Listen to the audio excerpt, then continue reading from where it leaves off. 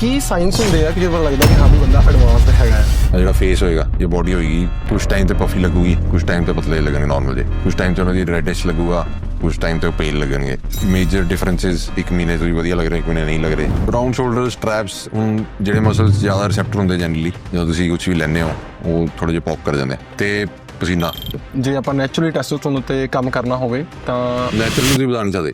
ਦੀ OG coach Guradesh Mann ਜੀ, ਤੁਸੀਂ ਖੁਦ ਨੂੰ ਟਰਾਂਸਫਾਰਮ ਕੀਤਾ ਹੈ, ਪਰਮੇਸ਼ ਭਾਈ ਨੂੰ ਟਰਾਂਸਫਾਰਮ ਕੀਤਾ ਹੈ, ਸੰਮੀਤ ਗਿੱਲ ਨੂੰ ਉਹਨਾਂ ਦੀ ਮੁਕਾਮ ਤੱਕ ਪਹੁੰਚਾਉਣ 'ਚ ਬਹੁਤ ਜ਼ਿਆਦਾ ਮਦਦ ਕੀਤੀ ਹੈ, ਇਨਫਲੂਐਂਸਰ ਸਾਕੇਤ ਨੂੰ ਫੋਟੋਸ਼ੂਟ ਵਾਸਤੇ ਕੋਚ ਕੀਤਾ ਹੈ। ਦ ਬੈਸਟ ਪਰਸਨ ਜਿਹੜੇ ਲੀਨ ਮਾਸ ਗੇਨ ਉੱਤੇ ਗੱਲ ਕਰ ਸਕਦੇ ਆ, ਜਿਹੜੀ ਫੈਟ ਲਾਸ ਉੱਤੇ ਗੱਲ ਕਰ ਸਕਦੇ ਆ। ਜੇ ਤੁਸੀਂ 1.5 body weight per week lose ਕਰ ਰਹੇ ਹੋ, ਉਸ ਤੋਂ ਜ਼ਿਆਦਾ ਜੇ ਲੂਜ਼ ਕਰ ਰਹੇ ਹੋ ਉਹ ਜਨਰਲੀ ਫੈਟ ਨਹੀਂ ਹੁੰਦਾ। ਤੁਸੀਂ ਦਿਨ ਵਿੱਚ 3 ਤੋਂ 5 ਪ੍ਰੋਟੀਨ ਫੀਡਿੰਗਸ ਕਰਨੀਆਂ।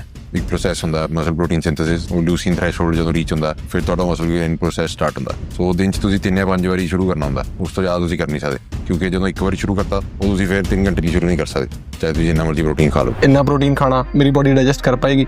According to research with increasing age ਤੁਹਾਨੂੰ ਜ਼ਿਆਦਾ ਪ੍ਰੋਟੀਨ ਚਾਹੀਦਾ। ਜਿੰਨੀ ਤੁਹਾਡੀ ਏਜ ਘੱਟ ਹੈ ਘੱਟ ਚਾਹੀਦਾ। ਸੈਕਿੰਡ, ਜੇ ਤੁਸੀਂ ਸਰਪਲਸ ਚੋਂ ਤੁਹਾਨੂੰ ਘੱਟ ਪ੍ਰੋਟੀਨ ਚਾਹੀਦਾ। ਜੇ ਤੁਸੀਂ ਡੈਫੀਸਿਟ ਚੋਂ ਤੁਹਾਨੂੰ ਜ਼ਿਆਦਾ ਪ੍ਰੋਟੀਨ ਚਾਹੀਦਾ। ਜੇ ਤੁਹਾਡੀ ਏਜ ਵੀ ਘੱਟ ਹੈ ਤੁਸੀਂ ਸਰਪਲਸ ਵੀ ਹੋ ਤੁਹਾਨੂੰ ਘੱਟ ਚਾਹੀਦਾ। ਹੁਣ ਦੋ ਚੀਜ਼ਾਂ ਹੁੰਦੀਆਂ, ਇੱਕ ਮੈਥਡ ਹੁੰਦਾ ਇੱਕ ਪ੍ਰਿੰਸੀਪਲ ਹੁੰਦਾ। ਫੈਟ ਲਾਸ ਦਾ ਪ੍ਰਿੰਸੀਪਲ ਹੈ ਕਿ ਤੁਸੀਂ ਡੈਫੀਸਿਟ ਕਰਨਾ ਹੈ, ਉਹ ਜਿਵੇਂ ਮਰਜ਼ੀ ਕਰ ਲਓ, ਕਾਰਡੀਓ ਤੋਂ ਕਰ ਲਓ, ਡਾਈਟ ਤੋਂ ਕਰ ਲਓ। ਮੈਥਡ ਹੈ ਕਿ ਆਪਣੇ ਜਿਵੇਂ ਤੁਸੀਂ ਫਾਸਟਿੰਗ ਕਹਿ ਰਹੇ ਹੋ, ਹੁਣ ਤੁਸੀਂ ਚੂਜ਼ ਇਹ ਕਰਨਾ ਹੈ ਕਿ ਇਸ ਬੰਦੇ ਲਈ ਜਾਂ ਮੇਰੇ ਲਈ ਬੈਸਟ ਮੈਥਡ ਕਿਹੜਾ।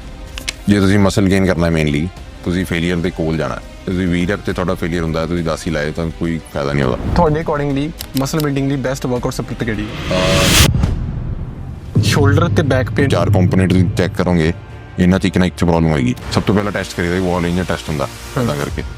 ਜੇ ਤੁਹਾਡਾ ਹੱਥ ਇੱਦਾਂ ਨਹੀਂ ਲੱਗ ਰਿਹਾ ਦੀਵਾਰ ਤੇ ਤੁਸੀਂ ਉੱਪਰ ਨਹੀਂ ਲੈ ਕੇ ਜਾ ਸਕਦੇ, ਤਾਂ ਤੁਸੀਂ ਸੋਚ ਰਹੇ ਹੋ ਕਿ ਤੁਸੀਂ 50 ਕਿਲੋ ਦਾ ਨੰਬਰ ਲੈ ਕੇ ਬੈਂਚ ਪ੍ਰੈਸ ਕਰੋਗੇ, ਸ਼ੋਲਡਰ ਪ੍ਰੈਸ ਡੈਫੀਨਿਟਲੀ ਤੁਹਾਡਾ ਸ਼ੋਲਡਰ ਹੀ ਲੂਗਾ। ਕੁਝ ਐਕਸਰਸਾਈਜ਼ ਜਿਹੜੀਆਂ ਸਾਨੂੰ ਅਵੋਇਡ ਕਰਨੀਆਂ ਚਾਹੀਦੀਆਂ? ਬਿਗਨਰਸ ਲਈ ਸਕੁਆਟਸ ਹੁੰਦੇ ਆ।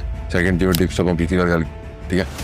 ਸਕਲ ਕ੍ਰਸ਼ਰ, ਜਿੰਨੀ ਵੀ ਇੰਜਰੀਜ਼ ਹੁੰਦੀਆਂ ਸ਼ੋਲਡਰ ਦੀਆਂ ਜਾਂ ਟ੍ਰਾਈਸੈਪ ਦੀਆਂ, ਉਹ ਇੰਦੋ ਐਕਸਰਸਾਈਜ਼ ਤੋਂ ਹੀ ਹੁੰਦੀਆਂ। ਤੇ behind the back shoulder press ਵੀ ਕਾਈਂਡ ਆਫ, ਕਿਉਂਕਿ ਉਹਦੇ 'ਚ ਵੀ ਅਗੇਨ ਜੇ ਤੁਸੀਂ ਫਸਟ ਐਕਸਰਸਾਈਜ਼ ਲੈਗ ਡੇ ਵਾਲੇ ਦਿਨ ਕਰਨੀ ਹੋਵੇ ਤੇ ਕਿਹੜੀ ਮਸ਼ੀਨ ਚੂਜ਼ ਕਰੋ? ਪੈਂਡੂਲਮ ਸਕੁਆਟਸ।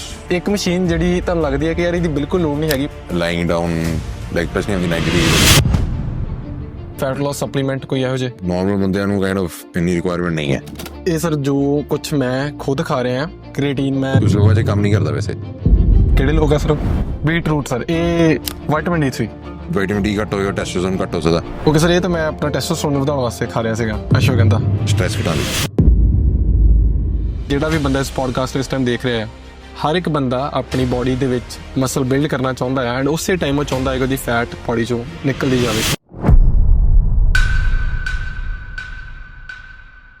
ਐਜ਼ ਯੂ ਨੋ ਕਿ ਸਪਲੀਮੈਂਟਸ ਤੁਹਾਡੀ ਮਸਲ ਬਿਲਡਿੰਗ ਦੇ ਵਿੱਚ ਐਂਡ ਤੁਹਾਡੀ ਫੈਟ ਲਾਸ ਦੇ ਵਿੱਚ ਬਹੁਤ ਵੱਡਾ ਕੰਟਰੀਬਿਊਸ਼ਨ ਦਿੰਦੇ ਆ, ਕਿਉਂਕਿ ਇਹਦੇ ਕੋਲ 1000 ਤਰ੍ਹਾਂ ਦੇ ਲੈਬ ਟੈਸਟ ਨੇ ਜੋ ਇਹ ਸ਼ੋ ਕਰਦੇ ਨੇ ਕਿ ਇਹਦੇ ਵਿੱਚ ਕੋਈ ਵੀ ਹੈਵੀ ਮੈਟਲ ਨਹੀਂ ਹੈਗਾ, ਇਹਨਾਂ ਵਿੱਚ ਕੋਈ ਵੀ ਇਹੋ ਜਿਹਾ ਕੰਪਾਊਂਡ ਨਹੀਂ ਹੈਗਾ ਜੋ ਤੁਹਾਡੀ ਆਰਗਨ ਹੈਲਥ ਨੂੰ ਅੱਜ ਜਾਂ ਕੱਲ੍ਹ ਖਰਾਬ ਕਰੇ। ਇਸ ਕਰਕੇ ਮੈਂ ਤੁਹਾਨੂੰ ਰਿਕਮੈਂਡ ਕਰਦਾ ਹਾਂ www.naturalty.in ਤੇ ਜਾ ਕੇ ਤੁਸੀਂ ਮੇਰਾ ਕੂਪਨ ਕੋਡ CHWMHEMA ਅਪਲਾਈ ਕਰਕੇ ਨੈਚੁਰਲਟੀ ਦੇ ਸਪਲੀਮੈਂਟ ਬਾਈ ਕਰੋ ਐਂਡ ਉਹਨਾਂ ਨੂੰ ਯੂਜ਼ ਕਰੋ। ਦੀ OG coach Guradesh Mann ji, welcome to the show sir.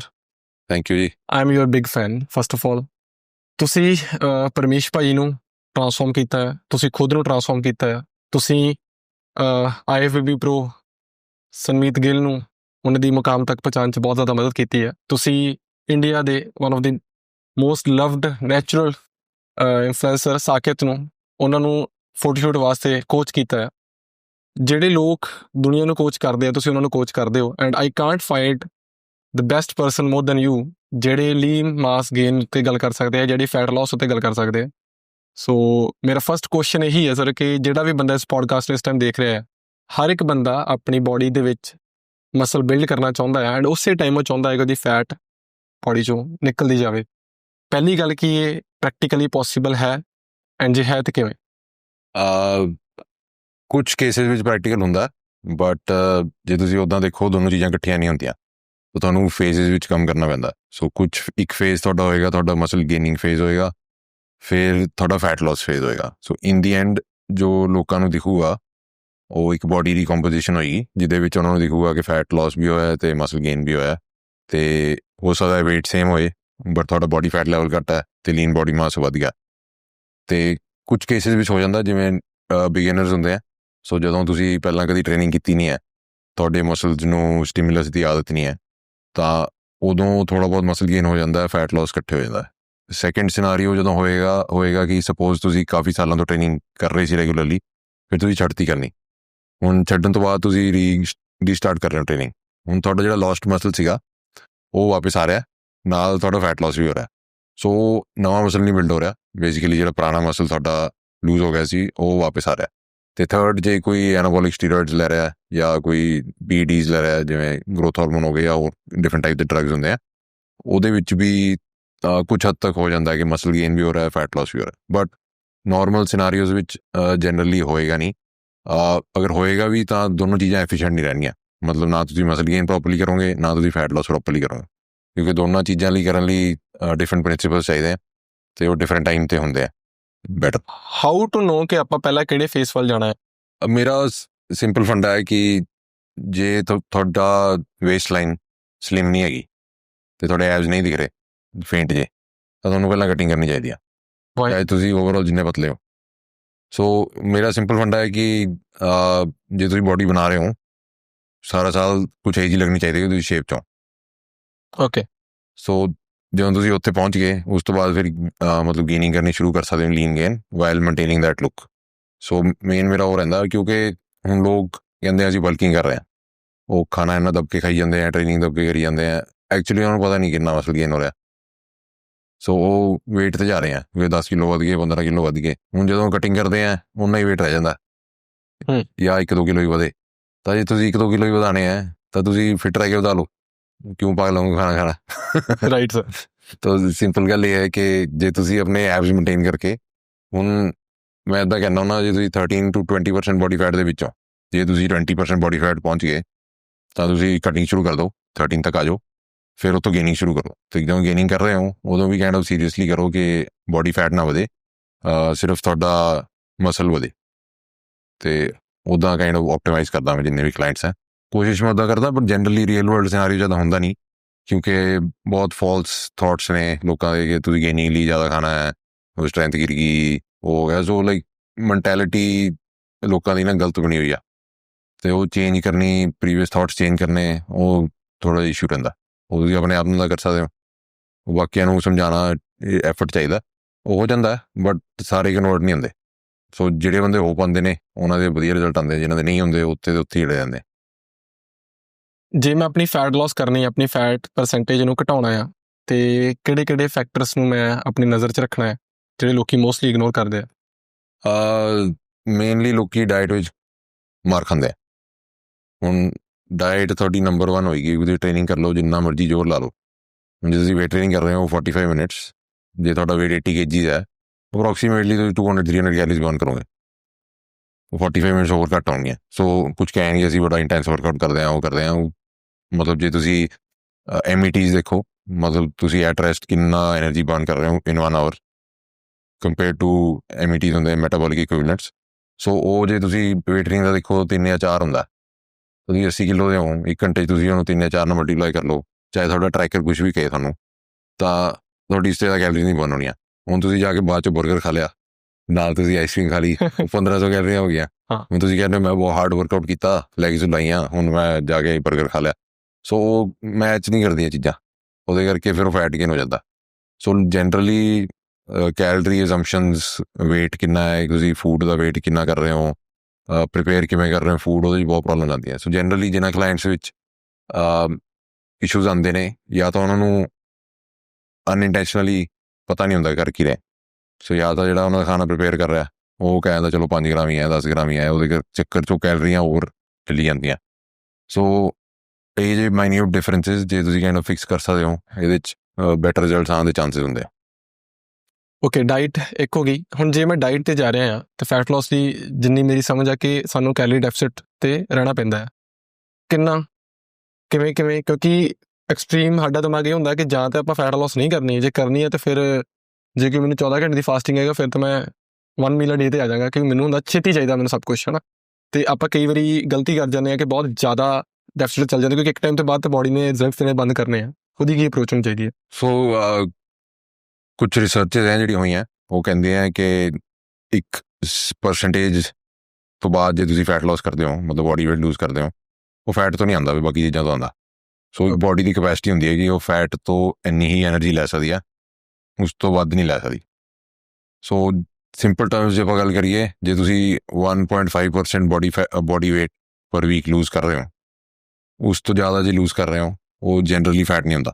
ਇਹਨੂੰ ਜੇ ਆਪਾਂ ਸਟੈਟਿਕਸ 'ਚ ਲਾ ਕੇ ਸੋ ਸਪੋਜ਼ ਤੁਸੀਂ 100 kg ਦੇ ਹੋ, ਸੋ ਜਿਹੜੀ ਰੇਂਜ 1.5 ਟੌਪ ਰੇਂਜ ਹੋਏਗੀ ਤੁਹਾਡੀ, ਸੋ ਤੁਸੀਂ 1.5 ਕਿਲੋ ਤੋਂ ਜ਼ਿਆਦਾ ਨਹੀਂ ਲੂਜ਼ ਕਰਨਾ ਪਰ ਵੀਕ। ਹਾਂ, ਤਾਂ ਇਹ ਤੁਹਾਨੂੰ ਇੱਕ ਆਈਡੀਆ ਵੀ ਦੇ ਦਿੰਦਾ। So 0.5 is good, 0.5 to 1.5 is a good range. So I generally start all my clients ਕੋਸ਼ਿਸ਼ ਕਰਦਾ ਕਿ 1% ਤੇਰੇ। ਸੋ ਜੇ ਤੁਸੀਂ 100 ਕਿਲੋ ਦੇ ਹੋ, ਤੁਸੀਂ ਕਹੋ ਮੈਂ 90 ਕਿਲੋ ਦਾ ਹੋਣਾ, ਸੋ ਹੁਣ ਤੁਸੀਂ ਲੂਜ਼ ਕਰਨੇ ਉਹਨੇ 10% ਬੋਡੀ ਫੈਟ ਜਾਂ 10% ਵੇਟ ਲੂਜ਼ ਕਰਨਾ, ਸੋ 10 ਵੀਕਸ ਲੱਗਣਗੇ ਅਪਰੋਕਸੀਮੇਟਲੀ। ਸੋ ਇਸ ਰੇਂਜ ਵਿੱਚ ਇੱਕ ਤਾਂ ਤੁਹਾਨੂੰ ਜ਼ਿਆਦਾ ਡੈਫੀਸਿਟ ਨਹੀਂ ਕਰਨਾ ਪੈਂਦਾ, ਜ਼ਿਆਦਾ ਕਾਰਡੀਓ ਨਹੀਂ ਕਰਨਾ ਪੈਂਦਾ, ਨਾ ਹੀ ਤੁਹਾਡਾ ਮਸਲ ਲਾਸ ਹੁੰਦਾ ਹੈ, ਨਾ ਹੀ ਕੁਝ ਕ੍ਰੇਜ਼ੀ ਕਰਨਾ ਪੈਂਦਾ, ਐਜ਼ ਲੌਂਗ ਐਜ਼ ਤੁਸੀਂ ਪਲਾਨ ਫੋਲੋ ਕਰੋ। ਹੁਣ ਡੈਫੀਸਿਟ ਵਿੱਚ ਥੋੜ੍ਹਾ ਬਹੁਤ ਡਿਸਿਪਲਿਨ ਤਾਂ ਚਾਹੀਦਾ, ਥੋੜ੍ਹੀ ਡੈਡੀਕੇਸ਼ਨ ਚਾਹੀਦੀ ਹੈ, ਅਤੇ ਉਹ ਚੀਜ਼ਾਂ ਇੰਪੋਰਟੈਂਟ ਨੇ, ਬਟ ਕੰਸੀਡਰੇਬਲੀ ਕਹਿਣਾ ਈਜ਼ੀ ਰਹਿੰਦਾ ਜੇ ਬੰਦਾ ਡਿਸਿਪਲਿਨਡ ਹੈ ਇੰਨਾ ਵੇਟ ਲੂਜ਼ ਕਰਨਾ। ਓਕੇ, ਹੁਣ ਇੱਥੇ ਹੀ ਆ ਜਾਂਦੀਆਂ ਆ ਫੈਟ ਲੋਸ ਡਰੱਗਸ, ਕਿ ਕੀ ਲੋੜ ਪਈ ਹੈ ਸਾਨੂੰ ਇੰਨਾ ਜ਼ਿਆਦਾ ਮਰ ਕੇ ਖਾਣ ਦੀ, ਇੰਨਾ ਜ਼ਿਆਦਾ ਬਰਨ ਕਰਨ ਦੀ। ਸੋ ਬੜੇ ਸੈਲੀਬ੍ਰਿਟੀਜ਼ ਨੇ, ਇੰਡੀਆ ਦੇ ਟੌਪ ਸੈਲੀਬ੍ਰਿਟੀਜ਼ ਨੇ ਜਿਹੜੇ ਵੇਟ ਲੋਸ ਡਰੱਗਸ ਓਜ਼ੈਂਪਿਕ ਵਗੈਰਾ ਯੂਜ਼ ਕਰਕੇ, ਉਹਦਾ ਡਾਈਟੀਸ਼ੀਅਨ ਦੀ ਪੇਟ ਦੇ ਲੱਤ ਮਾਰਨ ਵਾਲੀ ਗੱਲ ਹੈ ਕਿ ਗੋਲੀ ਖਾਓ ਅਤੇ ਆਪਣਾ ਵੇਟ ਲੋਸ ਕਰ ਲਓ। ਤੁਹਾਡੀ ਉਹਦੇ 'ਤੇ ਕੀ ਥੋਟ ਆ, ਕੀ ਉਹਦੇ? ਉਹ ਤਾਂ ਹੁਣ ਜਿੰਨੀ ਵੀ ਕੋਚਿੰਗ ਹੈ, ਤੁਸੀਂ ਦੇਖੋ ਕਿ ਨਿਊਟ੍ਰੀਸ਼ਨ ਹੋਏ, ਟ੍ਰੇਨਿੰਗ ਹੋਏ, ਸਭ ਚੀਜ਼ਾਂ ਸਾਰਿਆਂ ਨੂੰ ਸਭ ਪਤਾ, ਇੰਟਰਨੈਟ 'ਤੇ ਸਭ ਨੌਲੇਜ ਹੈ। ਜੇ ਸਾਰੇ ਸਭ ਕੁਝ ਕਰ ਸਕਦੇ ਹੁੰਦੇ ਤਾਂ ਕੋਚ ਦੀ ਕੀ ਲੋੜ ਸੀ, ਹੈ ਨਾ? ਸੋ ਕੋਚ ਡਿਫਰੈਂਸ਼ੀਏਟ ਕਿੱਥੇ ਹੁੰਦਾ?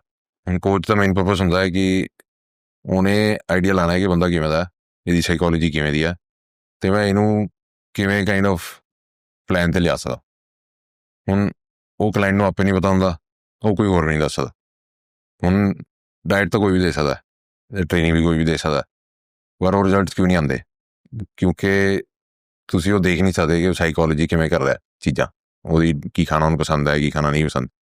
ਹੁਣ ਤੁਸੀਂ ਕਿਸੇ ਨੂੰ ਸੈਲੀਬ੍ਰਿਟੀ ਨੂੰ ਦੇਖੋ, ਉਹਨਾਂ ਦਾ ਬਿਜ਼ੀ ਲਾਈਫ ਸਟਾਈਲ ਹੁੰਦਾ ਹੈ, ਉਹਨਾਂ ਦਾ ਦਿਮਾਗ ਸਾਰਿਆਂ ਦਾ ਜ਼ਿਆਦਾ ਚੱਲਦਾ ਹੈ, ਉਹ ਸੌਂਦੇ ਘੱਟ ਹੈ, ਅਤੇ ਹੁਣ ਤੁਸੀਂ ਉਹਨੂੰ ਕਹੋਗੇ ਕਿ ਮੀਲ ਪ੍ਰੀਪੇਅਰ ਕਰ ਖਾਏ, ਉਹ ਕਾਈਂਡ ਆਫ ਪੋਸੀਬਿਲਿਟੀ ਨਹੀਂ ਹੁੰਦੀ। ਅਤੇ ਉਹਨਾਂ ਨੂੰ ਪੈਸੇ ਬਣਦੇ ਬੋਡੀ ਤੋਂ ਜਦੋਂ ਫਿਟ ਰਹਿੰਦੇ ਆ। So that's why kind of ਉਹ ਈਜ਼ੀ ਫਿਕਸ ਹੁੰਦਾ ਇੱਕ, ਕਿ ਉਹਨਾਂ ਨੇ ਮੈਡੀਕੇਸ਼ਨ ਲਿੱਤੀ, ਜਿਵੇਂ ਓਜ਼ੈਂਪਿਕ ਵਗੈਰਾ ਹੁੰਦਾ, ਸੋ ਉਹਨਾਂ ਦਾ ਜਿਹੜਾ ਐਪੇਟਾਈਟ ਉਹ ਡਰੋਪ ਹੋ ਗਿਆ, ਉਹ ਆਟੋਮੈਟਿਕਲੀ ਖਾਣਾ ਘੱਟ ਗਿਆ, ਅਤੇ ਉਹ ਖਾ ਨਹੀਂ ਰਹੇ। ਹੁਣ ਜਾਂ ਤਾਂ ਤੁਸੀਂ ਉੱਦਾਂ ਕਰ ਲਓ ਡੈਡੀਕੇਸ਼ਨ ਨਾਲ, ਹੁਣ ਜਿਹੜਾ ਉਹ ਨਹੀਂ ਕਰ ਪਾਉਂਦਾ ਉਹ ਕਰਦਾ। ਹੁਣ ਜਿੰਨੇ ਵੀ ਇਹ ਡਰੱਗਸ ਨੇ, ਜਿਹੜੇ ਬੰਦੇ ਬਹੁਤ ਜ਼ਿਆਦਾ ਵੀਜ਼ ਨੇ ਅਤੇ ਉਹਨਾਂ ਕੋਲ ਹੋਰ ਕੋਈ ਆਪਸ਼ਨ ਨਹੀਂ ਹੈ, ਹੈਲਥ ਇਸ਼ੂ ਹੋ ਰਹੇ ਹੈ, ਅਤੇ ਜੇ ਉਹ ਦਵਾਈ ਨਹੀਂ ਲੈਂਦੇ ਅਤੇ ਦਵਾਈ ਦੀ ਸਾਈਡ ਇਫੈਕਟਸ ਘੱਟ ਹੈ, ਬਲਕਿ ਜਿਹੜੇ ਉਹਨਾਂ ਦੀ ਕੰਡੀਸ਼ਨ ਹੈ ਉਹਦੇ ਜ਼ਿਆਦਾ ਹੈ। ਸੋ ਹੁਣ ਕੇਸਿਸ ਵਿੱਚ ਕਾਈਂਡ ਆਫ ਦਵਾਈ ਬਣੀ ਸੀ, ਬਟ ਹੁਣ kind of overall weight loss the use ਹੋ ਰਹੀ ਹੈ। ਬਟ ਜੇ ਤੁਸੀਂ ਕਾਈਂਡ ਆਫ ਇੰਜੋਏਬਲ ਬਣਾ ਸਕਦੇ ਹੋ ਪਲਾਨ ਆਪਣੇ ਲਈ, ਤਾਂ ਕਿ ਤੁਸੀਂ ਡੈਫੀਸਿਟਸ ਵੀ ਹੋ, ਇੰਜੋਏ ਵੀ ਕਰ ਰਹੇ ਹੋ, ਖਾਣਾ ਵੀ ਸਵਾਦ ਹੋਵੇ, ਅਤੇ ਸਭ ਕੁਝ ਖਾ ਵੀ ਰਹੇ ਹੋ, ਬਾਹਰ ਵੀ ਥੋੜ੍ਹਾ ਬਹੁਤ ਖਾ ਰਹੇ ਹੋ, ਉਹ ਕਾਈਂਡ ਆਫ ਮੈਂਟੈਲਿਟੀ ਸ਼ਿਫਟ ਚਾਹੀਦੀ ਹੈ। ਹੁਣ ਜੇ ਤੁਸੀਂ ਕਿਸੇ ਨੂੰ ਐਗਜ਼ਾਮਪਲ ਦਿਓ, ਪਿਛਲੇ 5 ਸਾਲ ਤੂੰ ਸਾਰਾ ਕੁਝ ਟਰਾਈ ਕਰ ਲਿਆ, ਸਾਰੀ ਚੀਜ਼ਾਂ ਟਰਾਈ ਕਰ ਲਈਆਂ, ਅਤੇ ਉਹ ਅਜੇ ਹੀ ਪਿਆ। ਹੁਣ ਕਿ ਉਹਨਾਂ ਦੇ 5 ਸਾਲ 'ਚ ਹਰ ਮਹੀਨੇ ਤੋਂ 250 ਗ੍ਰਾਮ ਹੀ ਉਡਾ ਲੈਂਦਾ, ਫਿਰ ਕਿੱਥੇ ਪਹੁੰਚ ਜਾਂਦੇ। ਸੋ ਜ਼ਰੂਰੀ ਤਾਂ ਨਹੀਂ ਐਕਸਟਰੀਮ ਹੀ ਜਾਣਾ, ਉਹ ਐਕਸਟਰੀਮ ਜਾਣ ਦੇ ਚੱਕਰ 'ਚ ਕੀ ਹੁੰਦਾ, ਉਹ ਬੰਦਾ ਕਦੀ ਵੀ ਨਹੀਂ ਆਉਂਦਾ ਪਲਾਨ 'ਤੇ। ਸੋ ਐਕਸਟਰੀਮ ਸ਼ਾਰਟ ਡਿਊਰੇਸ਼ਨ ਨਹੀਂ ਹੁੰਦਾ, ਅਤੇ like majority of people fail at extreme, ਫਿਰ ਉਹ ਵਾਪਸ ਉੱਥੇ ਪਹੁੰਚ ਜਾਂਦੇ। ਸੋ ਕਿਉਂ ਨਾ ਆਪਣੇ ਲਾਈਫ ਸਟਾਈਲ ਨੂੰ ਚੇਂਜ ਕਰੋ, ਅਤੇ ਓਵਰਆਲ ਇੱਦਾਂ ਹੀ ਬਣਾ ਲਓ ਲਾਈਫ ਸਟਾਈਲ ਨੂੰ ਕਿ ਹੌਲੀ ਹੌਲੀ ਰਿਜ਼ਲਟ ਆਉਂਦੇ ਰਹਿਣ। ਅਤੇ ਤੁਸੀਂ ਜੇ ਸਾਲ 'ਚ 5 ਕਿਲੋ ਵੀ ਲੂਜ਼ ਕਰ ਲਏ ਵਧੀਆ, ਅਗਲੇ ਸਾਲ 5 ਹੋਰ ਕਰ ਲਏ ਹੋਰ ਵਧੀਆ। ਸੋ ਓਵਰਆਲ ਜੇ ਆਪਣੀ ਪੂਰੀ ਉਮਰ 'ਚ ਦੇਖੋ ਤਾਂ 2 ਸਾਲ ਵੀ ਜ਼ਿਆਦਾ ਨਹੀਂ ਹੁੰਦੇ। So kind of psychology play role ਕਰਦੀ ਹੈ ਕਾਫੀ ਅੱਛੀ। ਓਕੇ, ਫੈਟ ਲੋਸ ਡਰੱਗਸ ਨਹੀਂ ਤੇ ਫੈਟ ਲੋਸ ਸਪਲੀਮੈਂਟ ਕੋਈ ਇਹੋ ਜਿਹੇ? ਮੇਨਲੀ ਜਿਹੜੇ ਬੋਡੀ ਬਿਲਡਰ ਯੂਜ਼ ਕਰਦੇ ਆ, ਉਹ ਤਾਂ ਹੁੰਦਾ ਹੈ ਕਿ ਅਸੀਂ ਮਸਲ ਨਹੀਂ ਲੂਜ਼ ਕਰਨਾ ਚਾਹੁੰਦੇ। ਓਕੇ, ਠੀਕ ਹੈ, ਨੋਰਮਲ ਬੰਦਿਆਂ ਨੂੰ ਕਾਈਂਡ ਆਫ ਇੰਨੀ ਰਿਕੁਆਇਰਮੈਂਟ ਨਹੀਂ ਹੈ, ਕਿਉਂਕਿ ਉਹ ਜਿੰਨਾ ਉਹਨਾਂ ਨੂੰ ਵੇਟ ਲੋਸ ਕਰਨਾ ਹੈ ਉਹ ਨੋਰਮਲ ਡਾਇਟ ਤੋਂ ਵੀ ਹੋ ਜਾਂਦਾ। ਹੁਣ ਉਹਨਾਂ ਦੇ ਐਡਵਾਈਜ਼ਰ ਕੌਣ ਹੁੰਦੇ ਆ? Generally gym trainers. ਹਾਂ, ਹੁਣ ਜਦੋਂ ਤੁਹਾਨੂੰ ਡਾਇਟ ਨਹੀਂ ਦੇਣੀ ਆਉਂਦੀ ਅੱਛੀ ਤਰ੍ਹਾਂ, ਜਾਂ ਤੁਸੀਂ ਸਾਈਕੋਲੋਜੀ ਰੋਲ ਨਹੀਂ ਪਲੇ ਕਰ ਸਕਦੇ, ਫਿਰ ਤੁਸੀਂ ਇਹੀ ਚੀਜ਼ਾਂ ਵੱਲ ਹੀ ਜਾਓਗੇ। ਤੁਸੀਂ ਕਹੋਗੇ ਤੂੰ ਫੈਟ ਬਰਨ ਲੈ ਲੈ, ਕਿਉਂਕਿ ਉਹਨੂੰ ਖਾ ਕੇ ਕੁਛ ਤਾਂ ਆਉਣਗੇ ਰਿਜ਼ਲਟ, ਫਿਰ ਕਲਾਇੰਟ ਵੀ ਕੁਛ ਹੋਏਗਾ, ਤਾਂ ਹੀ ਰਿਟੈਂਸ਼ਨ ਹੋਏਗੀ। ਜੀ। ਹੁਣ instead of focusing on fat ਬਰਨਰਸ 'ਤੇ ਕਿਉਂ ਨਾ ਤੁਸੀਂ ਆਪਣੇ ਸਕਿੱਲਸ ਇੰਪਰੂਵ ਕਰਕੇ ਐਂਡ ਉੱਧਰ ਫੋਕਸ ਕਰੋਗੇ ਤੁਸੀਂ ਮੈਂ ਬਿਨਾਂ ਫੈਟ ਬਰਨਰ ਰਿਜ਼ਲਟ ਲੈ ਰਿਹਾ। ਸੋ ਉਸ ਪੁਆਇੰਟ ਆਫ ਵਿਊ ਤੋਂ ਫਰਕ ਪੈ ਜਾਂਦਾ। ਉਹ ਜ਼ਿਆਦਾ ਬੈਟਰ ਅਪਰੋਚ ਹੈ। ਨਾਲੇ ਜਦੋਂ ਫੈਟ ਬਰਨਰ ਯੂਜ਼ ਕਰਨੇ ਹੁੰਦੇ ਟੈਕਨੀਕਲੀ ਤੁਸੀਂ ਉਦੋਂ ਯੂਜ਼ ਕਰਨੇ ਚਾਹੀਦੇ ਜਦੋਂ ਤੁਹਾਡੀ ਬੋਡੀ ਅਡੈਪਟ ਕਰ ਗਈ। ਮਤਲਬ ਤੁਸੀਂ ਉਹ ਜਿੰਨਾ ਵੀ ਡਾਈਟ ਘਟਾ ਲਓ, ਹੋਰ ਜਿੰਨਾ ਵੀ ਕਾਰਡੀਓ ਵਧਾ ਲਓ, ਜਾਂ ਤਾਂ ਮਸਲ ਲਾਸ ਹੋਏਗਾ ਜਾਂ ਕੁਝ ਖਾਸ ਰਿਜ਼ਲਟ ਨਹੀਂ ਆਉਣਗੇ। ਸੋ ਕਾਈਂਡ ਆਫ ਉਹ ਪੁਸ਼ ਦੇਣ ਲਈ ਤੁਸੀਂ ਥੋੜ੍ਹਾ ਬਹੁਤ ਕੋਈ ਫੈਟ ਬਰਨਰ ਐਡ ਕਰ ਸਕਦੇ ਹੋ ਤਾਂ ਕਿ ਉਹ ਸਟੇਜ ਨੂੰ ਤੁਸੀਂ ਕ੍ਰਾਸ ਕਰ ਸਕੋ। ਸੋ ਉਸ ਐਕਸਟ੍ਰੀਮ ਬੋਡੀ ਫੈਟ ਲੈਵਲਸ ਤੇ ਜਨਰਲੀ ਬੋਡੀ ਬਿਲਡਰਸ ਨੇ ਜਾਣਾ ਹੁੰਦਾ। ਨੋਰਮਲ ਬੰਦੇ ਨੇ ਇੰਨੇ ਲੈਵਲ ਤੇ ਜਾਣ ਦੀ ਕੋਈ ਫਾਇਦਾ ਨਹੀਂ ਹੈ ਅਨਲੈਸ ਕਿ ਉਹਨੇ ਕੋਈ ਸ਼ੂਟ ਕਰਾਉਣਾ ਹੈ, ਨਹੀਂ ਕਰਾਉਣਾ।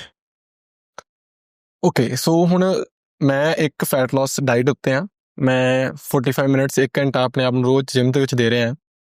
ਸਰਟਨ ਟਾਈਮ ਤੋਂ ਬਾਅਦ ਮੈਂ ਲੈਟ ਸਪੋਜ਼ 100 ਤੋਂ 95 ਤੇ 92 ਤੇ ਆ ਗਿਆ, ਬਟ ਉਸ ਤੋਂ ਬਾਅਦ ਮੇਰੇ ਰਿਜ਼ਲਟਸ ਆਉਣੇ ਬਿਲਕੁਲ ਬੰਦ ਹੋ ਜਾਂਦੇ ਆ।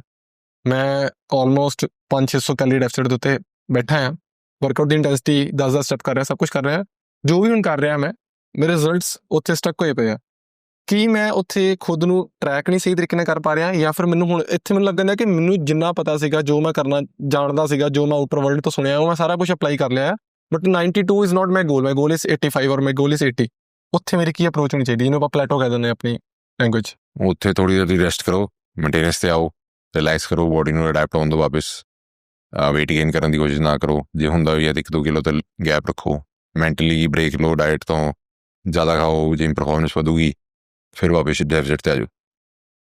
ਮੋਸਟਲੀ ਫੈਟ ਲਾਸ ਬਰਨਰਸ, ਇੰਟਰਮਿਟੈਂਟ ਫਾਸਟਿੰਗ, 1 ਮੀਲ ਅ ਡੇ, ਇਹੋ ਜਿਹੀਆਂ ਚੀਜ਼ਾਂ, ਡਰੱਗਸ ਉਦੋਂ ਆਉਂਦੀਆਂ ਜਦੋਂ ਬੰਦਾ ਆਪਣੇ ਆਹ ਸਾਰੀਆਂ ਚੀਜ਼ਾਂ ਤੋਂ ਕਰ ਲੈਂਦਾ ਆ, ਕਿ ਉਹਨੂੰ ਵਾਪਸ ਜ਼ਿਆਦਾ ਡਰ ਲੱਗਦਾ, ਮਤਲਬ ਮੈਂ ਫਿਰ ਤੋਂ ਖਾਣਾ ਸ਼ੁਰੂ ਕਰਾਂਗਾ ਤਾਂ ਮੇਰਾ ਇੱਦਾਂ ਦਾ ਵੇਟ ਗੇਨ ਹੋਣਾ ਜਿਹੜਾ ਵਾਪਸ ਕਦੀ ਆਉਣਾ ਹੀ ਨਹੀਂ। ਬਟ ਇਹ ਬੋਡੀ ਦੀ ਕੀ ਅਡੈਪਸ਼ਨ ਹੈ ਕਿ ਅਡੈਪਸ਼ਨ ਨਹੀਂ ਹੈ, ਤੁਹਾਡਾ ਮੈਂਟੈਲਿਟੀ ਠੀਕ ਨਹੀਂ ਹੈ। ਤੁਹਾਨੂੰ ਠੀਕ ਪਲਾਨ ਨਹੀਂ ਤੁਸੀਂ ਫੋਲੋ ਕੀਤਾ। ਹੁਣ ਤੁਸੀਂ ਐਕਸਟ੍ਰੀਮ ਡਾਈਟਾਂ ਤੇ ਇੱਕਦਮ ਚਲੇ ਜਾਂਦੇ ਹੋ। ਛੋਟੇ ਹੁੰਦੇ ਤੁਸੀਂ ਕੁਝ ਹੋਰ ਖਾਇਆ, ਤੁਸੀਂ ਸਾਰਾ ਕੁਝ ਛੱਡ ਕੇ ਕੁਝ ਹੋਰ ਖਾਣ ਲੱਗੇ, ਕਿੰਨੀ ਦੇਰ ਖਾ ਲਓਗੇ? ਹਾਂ। ਸੋ ਮੇਨ ਪ੍ਰਿੰਸੀਪਲ ਜਿਹੜੇ ਆ ਨਾ, ਆਪਾਂ ਉਹ ਨਹੀਂ ਫੋਲੋ ਕਰਦੇ। ਜਦੋਂ ਉਹ ਪ੍ਰਿੰਸੀਪਲ ਫੋਲੋ ਕਰਨ ਲੱਗੇ ਤੁਹਾਨੂੰ ਇਹ ਚੀਜ਼ਾਂ ਦੀ ਲੋੜ ਨਹੀਂ ਪਊਗੀ, ਜਾਂ ਜੇ ਪਊਗੀ ਤਾਂ ਬਹੁਤ ਘੱਟ ਪਏਗੀ। ਤੇ 95% ਬੰਦੇ ਵੇਟ ਗੇਨ ਕਰ ਲੈਂਦੇ ਬਾਅਦ ਚੋਂ। ਸੋ ਹੁਣ ਦੋ ਚੀਜ਼ਾਂ ਹੁੰਦੀਆਂ, ਇੱਕ ਮੈਥਡ ਹੁੰਦਾ, ਇੱਕ ਪ੍ਰਿੰਸੀਪਲ ਹੁੰਦਾ। ਹੁਣ ਫੈਟ ਲਾਸ ਦਾ ਪ੍ਰਿੰਸੀਪਲ ਹੈ ਕਿ ਤੁਸੀਂ ਡੈਫੀਸਿਟ ਕਰਨਾ ਹੈ, ਉਹ ਜਿਵੇਂ ਮਰਜ਼ੀ ਕਰ ਲਓ, ਕਾਰਡੀਓ ਤੋਂ ਕਰ ਲਓ, ਡਾਈਟ ਤੋਂ ਕਰ ਲਓ। ਮੈਥਡ ਹੈ ਕਿ ਆਪਣੇ ਜਿਵੇਂ ਤੁਸੀਂ ਫਾਸਟਿੰਗ ਕਹਿ ਰਹੇ ਹੋ, ਚਾਹੇ ਤੁਸੀਂ ਕਾਰਡੀਓ ਕਰ ਲਓ। ਹੁਣ ਤੁਸੀਂ ਚੂਜ਼ ਇਹ ਕਰਨਾ ਹੈ ਕਿ ਇਸ ਬੰਦੇ ਲਈ ਜਾਂ ਮੇਰੇ ਲਈ ਬੈਸਟ ਮੈਥਡ ਕਿਹੜਾ, ਜਿਹੜਾ ਮੈਂ ਫॉर ਲਾਈਫ ਫੋਲੋ ਕਰ ਸਕਦਾ ਅਤੇ ਮੈਂ ਪ੍ਰਿੰਸੀਪਲ ਨੂੰ ਵੀ ਚਲਾ ਕੇ ਰੱਖ ਸਕਦਾ। ਸੋ ਨੋਰਮਲ ਬੰਦਿਆਂ ਲਈ ਆਈਡੀਅਲੀ ਉਹਨਾਂ ਨੂੰ ਕਾਈਂਡ ਆਫ ਥੋੜ੍ਹਾ ਜਿਹਾ ਡੈਫੀਸਿਟ 'ਤੇ ਹੀ ਰਹਿਣਾ ਚਾਹੀਦਾ ਆਲ ਦਾ ਟਾਈਮ, ਕਿਉਂਕਿ ਉਹ ਬਾਹਰ ਜਾਂਦੇ ਆ, ਉਹ ਬੈਲੈਂਸ ਹੋ ਜਾਊਗਾ। ਥੋੜ੍ਹਾ ਜਿਹਾ ਡੈਫੀਸਿਟ 'ਚ ਰਹੋਗੇ, ਥੋੜ੍ਹੇ ਕੈਂਸਰ ਰਿਸਕ ਵੀ ਘਟਦਾ ਹੈ, ਅਤੇ ਜਿੰਨੀ ਫਾਸਟਿੰਗ ਕਰੋਗੇ ਉਹ ਵੀ ਬੈਟਰ ਹੈ। So maybe once a week fast, half day fast, staying in a slight deficit. So overall longevity ਵਾਸਤੇ ਥੋੜ੍ਹਾ ਜਿਹਾ ਡੈਫੀਸਿਟ ਬੈਟਰ ਹੀ ਰਹਿੰਦਾ। ਬਟ ਸਾਰੇ ਕਾਈਂਡ ਓਵਰਵੇਟ ਨੇ, ਕਿਉਂਕਿ ਐਕਸੈਸ ਆਫ ਫੂਡ ਜ਼ਿਆਦਾ ਹੈ, ਅਤੇ ਜਦੋਂ ਭੁੱਖ ਲੱਗੀ ਇੱਕਦਮ ਮੰਗਾ ਲਿਆ। ਅਤੇ ਭੁੱਖ ਦਾ ਇੱਕ ਹੋਰ ਰੀਜ਼ਨ ਇਹ ਹੈ ਕਿ ਤੁਸੀਂ ਆਪਣੇ ਇਲੈਕਟ੍ਰੋਲਾਈਟਸ ਨਹੀਂ ਲੈ ਰਹੇ, ਸੋਡੀਅਮ ਨਹੀਂ ਲੈ ਰਹੇ, ਪਾਣੀ ਨਹੀਂ ਪੀ ਰਹੇ। ਸੋ ਜਿਹੜੀ ਤੁਹਾਨੂੰ ਪਿਆਸ ਲੱਗ ਰਹੀ ਹੁੰਦੀ ਆ, ਉਹ ਕਈ ਵਾਰੀ ਸਾਨੂੰ ਲੱਗਦਾ ਭੁੱਖ ਹੈ, ਫਿਰ ਉਹ ਜਿਹੜਾ ਸੋਡੀਅਮ ਆਪਾਂ ਖਾਣਾ ਹੁੰਦਾ ਉਹ ਖਾਣੇ ਤੋਂ ਆਉਂਦਾ। ਸੋ ਐਕਚੁਅਲੀ ਆਪਾਂ ਸੋਡੀਅਮ ਕਰੇਵ ਕਰ ਰਹੇ, ਫੂਡ ਨਹੀਂ ਕਰੇਵ ਕਰ ਰਹੇ। ਸੋ ਉਹ ਇੱਕ ਕਨਫਿਊਜ਼ਨ ਹੈ। ਸੋ ਜੇ ਤੁਸੀਂ ਸਵੇਰੇ ਉੱਠ ਕੇ ਪਾਣੀ ਨਾਲ ਨਿੰਬੂ ਪਾਣੀ ਜਾਂ ਸਾਲਟ ਵਗੈਰਾ ਲਓ, ਅੱਧੀ ਤੁਹਾਡੀ ਕਰੇਵਿੰਗ ਉੱਦਾਂ ਠੀਕ ਹੋ ਜਾਂਦੀਆਂ। ਸੋ ਡਿਫਰੈਂਟ ਤਰੀਕੇ ਹੈਗੇ ਕਰਨ ਦੀਆਂ ਚੀਜ਼ਾਂ। ਓਕੇ ਸਰ, ਸੋ ਰਾਈਟ ਨਾਓ ਜੇ ਮੈਂ ਸਕਿਨੀ ਫੈਟ ਵਾਲੀ ਕੰਡੀਸ਼ਨ 'ਚ ਆ, ਫਿਰ ਮੇਰੀ ਅਪਰੋਚ ਕੀ ਹੋਣੀ ਚਾਹੀਦੀ ਆ? ਲਾਈਕ ਉੱਥੇ ਫਿਰ ਮੇਰੀ ਬੋਡੀ ਦੇ ਵਿੱਚ ਮਸਲ ਆਲਰੇਡੀ ਘੱਟ ਆ ਅਤੇ ਮੇਰੀ ਬੋਡੀ ਦੇ ਵਿੱਚ ਫੈਟ ਜ਼ਿਆਦਾ ਹੈ। ਉੱਥੇ ਲੋਕ ਬਹੁਤ ਕਨਫਿਊਜ਼ ਹੁੰਦੇ ਆ। ਸੋ ਆਈਡੀਅਲੀ ਤਾਂ ਤੁਹਾਨੂੰ ਪਹਿਲਾਂ ਵੈਟ ਲਾਸ ਹੀ ਕਰਨਾ ਚਾਹੀਦਾ, ਇਨ ਮਾਈ ਓਪੀਨੀਅਨ। ਉਹ ਵੇਸਟ ਲਾਈਨ ਵਾਲਾ, ਕਿਉਂਕਿ ਹੁਣ ਤੁਹਾਡੀ ਬੋਡੀ 'ਚ ਜੇ ਫੈਟ ਸਿਰਫ ਤੁਹਾਡੇ ਸਟਮਕ 'ਤੇ ਆ ਰਿਹਾ, ਉਹ ਤਾਂ ਬਾਈ ਚਾਂਸ ਆ ਰਿਹਾ। ਮਤਲਬ ਹੁਣ ਕਈਆਂ ਦੇ ਓਵਰਆਲ ਆਉਂਦਾ, ਕਈਆਂ ਦੇ ਉਹਦੇ 'ਤੇ ਆਉਂਦਾ। ਅਤੇ ਜੇ ਤੁਹਾਨੂੰ ਕੋਈ ਮੈਡੀਕਲ ਕੰਡੀਸ਼ਨ ਨਹੀਂ ਹੈ, ਜਨਰਲੀ ਡਾਇਬਟੀਜ਼ 'ਚ ਇੱਦਾਂ ਹੁੰਦਾ ਹੈ ਜਾਂ PCOS 'ਚ ਹੁੰਦਾ। ਸੋ ਜੇ ਤੁਹਾਨੂੰ ਕੋਈ ਵੈਸੇ ਮੈਡੀਕਲ ਕੰਡੀਸ਼ਨ ਨਹੀਂ ਹੈ ਤਾਂ ਮੇਰੇ ਹਿਸਾਬ ਨਾਲ ਤਾਂ ਪਹਿਲਾਂ ਫੈਟ ਲਾਸ ਕਰਕੇ ਥੋੜ੍ਹਾ ਜਿਹਾ ਸਲਿਮ ਰਹਿ ਕੇ ਉਸ ਤੋਂ ਬਾਅਦ ਗੇਨ ਕਰਨਾ ਚਾਹੀਦਾ। ਓਕੇ, ਕਿਉਂਕਿ ਜੇ ਤੁਸੀਂ ਵੈਸੇ ਹੀ ਨਹੀਂ ਕਰੋਗੇ, ਤੁਹਾਡਾ ਸਟਮਕ ਤਾਂ ਨਹੀਂ ਰਹਿਣਾ, ਅਤੇ ਮਸਲ ਗੇਨ ਹੋਵੇ ਨਾ ਹੋਵੇ ਉਹ ਬਾਅਦ ਦੀ ਗੱਲ ਹੈ। ਓਕੇ ਸਰ, ਹੁਣ ਮੈਂ ਫੈਟ ਲਾਸ ਕਰ ਲਈ ਆ, ਮੈਂ ਹੋ ਗਿਆ ਜੀ ਸਕਿਨੀ, ਮੈਂ ਮਸਲ ਜਿੰਨਾ ਬਚਾਉਣਾ ਸੀਗਾ ਬਚਾ ਲਿਆ। ਹੁਣ ਇੱਕ ਸਵਾਲ ਜਿਹੜਾ ਹਰ ਇੱਕ ਬੰਦਾ ਹਰ ਪਾਸੇ ਕਰਦਾ ਹੈ ਕਿ ਮੈਂ ਆਪਣੀ ਬੋਡੀ 'ਚ ਲੀਨ ਮਸਲ ਮਾਸ ਐਡ ਕਰਨਾ ਹੈ, ਅਤੇ ਉਹ ਕਿੰਨਾ ਹੋ ਸਕਦਾ ਹੈ? ਐਗਜ਼ਾਮਪਲ ਤੌਰ 'ਤੇ ਮੈਂ ਹੁਣ 30s 'ਚ ਹਾਂ, ਜਾਂ ਕੋਈ ਬੰਦਾ ਜਿਮ ਜਾ ਰਿਹਾ ਹੈ, ਉਹਨੇ ਵਾਹ ਲਾ ਲਈ ਜਿਮ ਦੀ, ਯਾਨੀ ਕਿ ਜਿੰਨੀਆਂ ਐਕਸਰਸਾਈਜ਼ ਹੁੰਦੀਆਂ ਉਹ ਸਾਰੇ ਦੇ ਉਹਨੇ ਪਲੇਟਾਂ ਤੋੜਤੀਆਂ ਇੱਕ ਵਾਰੀ ਲਾ ਕੇ। ਤੇ ਖਾਣ ਪੀਣ ਦੇ ਵਿੱਚ ਉਹਨੂੰ ਨਹੀਂ ਸਮਝ ਆ ਕਿ ਪ੍ਰੋਟੀਨ ਸਕੂਪ ਇੱਕ ਰੋਜ਼ ਲੈ ਰਿਹਾ ਹੈ, ਅੰਡੇ ਮੀਟ ਉਹਦੀ ਡਾਈਟ ਦੇ ਵਿੱਚ ਇੱਕ ਨਾਰਮਲ ਪਾਰਟ ਆ, ਬਟ ਸਟਿਲ ਉਹ ਲੀਨ ਮਸਲ ਮਾਸ ਬਿਲਡ ਕਰ ਰਿਹਾ ਹੈ। ਪਹਿਲੀ ਗੱਲ ਕਿ ਕੀ ਨਾਰਮਲ ਲਾਈਫ ਦੇ ਵਿੱਚ ਆਪਾਂ ਨੂੰ ਟਰੈਕ ਕਰ ਸਕਦੇ ਹਾਂ ਕਿ ਸਾਡਾ ਲੀਨ ਮਸਲ ਮਾਸ ਗਰੋ ਹੋ ਰਿਹਾ ਹੈ, ਕਿਉਂਕਿ ਇੰਨੇ ਜ਼ਿਆਦਾ ਸਾਡੇ ਕੋਲ ਇੱਥੇ ਐਡੇ ਤਗੜੇ ਟਰੈਕਰਸ ਨਹੀਂ ਹੈਗੇ ਜਾਂ ਕੁਝ ਵੀ ਹੈਗਾ, ਤੇ ਜੇ ਉਹ ਕਰਨਾ ਤਾਂ ਆਪਾਂ ਕਿੱਦਾਂ ਕਰਨਾ, ਕੀ ਅਪਰੋਚ ਉੱਥੇ? ਸਿੰਪਲ ਟਰਾਈ ਕਰਨ ਦਾ ਤਰੀਕਾ ਹੈ, ਤੁਸੀਂ ਆਪਣੀ ਵੇਸਟ ਨਾਪੋ, ਹਿਪਸ ਨਾਪੋ ਅਤੇ ਵੇਟ ਨਾਪੋ। ਆਈਡੀਅਲੀ ਥੋੜ੍ਹਾ ਵੇਟ ਉੱਪਰ ਜਾਣਾ ਚਾਹੀਦਾ, ਐਬਡੋਮਨ ਅਤੇ ਹਿਪਸ ਨਹੀਂ ਵਧਣੇ ਚਾਹੀਦੇ। ਜੇ ਉਹ ਵੀ ਨਾਲ ਵਧ ਰਹੇ ਨੇ ਡੈਫੀਨੇਟਲੀ ਫੈਟ ਗੇਨ ਹੋ ਰਿਹਾ, ਫਿਰ ਡਾਈਟ ਘਟਾ ਲਓ। ਸੈਕਿੰਡ, ਜਿਮ ਪਰਫੋਰਮੈਂਸ, ਜੇ ਤੁਹਾਡੇ ਸਟਰੈਂਥ ਵਧ ਰਹੀ ਆ, ਰੈਪਸ ਵੀ ਵਧ ਰਹੇ ਆ। ਜੇ ਤੁਹਾਡੇ ਰੈਪਸ ਵਧ ਰਹੇ ਆ ਉਹ ਵੀ ਸਟਰੈਂਥ ਇੰਕਰੀਜ਼ ਆ, ਜੇ ਤੁਹਾਡਾ ਵੇਟ ਵਧ ਰਿਹਾ ਤਾਂ ਵੀ ਇੰਕਰੀਜ਼ ਆ। ਸੋ ਜਦੋਂ ਵੀ ਇਹ ਦੋਨੋਂ ਚੀਜ਼ਾਂ ਹੋਣਗੀਆਂ ਇਵੈਂਚੁਅਲੀ ਤੁਸੀਂ ਮਸਲ ਗੇਨ ਤਾਂ ਕਰੋਗੇ ਜੀ। ਸੋ ਇਹ ਸਾਰੀ ਚੀਜ਼ਾਂ ਤੁਸੀਂ ਓਵਰਆਲ ਦੇਖਣੀਆਂ। ਅਤੇ ਜੇ ਤੁਹਾਡਾ ਰੈਪਸ ਗਿਰ ਰਹੇ ਨੇ, ਸਟਰੈਂਥ ਗਿਰ ਰਹੀ ਹੈ, ਕੋਈ ਪ੍ਰੋਬਲਮ ਹੈ ਡੈਫੀਨੇਟਲੀ, ਜਾਂ ਰਿਕਵਰੀ 'ਚ ਇਸ਼ੂ ਹੈ, ਜਾਂ ਡਾਇਟ 'ਚ ਇਸ਼ੂ ਹੈ, ਜਾਂ ਤੁਸੀਂ ਓਵਰ ਟ੍ਰੇਨਿੰਗ ਕਰ ਰਹੇ ਹੋ, ਸੋ ਉਹ ਪਿਨ ਪੁਆਇੰਟ ਕਰਕੇ ਫਿਰ ਤੁਸੀਂ ਫਿਕਸ ਕਰੋਗੇ ਉਹਨੂੰ। ਤੇ ਲੀਨ ਮਸਲ ਮਾਸ ਮੈਂ ਗੇਨ ਕਿੱਦਾਂ ਕਰਨਾ? ਟ੍ਰੇਨਿੰਗ ਅਤੇ ਸਲਾਈਟ ਸਰਪਲਸ ਲੈ ਕੇ ਜਾਂ ਮੇਨਟੇਨੈਂਸ 'ਤੇ ਵੀ। ਹੁਣ ਜਨਰਲੀ ਲੋਕਾਂ ਨੂੰ ਲੱਗਦਾ ਜਦੋਂ ਗੇਨਿੰਗ ਕਰਨੀ ਹੈ ਖਾਣਾ ਜ਼ਿਆਦਾ ਖਾਣਾ, ਹਾਂ, ਬਟ ਉਹ ਕਿੰਨਾ ਖਾਣਾ ਕੋਈ ਸੋਚਦਾ ਨਹੀਂ, ਉਹ ਬਸ ਇੱਕ ਦਿਨ 'ਚ ਹੀ ਵਧਾ ਜਾਂਦੇ ਸਾਰਾ। ਹੁਣ ਜਿਵੇਂ ਫੈਟ ਲੋਸ ਬੋਡੀ ਤੁਹਾਡੀ ਅਡੈਪਟ ਕਰਦੀ ਆ, ਉਹਦਾ ਸਰਪਲਸ ਵੀ ਅਡੈਪਟ ਕਰਦੀ ਆ। ਹੁਣ ਤੁਸੀਂ ਸਪੋਜ਼ 2000 ਕੈਲਰੀ ਖਾ ਰਹੇ ਹੋ, ਤੁਸੀਂ ਮੇਨਟੇਨ ਕਰ ਰਹੇ ਹੋ ਵੇਟ, ਤੁਸੀਂ 2200 ਕਰ ਲਿਆ, ਠੀਕ ਹੈ, ਤੁਹਾਡਾ ਥੋੜ੍ਹਾ ਜਿਹਾ ਵੇਟ ਵਧਣ ਲੱਗਿਆ, ਸਟਰੈਂਥ ਵਧਣ ਲੱਗੀ, ਥੋੜ੍ਹੇ ਵੀਕਸ ਬਾਅਦ ਤੁਸੀਂ ਦੇਖਦੇ ਹੋ ਵੇਟ ਰੁਕ ਗਿਆ ਅਤੇ ਸਟਰੈਂਥ ਵੀ ਰੁਕ ਗਿਆ, ਫਿਰ ਤੁਸੀਂ 200 ਹੋਰ ਵਧਾ ਦਿਓ। ਸੋ ਉਦੋਂ ਤੁਹਾਡੀ ਬੋਡੀ ਕਾਈਂਡ ਆਫ ਅਡੈਪਟ ਕਰ ਗਈ ਆ। ਸੋ ਅਡੈਪਟੇਸ਼ਨ ਦੋਨੋਂ ਸਾਈਡ ਹੁੰਦੀ ਆ। ਸੋ ਜਦੋਂ ਤੁਸੀਂ ਡੈਫੀਸਿਟ 'ਚੋਂ ਅਡੈਪਟੇਸ਼ਨ ਹੋਏਗੀ, ਤੁਸੀਂ ਸਲੋ ਹੋ ਜਾਓਗੇ, ਮੂਵਮੈਂਟਸ ਤੁਹਾਡੀਆਂ ਘੱਟ ਜਾਣਗੀਆਂ। ਜਦੋਂ ਤੁਸੀਂ ਦੂਸਰੀ ਸਾਈਡ ਦੀ ਅਡੈਪਟੇਸ਼ਨ ਹੋਏਗੀ ਸਰਪਲਸ ਵਾਲੀ, ਉਹਦੇ 'ਚ ਤੁਹਾਨੂੰ ਗਰਮੀ ਜ਼ਿਆਦਾ ਲੱਗੂਗੀ, ਪਸੀਨਾ ਜ਼ਿਆਦਾ ਹੋਊਗਾ, ਹੱਥ ਹੁੱਥ ਜ਼ਿਆਦਾ ਹਿੱਲਣਗੇ, ਸੋ ਉਦੋਂ ਤੁਹਾਡੀ ਬੋਡੀ ਕੈਲਰੀਜ਼ ਵੇਸਟ ਕਰ ਰਹੀ ਆ। ਵੇਰਾ ਜਦੋਂ ਡੈਫੀਸਿਟ ਅਡੈਪਟੇਸ਼ਨ ਹੁੰਦੀ ਹੈ, ਕੈਲਰੀਜ਼ ਵੇਸਟਿੰਗ ਨੂੰ ਉਹ ਪ੍ਰੀਜ਼ਰਵ ਕਰਦੀ ਆ। ਸੋ ਦੋਨੋਂ ਡਿਫਰੈਂਸ ਹੈ। ਸੋ ਜਦੋਂ ਉਹ ਹੁੰਦੀ ਹੈ ਅਡੈਪਟੇਸ਼ਨ, ਉਹ ਰਾਈਟ ਟਾਈਮ ਹੁੰਦਾ ਖਾਣਾ ਵਧਾਉਣ ਲਈ, ਐਂ ਨਹੀਂ ਪਹਿਲਾਂ ਵਧਾਈਦਾ। ਅਤੇ ਲੋਕ ਜਿਵੇਂ 2000 ਤੋਂ ਸਿੱਧੇ 4000 ਚਲੇ ਜਾਣਗੇ। ਹਾਂ। ਸੋ ਉਹ ਮੈਨੂੰ ਕਹਿਣ ਸਮਝ ਨਹੀਂ ਆਉਂਦਾ ਕਿ ਤੁਸੀਂ ਜੇ 2200 ਤੇ ਵੱਧ ਰਹੇ ਹੋ, 2400 ਤੇ ਵੱਧ ਰਹੇ ਹੋ, ਤੁਸੀਂ 4 ਤੇ ਕਿਉਂ ਜਾ ਰਹੇ ਹੋ? So chances of fat gain already high ਹੋਣਗੇ। ਹੁਣ ਜਦੋਂ ਤੁਸੀਂ ਅਡੈਪਟ ਕਰਕੇ ਵਧਾ ਰਹੇ ਹੋ, ਤੁਸੀਂ ਉਸ ਜਗ੍ਹਾ 'ਤੇ ਆਲਰੇਡੀ ਅਡੈਪਟਡ ਹੋ, ਤਾਂ ਉਹ ਤੁਹਾਡਾ ਨਿਊ ਮੇਨਟੇਨੈਂਸ ਹੋ ਗਿਆ। ਹੁਣ ਤੁਸੀਂ ਵਧਾਇਆ ਤਾਂ ਹੈ ਕਿ ਤੁਸੀਂ ਮੇਨਟੇਨੈਂਸ ਤੋਂ ਬਾਹਰ ਆ ਜਾਓ, ਤਾਂ ਕਿ ਜਿੰਨੀ ਵੀ ਐਕਸਟਰਾ ਕੈਲਰੀ ਆ ਤੁਹਾਡੇ ਮਸਲ ਗੇਨ ਨੂੰ ਪ੍ਰਮੋਟ ਕਰਨ। ਸੋ ਇੱਦਾਂ ਹੌਲੀ ਹੌਲੀ ਕਰਕੇ ਅੱਗੇ ਵਧਾਈਦਾ। ਐਗਜ਼ਾਮਪਲ ਤੌਰ 'ਤੇ ਮੈਂ ਹੁਣ 80 ਕਿਲੋ ਦਾ ਹੈ, ਮੈਨੂੰ 160-170 ਗ੍ਰਾਮ ਪ੍ਰੋਟੀਨ ਖਾਣਾ ਚਾਹੀਦਾ ਹੈ ਇੰਟੂ 2 ਘਰਾਂ 'ਤੇ। ਉਹਨਾਂ ਨੂੰ ਡਿਵਾਈਡ ਕਰਨ ਦਾ ਬੈਸਟ ਵੇ ਕੀ ਹੈ? ਕਿੰਨੀਆਂ ਮੀਲਸ ਹੋਣੀਆਂ ਚਾਹੀਦੀਆਂ ਹੈ? ਹੁਣ ਜਿਹੜਾ ਕੋਈ ਬੰਦਾ ਮੇਰੇ ਵਾਂਗੂ ਫਾਸਟਿੰਗ ਨੂੰ ਲੱਗਦਾ ਕਿ ਹਾਂ ਵੀ ਫਾਸਟਿੰਗ ਬੜੀ ਇੰਪੋਰਟੈਂਟ ਆ, 3 ਮੀਲਸ ਦੇ ਵਿੱਚ ਇੰਨਾ ਪ੍ਰੋਟੀਨ ਖਾਣਾ, ਕੀ ਉਹ ਮੇਰੀ ਬੋਡੀ ਡਾਈਜੈਸਟ ਕਰ ਪਾਏਗੀ? So according to research, with increasing age, ਜਿੰਨੀ ਤੁਹਾਡੀ ਏਜ ਵੱਧਦੀ ਹੈ ਤੁਹਾਨੂੰ ਜ਼ਿਆਦਾ ਪ੍ਰੋਟੀਨ ਚਾਹੀਦਾ। ਦੂਸਰਾ, ਜਿੰਨੀ ਤੁਹਾਡੀ ਏਜ ਘੱਟ ਹੈ ਘੱਟ ਚਾਹੀਦਾ। ਸੈਕਿੰਡ ਆਉਂਦਾ ਹੈ ਕਿ ਜੇ ਤੁਸੀਂ ਸਰਪਲਸ 'ਚੋਂ ਤੁਹਾਨੂੰ ਘੱਟ ਪ੍ਰੋਟੀਨ ਚਾਹੀਦਾ, ਜੇ ਤੁਸੀਂ ਡੈਫੀਸਿਟ 'ਚੋਂ ਤੁਹਾਨੂੰ ਜ਼ਿਆਦਾ ਪ੍ਰੋਟੀਨ ਚਾਹੀਦਾ। ਜੇ ਤੁਹਾਡੀ ਏਜ ਵੀ ਘੱਟ ਹੈ, ਤੁਸੀਂ ਸਰਪਲਸ 'ਚ ਵੀ ਹੋ, ਤੁਹਾਨੂੰ ਘੱਟ ਚਾਹੀਦਾ। ਓਕੇ। ਸੋ ਜਨਰਲੀ 1.6-1.8 ਗ੍ਰਾਮ ਪਰ kg ਇਨਫ ਹੁੰਦਾ, ਐਂਡ ਉਹ ਅੱਧਾ ਵੈਜ ਸੋਰਸਿਸ ਤੋਂ ਵੀ ਆ ਜਾਂਦਾ। ਸੋ ਚਿਕਨ ਕੁਆਂਟਿਟੀ ਥੋੜ੍ਹੀ ਜਿਹੀ ਰਹਿ ਜਾਂਦੀ ਹੈ। ਲੋਕ ਘਬਰਾ ਜਾਂਦੇ ਨੇ ਚਿਕਨ ਨਾਲ ਕਿੱਥੇ ਬਣੂਗੀ ਬੋਡੀ, ਪਰ ਬਣ ਜਾਂਦੀ ਹੈ। ਸੋ ਹੁਣ ਜੇ ਤੁਸੀਂ ਸਰਪਲਸ ਵਿੱਚ ਜ਼ਿਆਦਾ ਪ੍ਰੋਟੀਨ ਖਾਓਗੇ, ਉਹਦਾ ਪ੍ਰੋਬਲਮ ਇਹ ਹੁੰਦਾ ਹੈ ਕਿ ਕਿਉਂਕਿ ਤੁਸੀਂ ਆਲਰੇਡੀ ਖਾਣਾ ਜ਼ਿਆਦਾ ਖਾਣਾ ਹੈ, ਸੋ ਪ੍ਰੋਟੀਨ ਨਾਲ ਭੁੱਖ ਤੁਹਾਨੂੰ ਆਲਰੇਡੀ ਘੱਟ ਲੱਗੂਗੀ, ਅਤੇ ਪ੍ਰੋਟੀਨ ਇੱਕ ਐਕਸਪੈਂਸਿਵ ਮੈਕਰੋਨਿਊਟਰੀਐਂਟ ਹੈ ਕੰਪੇਅਰ ਟੂ ਫੈਟਸ ਔਰ ਕਾਰਬੋਹਾਈਡਰੇਟਸ। ਸੋ ਤੁਸੀਂ ਐਕਸਟਰਾ ਪੈਸੇ ਵੇਸਟ ਕਰ ਰਹੇ ਹੋ। ਸੈਕਿੰਡ, ਤੁਸੀਂ ਆਪਣੀ ਕਿਡਨੀਜ਼ ਦਾ ਜ਼ੋਰ ਫਾਲਤੂ ਚਲਾ ਰਹੇ ਹੋ, ਕਿਉਂਕਿ ਐਕਸੈਸ ਯੂਰੀਆ ਕਿਡਨੀਜ਼ ਨਹੀਂ ਕੱਢਣਾ। ਅਤੇ ਓਵਰਆਲ ਜਿਸ ਤੁਸੀਂ ਮਤਲਬ ਜਿਹੜੀ ਚੀਜ਼ ਦੀ ਲੋੜ ਨਹੀਂ ਹੈ, ਸਾਰੇ ਪ੍ਰੋਸੈਸ ਵਧਾਤੇ ਹੈ। ਸੋ ਮੇਰਾ ਅਗਰ ਉਹੀ ਚੀਜ਼ ਤੁਸੀਂ ਡੈਫੀਸਿਟ ਦੇ ਟਾਈਮ ਕਰਦੇ, ਉਦੋਂ ਤੁਹਾਨੂੰ ਬੈਟਰ ਬੈਨੀਫਿਟਸ ਮਿਲਣਗੇ। ਕੋਈ ਸਟੇਜ ਹੁੰਦੀ ਹੈ ਜਦੋਂ ਮੈਂ ਨਵਾਂ ਜਿਮ ਜਾਣਾ ਸ਼ੁਰੂ ਕੀਤਾ ਸੀ, ਮੈਨੂੰ ਹੁੰਦੀ ਕੈਟਾਬੋਲਿਕ ਐਨਾਬੋਲਿਕ ਸਟੇਜ 'ਚ ਆ, ਤੂੰ ਖਾਲਾ ਨਹੀਂ ਤਾਂ ਤੇਰੀ ਬੋਡੀ ਮਸਲ ਇੱਦਾਂ ਕਰਨੀ ਚਾਹੀਦੀ, ਇਸ ਕਰਕੇ ਸਾਨੂੰ ਦਿਮਾਗ ਸ਼ੁਰੂ 'ਚ ਹੁੰਦਾ ਕਿ ਆਪਾਂ 6 ਵਾਰੀ ਖਾਣਾ ਹੈ। So to keep thing simple, ਤੁਸੀਂ ਦਿਨ ਵਿੱਚ 3 ਤੋਂ 5 ਪ੍ਰੋਟੀਨ ਫੀਡਿੰਗਸ ਕਰਨੀਆਂ। ਓਕੇ। ਇਹਦਾ ਸਿੰਪਲੀ ਰੀਜ਼ਨ ਕੀ ਹੈ? ਸਿੰਪਲੀ ਰੀਜ਼ਨ ਹੁੰਦਾ ਹੈ ਕਿ ਜਦੋਂ ਤੁਸੀਂ ਪ੍ਰੋਟੀਨ ਖਾਂਦੇ ਹੋ, ਇੱਕ ਪ੍ਰੋਸੈਸ ਹੁੰਦਾ ਮਸਲ ਪ੍ਰੋਟੀਨ ਸਿੰਥੇਸਿਸ ਜੀ, ਅਤੇ ਉਹ ਲੂਸੀਨ ਥ੍ਰੈਸ਼ਹੋਲਡ ਜਦੋਂ ਰੀਚ ਹੁੰਦਾ ਉਹ ਸਟਾਰਟ ਹੁੰਦਾ। ਸੋ ਜਦੋਂ ਉਹ ਸਟਾਰਟ ਹੋ ਜਾਂਦਾ ਫਿਰ ਤੁਹਾਡਾ ਮਸਲ ਗੇਨ ਪ੍ਰੋਸੈਸ ਸਟਾਰਟ ਹੁੰਦਾ। ਸੋ ਦਿਨ 'ਚ ਤੁਸੀਂ 3 ਜਾਂ 5 ਵਾਰੀ ਸ਼ੁਰੂ ਕਰਨਾ ਹੁੰਦਾ, ਉਸ ਤੋਂ ਜ਼ਿਆਦਾ ਤੁਸੀਂ ਕਰ ਨਹੀਂ ਸਕਦੇ, ਕਿਉਂਕਿ ਜਦੋਂ ਇੱਕ ਵਾਰੀ ਸ਼ੁਰੂ ਕਰਤਾ ਉਹ ਤੁਸੀਂ ਫਿਰ 3 ਘੰਟੇ ਲਈ ਸ਼ੁਰੂ ਨਹੀਂ ਕਰ ਸਕਦੇ, ਚਾਹੇ ਤੁਸੀਂ ਜਿੰਨਾ ਮਰਜ਼ੀ ਪ੍ਰੋਟੀਨ ਖਾ ਲਓ। ਸੋ ਜੇ ਤੁਸੀਂ ਪੂਰੇ ਦਿਨ ਦਾ ਪ੍ਰੋਟੀਨ ਇੱਕ ਮੀਲ 'ਚ ਖਾ ਲਿਆ, ਤੇ ਉਹਨੂੰ ਡਿਵਾਈਡ ਕਰਕੇ ਦੂਸਰੇ ਬੰਦੇ ਨੇ 3 ਵਾਰੀ ਖਾਇਆ, ਸੋ ਜਿਹਨੇ ਡਿਵਾਈਡ ਕਰਕੇ ਖਾਇਆ ਉਹਨੂੰ ਮਸਲ ਗੇਨ ਦੇ ਬੈਨੀਫਿਟ ਜ਼ਿਆਦਾ ਹੋਣਗੇ। ਬਟ ਜਿਹੜਾ ਜਿਹਨੇ ਇੱਕ ਵਾਰੀ 'ਚ ਖਾਇਆ ਉਹ ਡਾਈਜੈਸਟ ਤਾਂ ਕਰ ਲੂਗਾ, ਯੂਜ਼ ਵੀ ਹੋ ਜਾਏਗੀ, ਬਟ ਉਹ ਮਸਲ ਗੇਨ ਦੇ ਟਾਈਮ ਤੇ ਇੰਨੀ ਨਹੀਂ ਹੋਏਗੀ ਕਿ ਉਹਦੇ ਟ੍ਰਿਗਰ ਇੱਕੋ ਵਾਰੀ ਕੀਤਾ। ਸੋ ਐਨਾਬੋਲਿਕ ਕੈਟਾਬੋਲਿਕ ਜ਼ਿਆਦਾ ਕਨਫਿਊਜ਼ ਕਰਦੇ ਨੇ ਲੋਕ। ਸਿੰਪਲ ਰੂਲ ਹੈਗਾ ਕਿ ਤੁਸੀਂ 5 ਘੰਟੇ ਮੀਲ ਤੋਂ ਬਿਨਾਂ ਨਹੀਂ ਰਹਿਣਾ ਡਿਊਰਿੰਗ ਦ ਡੇ, ਤੇ ਐਟਲੀਸਟ 3 ਮੀਲਸ ਖਾਣੇ, ਤੇ ਤੁਹਾਡਾ ਪੂਰਾ ਪ੍ਰੋਟੀਨ ਰਿਕੁਆਇਰਮੈਂਟ ਉਹਦੇ ਪੂਰਾ ਹੋ ਜਾਣਾ ਚਾਹੀਦਾ। ਹੁਣ ਇੱਥੇ ਪ੍ਰੀ ਵਰਕਆਊਟ ਮੀਲ ਤੇ ਪੋਸਟ ਵਰਕਆਊਟ ਮੀਲ ਕਿੰਨੀ ਜ਼ਿਆਦਾ ਇੰਪੋਰਟੈਂਸ ਪਲੇ ਕਰਦੀ ਹੈ? ਕਰੇਗੀ ਕਿਉਂਕਿ ਕੁਛ ਲੋਕ ਜ਼ਿਆਦਾ ਵਧੀਆ ਪਰਫਾਰਮ ਕਰਦੇ ਆ ਕਾਰਬੋਹਾਈਡਰੇਟਸ ਹੁੰਦੇ ਸਿਸਟਮ 'ਚ, ਕੁਛ ਲੋਕ ਖਾਲੀ ਪੇਟ ਵੀ ਕਰ ਲੈਂਦੇ ਜਿਹਨਾਂ ਨੇ ਇੱਕ ਰਾਤ ਪਹਿਲਾਂ ਖਾਏ ਹੈ ਜਾਂ ਪਿਛਲੇ ਦਿਨ ਖਾਏ ਹੈ, ਕਿਉਂਕਿ ਗਲਾਈਕੋਜਨ ਸਟੋਰਡ ਹੀ ਹੁੰਦਾ। ਸੋ depending upon that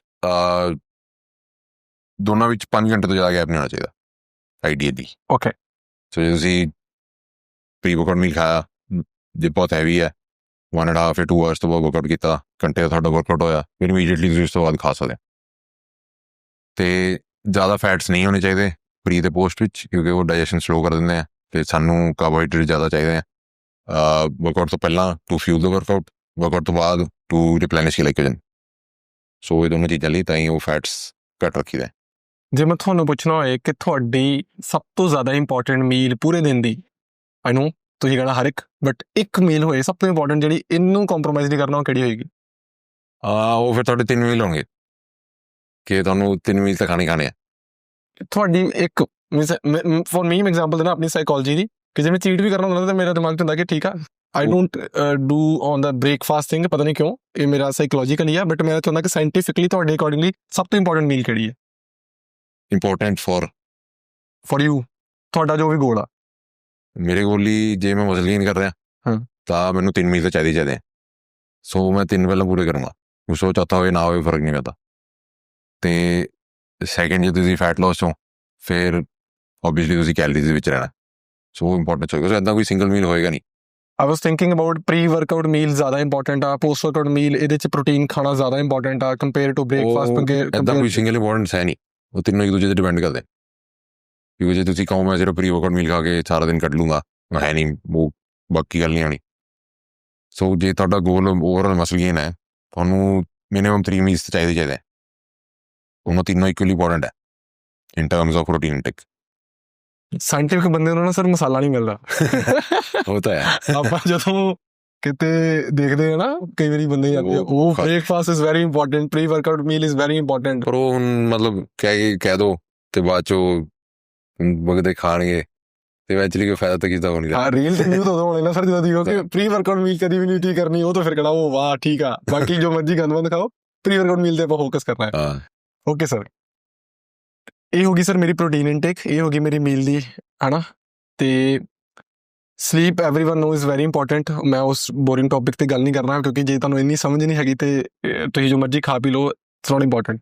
moving to exercise, ਹੁਣ ਰੀਸੈਂਟਲੀ ਤੁਸੀਂ ਆਪਣਾ ਜਿਮ ਸੈਟਅਪ ਕੀਤਾ, ਜਿਹਦੇ ਕਰਕੇ ਸਾਡਾ ਪੋਡਕਾਸਟ ਇੰਨਾ ਡੇ ਹੋਇਆ ਕਿ ਤੁਸੀਂ ਉੱਥੇ ਬਿਜ਼ੀ, ਫਿਰ ਸ਼ੇਰੂ ਕਲਾਸਿਕ ਆ ਗਿਆ, ਐਂਡ ਫਿਰ ਹੈ ਨਾ ਚੱਲਦੇ ਤੁਹਾਡਾ ਮੈਂ ਜਿਮ ਸੈਟਅਪ ਦੇਖਿਆ ਆ, ਮੈਨੂੰ ਲੱਗਦਾ ਇਹ ਬਹੁਤ ਵਧੀਆ ਆ। ਇੱਕ ਤਾਂ ਤੁਹਾਡੀ ਸਪੇਸ ਦੀ ਸੀਗੀ, ਬਟ ਜਦੋਂ ਤੁਸੀਂ ਮਸ਼ੀਨਸ ਇੰਸਟਾਲ ਕਰਦੇ ਪਏ ਸੀਗੇ, ਕੀ ਚੀਜ਼ਾਂ ਤੁਸੀਂ ਦੇਖੀਆਂ? ਕਿਉਂਕਿ ਤੁਸੀਂ ਉੱਦਾਂ ਦੇ ਬੰਦੇ ਹੋ ਜਿੰਨੇ ਸਾਰਾ ਕੁਝ ਦੇਖ ਕੇ ਫਿਰ ਚੀਜ਼ਾਂ ਐਡ ਕੀਤੀਆਂ ਹੋਣਗੀਆਂ, ਤੇ ਕਿਹੜੀ ਨਵੀਆਂ ਮਸ਼ੀਨ ਤੁਸੀਂ ਇੰਟਰੋਡਿਊਸ ਕੀਤੀਆਂ ਐਂਡ ਕਿਉਂ? ਸੋ ਮੈਂ ਆਪਣੇ ਹਿਸਾਬ ਨਾਲ ਕੀਤੀਆਂ ਮਸ਼ੀਨਸ, ਤੇ ਜਿਹੜੇ ਮੇਰੇ ਵੀਕ ਪਾਰਟ ਸੀਗੇ, ਜਿਹੜੇ ਮਸ਼ੀਨਸ ਜਿਮ 'ਚ ਨਹੀਂ ਸੀਗੀਆਂ, ਮੈਂ ਉਹ ਜਾ ਲਿੱਤੀਆਂ। ਲਾਈਕ ਸੋ ਜਿੰਨੇ ਵੀ ਤੁਹਾਡੇ ਪਲੇਟ ਲੋਡਡ, ਲੈਟ ਪੁੱਲ ਡਾਊਨ ਹੋ ਗਿਆ, ਰੋਜ਼ ਹੋ ਗਏ, 2 ਤਰ੍ਹਾਂ ਦੇ ਰੋਜ਼ ਹੋ ਗਏ, ਤੇ ਚੈਸਟ ਪ੍ਰੈਸ ਹੋ ਗਈ, ਗਲੂਟਸ ਦੀ ਐਕਸਰਸਾਈਜ਼ ਹੋ ਗਈਆਂ। ਸੋ ਇਹ ਸਾਰੀ ਮਸ਼ੀਨਾਂ ਮਤਲਬ ਕੁਛ ਜਿਮਸ ਹੁੰਦੀਆਂ, ਕੁਛ ਨਹੀਂ ਹੈਗੀਆਂ। ਸੋ ਮੈਂ ਕਹਿੰਦਾ ਉਹ ਪੂਰਾ ਸੈੱਟ ਕੰਪਲੀਟ ਕਰ ਲਿਆ। ਓਕੇ, ਹੁਣ ਮੈਂ ਮਸ਼ੀਨਸ ਦੀ ਗੱਲ ਕਰਾਂ, ਲਾਈਕ ਜੇ ਮੈਂ ਸਿਰਫ ਲੈਗ ਮਸਲ ਦੀ ਗੱਲ ਕਰਾਂ, ਜੇ ਤੁਹਾਡੀ ਫਸਟ ਚੋਇਸ, ਹੁਣ ਹਰ ਇੱਕ ਮਸ਼ੀਨ ਇੰਪੋਰਟੈਂਟ ਆ, ਜੇ ਤੁਸੀਂ ਫਸਟ ਐਕਸਰਸਾਈਜ਼ ਲੈਗ ਡੇ ਵਾਲੇ ਦਿਨ ਕਰਨੀ ਹੋਵੇ ਤਾਂ ਕਿਹੜੀ ਮਸ਼ੀਨ ਚੂਜ਼ ਕਰੋਗੇ? ਮਸ਼ੀਨ ਮਤਲਬ ਮੈਂ ਚੂਜ਼ ਕਰਨੀ ਹੈ ਪੈਂਡੂਲਮ ਸਕੁਐਟਸ, ਵਧੀਆ, ਕਿਉਂਕਿ ਉਹਦੇ 'ਚ ਕਾਈਂਡ ਆਫ ਤੁਸੀਂ ਇੰਨਾ ਤੁਹਾਡੀ ਬੈਕ 'ਤੇ ਨਹੀਂ ਆਉਂਦਾ, ਤੇ ਓਵਰਆਲ ਤੁਹਾਡੇ ਕੁਆਡਸ 'ਤੇ ਪ੍ਰੋਪਰ ਜਿੰਨਾ ਲੋਡ ਤੁਹਾਨੂੰ ਚਾਹੀਦਾ ਉਹ ਆ ਜਾਂਦਾ। ਨਾਲੇ ਤੁਸੀਂ ਐਡਜਸਟ ਕਰ ਸਕਦੇ ਹੋ ਉਹਦੀ ਪਿੱਛੇ ਵੇਟ ਪਾ ਕੇ, ਕਿ ਥੱਲੇ ਉਹ ਈਜ਼ੀ ਹੋ ਜਾਏ, ਉੱਪਰ ਹਾਰਡ ਹੋ ਜਾਏ। ਸੋ ਤੁਹਾਡੀ ਨੈਚੁਰਲ ਜਿਹੜੀ ਰੈਜ਼ਿਸਟੈਂਸ ਪ੍ਰੋਫਾਈਲ ਉਹਦੇ ਨਾਲ ਮੈਚ ਹੋ ਜਾਂਦਾ। ਓਕੇ, ਇੱਕ ਲੈਗ ਦੀ ਹੀ ਮਸ਼ੀਨ, ਇਹ ਮੈਂ ਹੁਣੇ ਇੰਟਰੋਡਿਊਸ ਕਰ ਰਿਹਾ, ਕੁਐਸਚਨ ਮੈਂ ਸੋਚ ਕੇ ਨਹੀਂ ਆਇਆ ਸੀਗਾ, ਬਟ ਤੁਹਾਡੇ ਨਾਲ ਦੇ ਮੈਨੂੰ ਮਜ਼ਾ ਲੱਪਿਆ। ਇੱਕ ਮਸ਼ੀਨ ਜਿਹੜੀ ਤੁਹਾਨੂੰ ਲੱਗਦੀ ਹੈ ਕਿ ਯਾਰ ਇਹਦੀ ਬਿਲਕੁਲ ਲੋੜ ਨਹੀਂ ਹੈਗੀ, ਬਟ ਇਹ ਆਪਾਂ ਆਪਣੀ ਇੰਜਰੀ ਨੂੰ ਜ਼ਿਆਦਾ ਦੇਗੀ ਤੇ ਲੈਗ ਦੇ ਉੱਤੇ, ਪਰ ਲੋਡ ਨਹੀਂ ਹੈਗੀ ਇਹਦੀ ਇੰਨੀ। ਜਿਹੜੀ ਆਪਣੀ ਉਹ ਲਾਈਂਗ ਡਾਊਨ ਲੈਗ ਪ੍ਰੈਸ ਨਹੀਂ ਹੁੰਦੀ 90 ਡਿਗਰੀ ਵਾਲੀ। ਹਾਂ ਉਹ ਆਰਨੋਲਡ ਹਾਂ ਉਹ ਜਿਹੜੀ ਅਪਰਾਈਟ ਹੁੰਦੀ ਆ। ਹਾਂਜੀ ਬਿਲਕੁਲ ਹੀ। ਕਈ ਜਿਮਸ ਹੁੰਦੀ ਆ, ਪਰ ਉਹ ਕਹਿੰਦਾ ਯੂਸਲੈਸ ਜੀ ਲੱਗਦੀ ਮੈਨੂੰ। ਲਾਸਟ ਟਾਈਮ ਤੁਸੀਂ ਮੈਨੂੰ ਡਿਪਸ ਦਾ ਦੱਸਿਆ ਤੇ ਮੈਂ ਤੋਂ ਬਾਅਦ ਕਿੰਨਾ ਚਿਰ ਡਿਪਸ ਨਹੀਂ ਲਾਏ। ਮੈਂ ਤੁਹਾਨੂੰ ਰੀਜ਼ਨ ਹੀ ਪੁੱਛ ਕੇ ਗਿਆ ਸਰ ਨੇ ਕਿਹਾ ਤੇ ਓਕੇ ਸਰ ਠੀਕ ਆ। ਓਕੇ ਇੱਕ ਮੇਰੇ ਕੁਐਸਚਨ ਦਿਮਾਗ ਚੱਲਦਾ ਪਿਆ, ਸੀਬਮ ਨੂੰ ਪੁੱਛਿਆ ਸੀਗਾ ਐਂਡ ਮੈਂ ਤੁਹਾਨੂੰ ਪੁੱਛਣਾ ਸੀਗਾ, ਬਟ ਉਸ ਤੋਂ ਬਾਅਦ ਸਾਡਾ ਰਾਬਤਾ ਹੁਣ ਹੋਇਆ। ਜੇ ਗੁਰਾਦੇਸ਼ ਮਲ ਸਰ ਦੇ ਕੋਲ ਤਾਉਮਰ ਵਾਸਤੇ ਸਿਰਫ 10 ਐਕਸਰਸਾਈਜ਼ ਬਚੀਆਂ ਹੋਣ ਕਰਨ ਵਾਸਤੇ, ਤਾਂ ਕਿ ਤੁਸੀਂ ਆਪਣੇ ਮਸਲ ਨੂੰ ਹੋਰ ਬਿਲਡ ਕਰ ਸਕੋ ਐਂਡ ਆਪਣੀ ਬਾਡੀ ਨੂੰ ਹੋਰ ਬੈਟਰ ਕਰ ਸਕੋ, ਤਾਂ ਉਹ ਕਿਹੜੀਆਂ 10 ਐਕਸਰਸਾਈਜ਼ ਹੋਣਗੀਆਂ for the rest of your life? 10 ਤਾਂ ਬਹੁਤ ਆ, ਪੂਰੀ ਬੋਡੀ ਬਣ ਜੂਗੀ। Okay great. ਕਿਉਂ ਤੇ ਕਿਹੜੀਆਂ? ਸੋ ਭਾਰ ਮਸਲ ਦੀ ਕਈ ਲੈ ਲਾਂਗੇ, ਸੋ ਟ੍ਰੇਨ ਹੋ ਜਾਊਗਾ। ਹੁਣ ਜਿਹੜੀ ਹਾਈਪਰਟ੍ਰੋਫੀ ਹੁੰਦੀ ਆ ਉਹ ਮੂਵਮੈਂਟ ਵੇਸਟ ਨਹੀਂ ਹੁੰਦੀ, ਉਹ ਬੇਸਿਕਲੀ ਉਹਦੀ ਸਟਿਮੂਲੇਟ ਕਰਨਾ ਮਸਲ ਨੂੰ, ਉਹ ਤੁਸੀਂ ਕਿਸੇ ਵੀ ਐਕਸਰਸਾਈਜ਼ ਨਾਲ ਕਰ ਸਕਦੇ ਹੋ। ਤੇ ਜੇ ਤੁਸੀਂ 2 ਮਸਲ ਟ੍ਰੇਨ ਕਰਨੇ ਇਕੱਠੇ ਤਾਂ ਤੁਸੀਂ ਕੰਪਾਊਂਡ ਮੂਵਮੈਂਟ ਕਰ ਸਕਦੇ ਹੋ। ਜੇ ਇੱਕ ਮਸਲ ਤੁਹਾਡਾ ਛੋਟਾ ਰਹਿ ਰਿਹਾ, ਪਿੱਛੇ ਰਹਿ ਰਿਹਾ, ਤੁਸੀਂ ਆਈਸੋਲੇਸ਼ਨ ਕਰ ਸਕਦੇ ਹੋ। ਹੁਣ ਚਾਹੇ ਤੁਸੀਂ ਕੇਬਲ ਨਾ ਕਰੋ, ਡੰਬਲ ਨਾ ਕਰੋ, ਉਹ ਡਿਪੈਂਡ ਕਰਦਾ ਤੁਹਾਡੀ ਸਕਿੱਲ ਤੇ ਕਿ ਤੁਸੀਂ ਕਿੰਨੀ ਵਧੀਆ ਕਰ ਸਕਦੇ ਹੋ। ਸੋ ਓਵਰਆਲ ਬੰਦੇ ਬੋਰ ਹੋ ਜਾਂਦੇ ਐਕਸਰਸਾਈਜ਼ ਲਾ ਕੇ, ਇੰਜਰੀ ਹੋ ਜਾਂਦੀ ਆ। ਟੈਕਨੀਕਲੀ ਵਰਕਆਊਟ ਚੇਂਜ ਕਰਨ ਦੀ ਲੋੜ ਨਹੀਂ ਹੁੰਦੀ। ਸੋ ਤਾਂ ਉਹ ਜਿਹੜੀ 10 ਐਕਸਰਸਾਈਜ਼ ਨੇ ਆਪਾਂ ਜਿਵੇਂ ਚੂਜ਼ ਕਰ ਲਾਂਗੇ, ਹੁਣ ਕੋਈ ਵੀ ਪ੍ਰੈਸ ਹੋ ਸਕਦਾ, ਚੈਸਟ ਪ੍ਰੈਸ ਦਾ, ਸੋ ਉਹਦੇ 'ਚ ਆਪਣੇ ਟ੍ਰਾਈਸੈਪ ਵੀ ਲੱਗ ਜਾਣੇ, ਸ਼ੋਲਡਰ ਵੀ ਲੱਗ ਜਾਣੇ ਆ, ਚੈਸਟ ਵੀ ਲੱਗ ਜੂਗੀ। ਇੱਕ ਸੋ ਆਪਾਂ ਪਲੇਟ ਲੋਡਡ ਚੈਸਟ ਪ੍ਰੈਸ ਲੈ ਲਾਂਗੇ ਫਲੈਟ ਜਾਂ ਸਲਾਈਟ ਇੰਕਲਾਈਨ ਵਾਲੀ। ਓਕੇ ਸੋ ਇੱਕ ਹੋਊਗੀ। ਫਿਰ ਆਪਾਂ ਇੱਕ ਪੁੱਲ ਡਾਊਨ ਲੈ ਲਾਂਗੇ, ਉਹ ਪਲੇਟ ਲੋਡਡ ਲੈ ਸਕਦੇ ਹਾਂ ਕਿਉਂਕਿ ਸੈਟਅਪ ਸੁਟਅਪ ਨਹੀਂ ਕਰਨਾ ਪੈਂਦਾ, ਪਲੇਟਾਂ ਪਾਓ ਤੇ ਕਰੋ। ਤੀਸਰਾ ਪਲੇਟ ਲੋਡਡ ਆਪਣੀ ਰੋਇੰਗ ਹੋ ਗਈ। ਓਕੇ ਸੋ ਇਹਦੇ 'ਚ ਆਪਣੀ ਲੋ ਰੋ, ਹਾਈ ਰੋ, ਮਿਡ ਰੋ ਕਿਹੜੀ? ਸਿੰਪਲ ਜਿਹੜੀ ਰੋ ਹੁੰਦੀ ਆ ਯੂਨੀਲੈਟਰਲ, ਸੋ ਉਹਦੇ ਵਿੱਚ ਮਤਲਬ ਤੁਸੀਂ ਕਰ ਹੀ ਲਓਗੇ ਸਾਰਾ ਮਸਲ। ਓਕੇ ਤੇ ਤੈਨੂੰ ਹੀ ਆ। 3 ਹੋ ਗਈਆਂ। ਫਿਰ ਆਪਾਂ ਇੱਕ ਬਾਈਸੈਪ ਵੀ ਲਾ ਲਓ, ਇੱਕ ਟ੍ਰਾਈਸੈਪ ਵੀ ਲਾ ਲਓ। ਕਿਹੜੀ ਸਰ? ਸੋ ਇੱਕ ਤਾਂ ਕੋਈ ਵੀ ਲੈ ਲਓ, ਤੁਹਾਡੀ ਕਿਹੜੀ ਆ? ਪ੍ਰੀਚਰ ਕਰ ਲੈ ਲਾਂਗੇ। ਮਸ਼ੀਨ ਹਾਂ ਮਤਲਬ ਸਿੰਪਲ ਡੰਬਲਸ, ਡੰਬਲਸ ਪ੍ਰੀਚਰ ਕਰ, ਹੈਮਰ ਕੇ ਦੂਜੇ ਨਾਰਮਲ। ਨਾਰਮਲ? ਤੇ ਟ੍ਰਾਈਸੈਪ ਵਾਸਤੇ ਆਪਾਂ ਮਤਲਬ ਮੈਨੂੰ ਵਧੀਆ ਲੱਗਦੀ ਉਹ ਕ੍ਰੋਸ ਕੇਬਲ ਐਕਸਟੈਂਸ਼ਨਸ। ਅੱਛਾ ਸੋ ਓਕੇ ਉਹ ਲੈਗਸ ਵਾਸਤੇ ਇੱਕ ਪੈਂਡਲਮ ਸਕੁਆਟ ਲੈ ਲਓ, ਇੱਕ ਆਰਡੀਐਲ ਲੈ ਲਓ, ਇੱਕ ਕਾਫ ਲੈ ਲਓ। ਓਕੇ ਸਰ ਕਿੰਨੇ ਹੋ ਗਏ? ਇਹ ਸਰ 8 ਹੋ ਗਈਆਂ ਜੀ। 8 ਹੋ ਗਈਆਂ ਜੀ, ਸਾਰਾ ਕੁਝ ਹੋ ਗਿਆ। ਤੁਹਾਡਾ ਸ਼ੋਲਡਰ ਦੇ ਲੈਟਰਲ ਹੈਡ ਰਹਿ ਗਿਆ, ਹਾਂ ਤੇ ਤੁਹਾਡੀ ਇੱਕ ਸਾਈਡ ਲੈਟਰ ਲਾ ਲੈਣਾ, 9। 2 ਹੋ ਗਈਆਂ। ਹਾਂਜੀ ਤੇ ਹੁਣ ਆਪਾਂ ਡਿਸਾਈਡ ਕਰ ਸਕਦੇ ਹਾਂ ਕਿ ਲੂਟ ਸੇ ਅਪਰ ਬੈਕ ਚੋਂ ਕੋਈ ਵੀ। ਓਕੇ ਕਿਹੜੀ ਹੈ? ਸੋ ਹਿਪ ਥਰਸਟ ਲੈ ਲਓ। Okay thank you sir. ਹੋ ਗਿਆ। ਠੀਕ ਆ। ਤੇ ਕੋਰ ਲਈ? ਕੋਰ ਹੋ ਜਾਊਗਾ ਸਾਰਿਆਂ 'ਚ ਆਪੇ।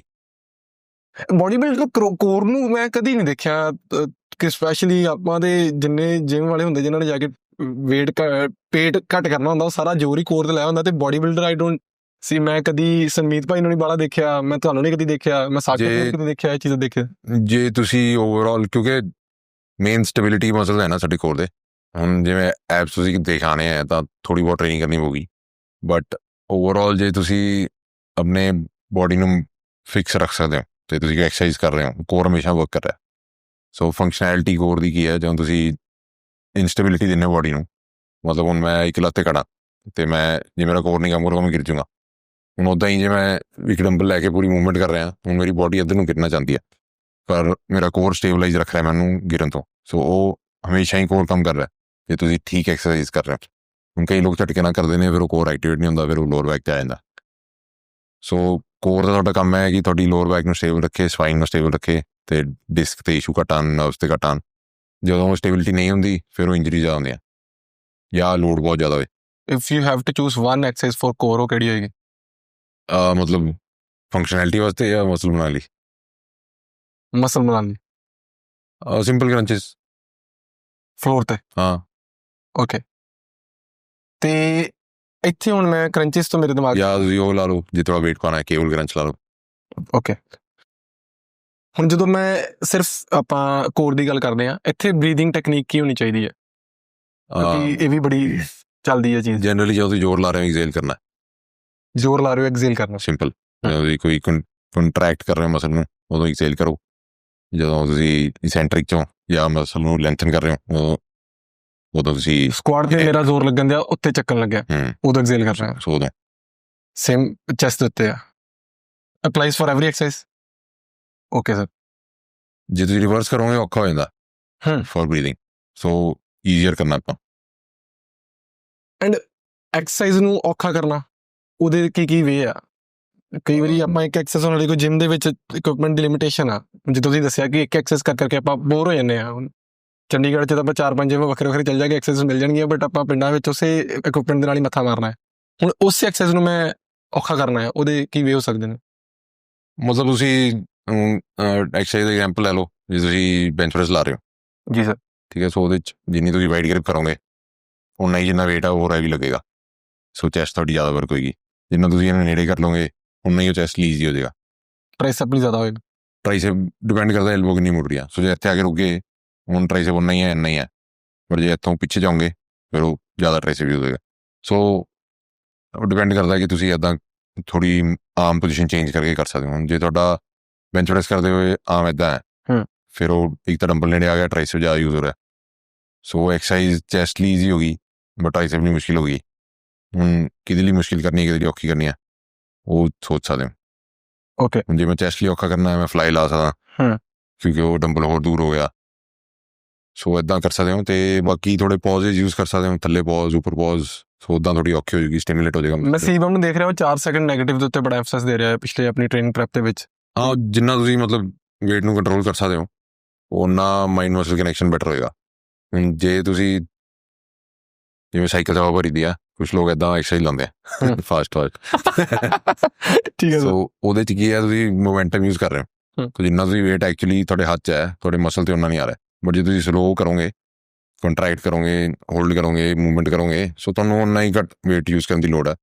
ਬਟ ਉਹ ਇੰਨਾ ਵੀ ਸਲੋ ਨਹੀਂ ਕਰਨਾ ਕਿ ਤੁਹਾਡੇ ਤੋਂ ਚੱਕੇ ਮਤਲਬ ਰਿਜ਼ਲਟ ਵੀ ਨਾ। ਸੋ ਇੱਕ ਲਿਮਿਟ ਹੁੰਦਾ, ਉਸ ਤੋਂ ਬਾਅਦ ਨਹੀਂ ਆਉਣਾ। ਅਤੇ ਜੇ ਤੁਸੀਂ ਉਹਨੂੰ ਕੰਟਰੋਲ ਕਰ ਸਕਦੇ ਹੋ, ਤੁਹਾਨੂੰ ਸੇਮ ਘੱਟ ਵੇਟ 'ਚ ਉਨੇ ਰਿਜ਼ਲਟ ਮਿਲ ਜਾਣਗੇ ਅਤੇ ਜੁਆਇੰਟਸ 'ਤੇ ਘੱਟ ਸਟ੍ਰੈਸ ਆਊਗਾ। ਬਸ ਉਹ ਇੰਸਟਾਗ੍ਰਾਮ 'ਤੇ ਲਾਈਕ ਘੱਟ ਆਉਂਦੇ ਫਿਰ ਉਹ ਤੁਹਾਡੀ ਈਗੋ ਦੀ ਗੱਲ ਆ ਜਾਂਦੀ ਹੈ ਕਿ ਤੁਸੀਂ ਦਿਖਾ ਰਹੇ ਹੋ ਲੋਕਾਂ ਨੂੰ, ਮਜ਼ਾ ਚੱਕ ਸਕਦਾ, ਮੇਰੀ ਸਟਰੈਂਥ ਜ਼ਿਆਦਾ ਹੈ, ਇੰਸਟਾਗ੍ਰਾਮ 'ਤੇ ਰੀਲਸ ਆਉਣਗੇ ਕਿ ਨਹੀਂ। ਬਟ ਤੁਹਾਡਾ ਮੇਨ ਗੋਲ ਮਸਲ ਬਿਲਡ ਕਰਨਾ ਹੈ ਜਾਂ ਉਹ ਹੈ। ਹੁਣ ਉਹਦੇ 'ਚ ਲੋਕ ਹਮੇਸ਼ਾ ਕਨਫਿਊਜ਼ ਰਹਿੰਦੇ ਆ। ਅਤੇ ਤੀਜਾ, ਬੋਡੀ ਬਿਲਡਿੰਗ ਅਤੇ ਨੋਰਮਲ ਲਾਈਫ ਸਟਾਈਲ 'ਚ ਕਨਫਿਊਜ਼ ਰਹਿੰਦੇ ਲੋਕ, ਕਿਉਂ ਲੱਗਦਾ ਬੋਡੀ ਬਿਲਡਰ ਕਰਦੇ ਅਸੀਂ ਵੀ ਕਰਨਾ। ਸੋ ਦੋਨੋਂ ਚੀਜ਼ਾਂ ਸਾਰੀਆਂ ਫਰਕ ਹੈ।